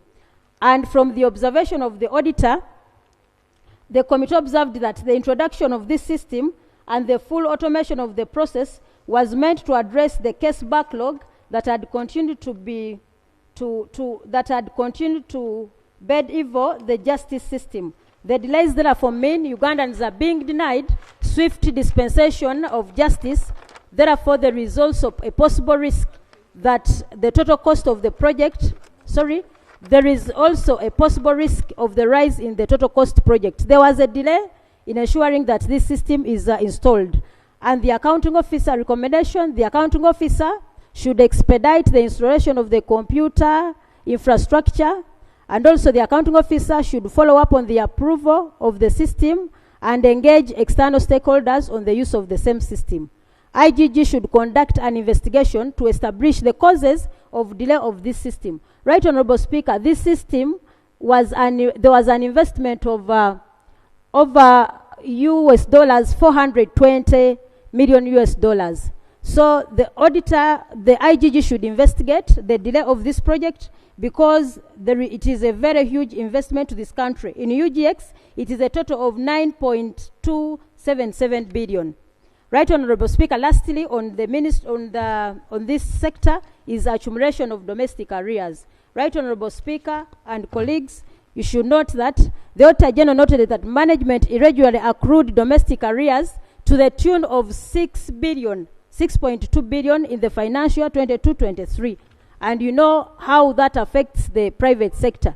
And therefore, the committee recommends that government should consider amending the relevant public finance laws and include domestic arrears as a statutory obligation and should take the first call on budgeting. Right Honorable Speaker, domestic arrears is a very serious issue in the area of accountability. We are frustrating the private sector. Sector 2 is the Uganda Police Force. This is vote 144. They received their budget at 98%. And I'm going to straight away go to activities, management of detention facilities in the Uganda Police Force. For the others, you read for yourself.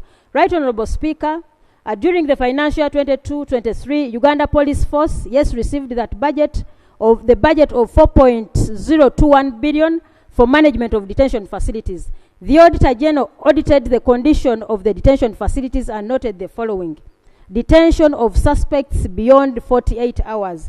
Right Honorable Speaker, a police officer on arresting a suspect without a warrant shall produce a suspect so arrested before the magistrate's court within 48 hours, unless earlier released.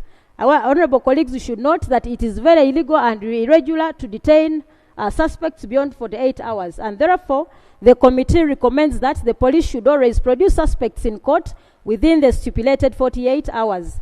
The Uganda Police, the UPF officers in cited stations should be held personally liable for violating human rights in accordance with Section 10 of the Human Rights Enforcement Act 2019. Government should provide police with adequate resources and logistics for efficient and timely management of cases. Right Honorable Speaker, on management of transport facilities, honorable colleagues, lack of transport facilities for policing districts, all divisions, is also a challenge in the Uganda Police Forces. Out of the 60 policing districts that the Auditor General selected, for physical inspection, 27 policing districts, 27 policing districts had only one operational vehicle. 29 policing districts had at least 2 operational vehicles, and 4 policing districts had 3 operational cars, and only 1 policing district had 4 operational cars to use for the force to reach out to all corners of the district. Right Honorable Speaker, the accounting officer acknowledged the query and attributed it to budget constraints and the numerous requests for police escort cars. Honorable colleagues, note this. The accounting officer acknowledged the query and attributed it to budget constraints and also numerous requests for police escort cars from ministries, departments, agencies, and parastatals. The accounting officer also stated that some vehicles were given to some politicians, leading to a strain on limited number of police vehicles. Therefore, the committee recommends that all police patrol cars being used illegally by non-entitled officers and individuals should be immediately withdrawn. So whoever has police vehicles not entitled to them, you should return them so that they serve the people of this country. Right Honorable Speaker, on the assessment of management of the closed circuit television, that's the CCTV cameras, Honorable colleagues, I request that you read that. And the police also has a challenge of accumulation of domestic areas. Right Honorable Speaker, I will briefly go through that. A trend analysis of the domestic areas, position of the Uganda police force over the past 5 years has shown a decreasing trend in domestic areas. However, in the year under review, the financial 22-23, in the year under review, domestic areas have increased from 77.3 billion to 98.81 billion as shown in the table. So, honorable colleagues, the committee recommends that government should provide money for offsetting accumulated areas so as we don't frustrate the people who give services to government. Number 3 is the Uganda Prison Service Forces. That is vote 145. Uganda prisons also received a budget of 340 billion, and that is 98% of release of that budget. I'll straight away go to, you will read that, but I'll straight away go to congestion in prisons. Right Honorable Speakers, strategic objective 1 of the Uganda Prison Strategic Development Plan 2020-2025 aims to provide safe, secure, and humane custodian services for transforming prisoners economically productive citizens. This was to be achieved by building more prisons to decongest the existing ones and reduce the occupancy capacity to the baseline from the baseline of 293% to 286%. The Auditor General reported that despite strategic interventions of building additional prison wards at Ntungamo, Rukunjiri, Nwoya, Chitaria, Shema, Mutufu, Chenjojo, and Sironko prisons, congestion in prisons remained a big challenge, with prisoners housing only increasing by 1% over the same period of assessment. Right Honorable Speaker, the most affected prisons noted were Isingiro, which had a population of 377 prisoners against a holding capacity of 47. Yumbe Prison, which had 192 prisoners against a holding capacity of 25. Hoima Main Prison had 494 prisoners against a holding capacity of 80. Chibale Prison, with a holding capacity of 30, had 184 prisoners. And Fort Portal Main Prison, which had a holding capacity of 1,770 prisoners, had 309 prisoners. So there is congestion in prisons, honorable colleagues, and therefore the accounting officer attributed the congestion in prisons to high prisoner population with a growth rate of 8% per annum compared to 3% growth in holding capacity. So the growth rate of prisoners is so high at 8%, honorable colleagues. We should note that. And therefore, the committee recommends that government should provide adequate capital development to Uganda Prison Service to enable the implementation of their decongestion strategies. Conclude, honorable. And also, among the accounting officer should, together with the wider criminal justice, enhance efficiency for speedy dispensation. The condition in accommodation in prisons, Right Honorable Speaker, is also very alarming, and we should take note of that. And Right Honorable Speaker, briefly, let's look at the office of the DPP. the Directorate of Public Prosecution, it also has challenges of areas and also challenges of understaffing, Right Honorable Speaker. I'm about to conclude. Right Honorable Speaker, lastly is the Ministry of Justice and Constitutional Affairs, Right Honorable Speaker. The ministry has challenges with the challenge of management of funds of the estates of the deceased. There is failure to issue certificates of no objection, but most importantly, the issue of delay of clearance of contracts. Right Honorable Speaker, this is a very huge challenge, where it takes the Office of the Solicitor General a maximum of 60 months to clear a contract. So this was a very big challenge. For example, 6 months. For example, when you look at that table, it clearly shows that most of the contracts take 6 months to be cleared. So this leads to delay in execution of contracts, compensation of war debt claimants. Right Honorable Speaker, for you people who are in the northern region, you should take note of this, because money was not allocated for clearance of work payment of compensation to war claimants. Right Honorable Speaker, lastly is, as I conclude I conclude with the Ministry of Internal Affairs, Right Honorable Speaker. The Ministry of Internal Affairs, the Ministry of Internal Affairs, Right Honorable Speaker, had challenges of supervision of community service orders, and also has challenges of management of trafficking of persons in the country, and also lack of government shelters for victims of trafficking in persons. So, Right Honorable Speaker, with all that submission, honorable colleagues, this is a report of the Auditor General on the sector of justice, law and order. I beg to submit, Right Honorable Speaker. Well done, Honorable Chair. Well done. Thank you. Yes. And Right Honorable Speaker, I should say this is my maiden report. Oh, thank you. Congratulations. Well done. You're doing very well. Yes. Honorable colleagues, please read the report and capture the whole report on the Hansard verbal, so that we are able to follow it up very well. This will be debated tomorrow. You have time to read.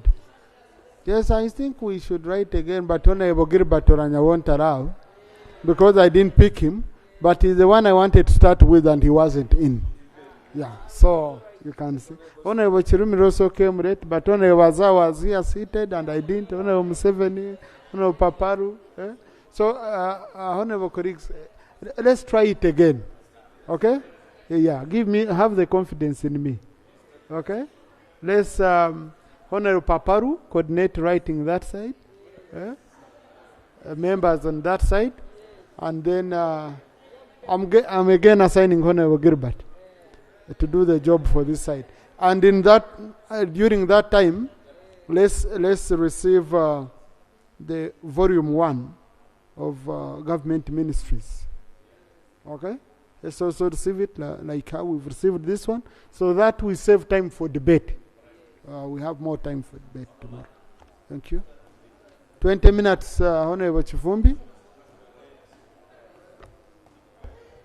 Right Honorable Speaker, I report on behalf of the Committee of Public Accounts. I'll give a summary. Right Honorable Speaker,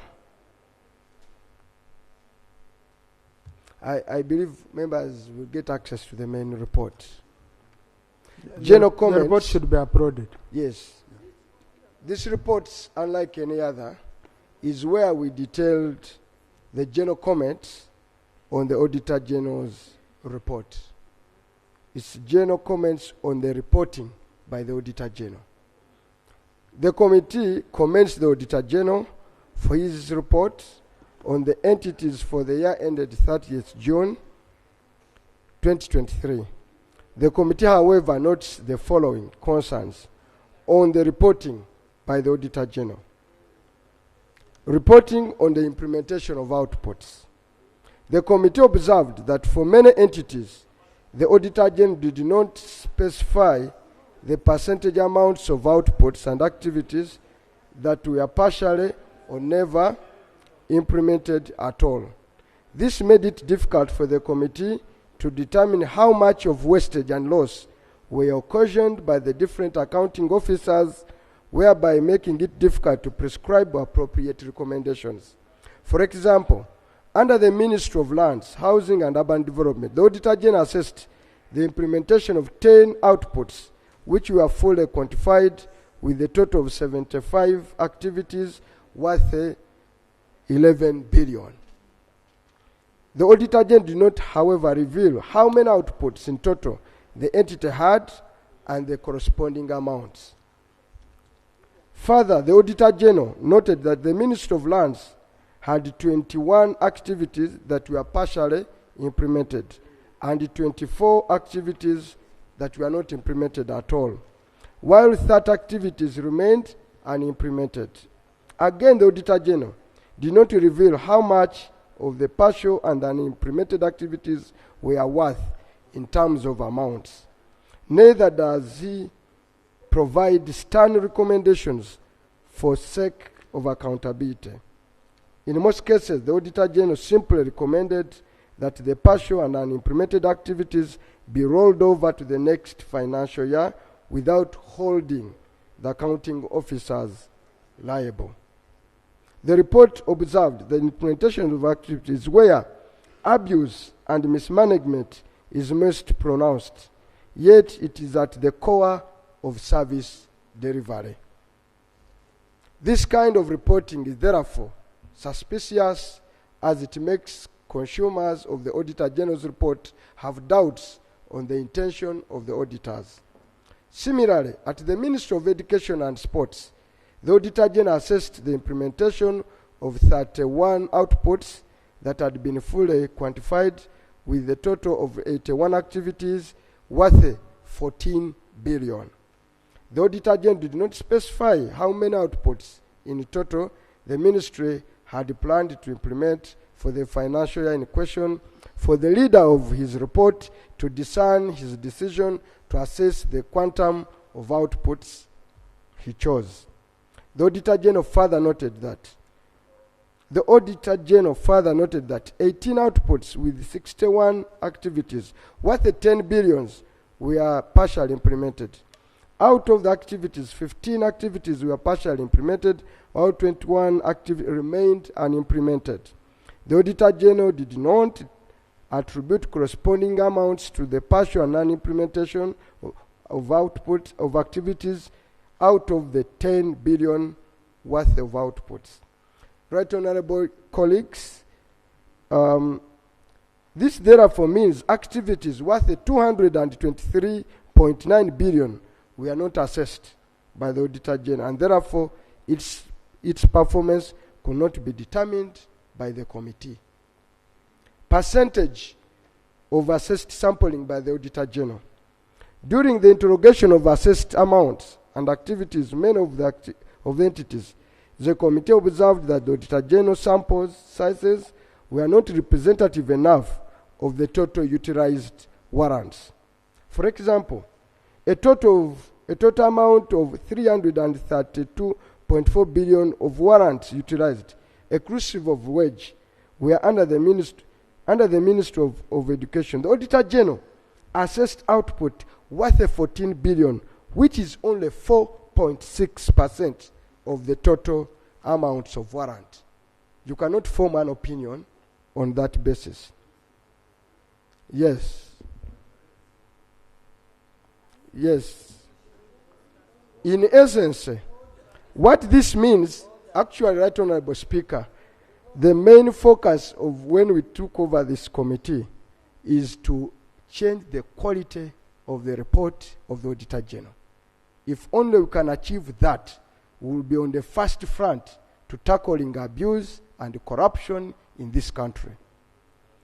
In essence, what this means that outputs worth 307 billion under the Ministry of Education were not assessed by the Auditor General, and therefore its expenditure could not be verified. Similar small samples of assessed entities warrants were observed by the committee in the Ministry of Lands, Housing and Urban Development, Office of the President, Ministry of Works, which were found not to be representative enough according to the committee. The committee is alive to the fact that within the standard audit, where the minister was making a little bit, the committee is alive to the fact that within the audit programs, sampling is mainly based on the transactions representing up to 80% of the value of the expenditure. This is known as the Pareto principle of distribution. In this case, approximately 10% of the number of transactions will represent 20% of the value of all transactions. This is normally called the 80-20% rule principle. Therefore, the Auditor General's sample size of assessed output of some of the entities made it difficult for the committee to draw conclusions on the nature of transactions undertaken during the financial year in question. In summary, some of the sample sizes of the utilized warrants of selected entities as summarized in the table 13 of the main reports. Right Honorable Speaker, we have recommended that all entities, all ministries that we assessed below 30%, we have recommended that they will be re-audited again. Because you cannot form an opinion for an entity that was sampled at 4%, 15%, 20%, and the table is there. So indirectly, we are rejecting the portion of the Auditor General's report that does not speak to a quantifiable and meet the international standards of auditing. I know it's a first of its kind for a committee to take this step, but we are compelled to do so to improve the quality of auditing. Reporting on audited accounts. The committee observed that some reports by the Auditor General did not comprehensively address shortcomings of the audited books of accounts of entities, forcing the committee to start almost re-auditing during interrogation. For example, the committee observed gross misrepresentation of figures, inconsistency in posting, overcommitment, and over-expenditure by accounting, which were not reported by the Auditor General. Upon interrogation, many accounting officers were found to have diverted funds from one activity to others without authorization. For example, on interrogation of Ministry of Financial Statement, Ministry of Agriculture, Animal Industry and Fisheries, the committee discovered that the entity had not budgeted for domestic areas. However, from cash flow statements on page 12 of the entity's books of account, 107 billion had been paid as domestic areas without approval of Parliament, without authorization, through even environment by the Minister of Finance. The committee was informed by the accounting officer that the funds were diverted from funds allocated to undertake survey and titling of Ministry of Agriculture farmland and rehabilitate 2 animal holding grounds or quarantine grounds to cater for domestic area and entities under mechanization. Equally, under the Ministry of Sports and Education, the entity was found to have budgeted domestic areas worth 11 billion as per statement of appropriation, but ended up spending 28.5 billion as per budget performance. This implies that 17 billions were not planned for and they never thought permission. Performance of NTR. Right Honorable Speaker, NTR that was supposed to be collected was supposed to be 1,796 trillion was planned. The ministry's money to collect 1,472, leaving a balance of 324 billion, representing 18.04% of the approved NTR. This is a dismal performance, especially in the face of the current efforts by government to raise funds to finance the budget. Failure to meet the NTR, I can leave. That is obvious. The committee observed to that effect. The committee recommends, therefore, while planning, the accounting officer should set realistic NTR targets based on trend analysis in consultation with the Minister of Finance. Accounting officers should strictly plan for NTR in their budgeting process. Implementation of quantifiable outputs. Section 13, subsection 5 of the Public Finance Management Act 2015 states that a policy statement submitted by vote shall contain the annual and the 3 years work plans, outputs, targets, and performance indicators of work plans. Equally, Regulation 11.3 of the PFM 2016 requires that a vote should prepare work plans that indicate the output of the vote for the financial year. The indicators that are to be used to gauge the performance of the output and funds allocated to each activity. From the report of the Auditor General for the financial year in question, most of the ministries did not implement the outputs fully. Many accounting officers the committee interacted with did not fully comprehend the query, and therefore most of them attributed the non-implementation of output and activities to under-release of funds, whereas all the funds meant for implementation of the audited activities had been fully released and spent. Right Honorable Speaker, when you ask some accounting officers why they did not implement some activities, they were citing non-release of funds, yet at audit level, the funds they talk about are funds that were released to them and they spent the money. It should be noted that for the entities to effectively implement the strategic plan, the operational plans must be in tandem with the strategic plans in terms of objectives, performance targets, indicators, and the funding requirements to facilitate achievement of strategic actions. The table on page 18 of the main report shows the extent of implementation of outputs and activities of the few selected ministries. Here in this report, in the summary, I have the Ministry of Finance, Planning and Economic Development. It had activities 148. It fully implemented 74%, partially implemented 6%, and did not implement 20%. Office of the Prime Minister, Office of the President had 47 activities assessed. Fully implemented were 85. Partially implemented were 15. It's one of the few Office of the President that fully almost implemented and had 0 non-implemented activities. So the accounting officer there is doing a commendable job. Ministry of Health had 226 activities, fully implemented 20%, partially implemented 25%, did not implement 55% of the activities. Ministry of Works and Transport had 105 activities, fully implemented 55% of the activities were fully implemented, partially implemented were 25, 20% of the activities were not implemented at all, despite having received the money. Ministry of Water and Environment had 132 activities, fully implemented 25% of the activities, partially implemented 53%, non-implemented were 20%, despite having received and spent the money. That's what the implication means.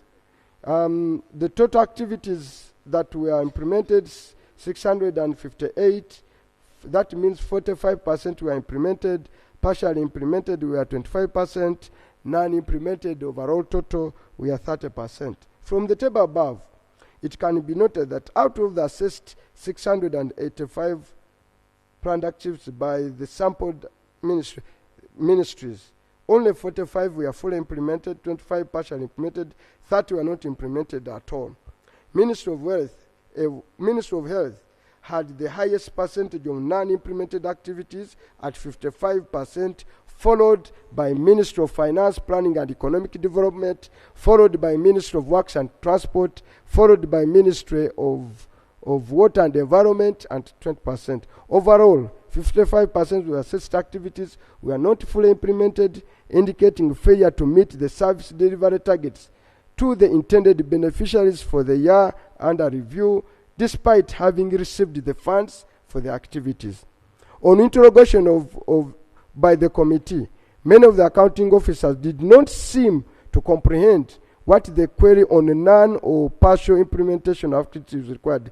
Many suggested to roll over the affected activities to the following financial year, citing insufficient funds, and yet, to the contrary, most times funds were made available for their specific activities, spent, signifying diversion of funds without authorization.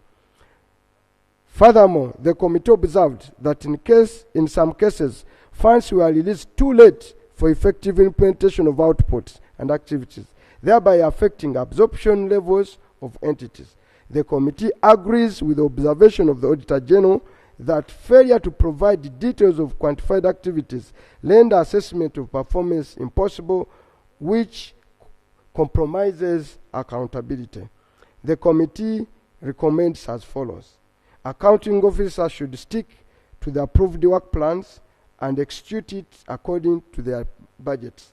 That the Ministry of Finance and Economic Development should always release funds on time to enable effective implementation of planned activities.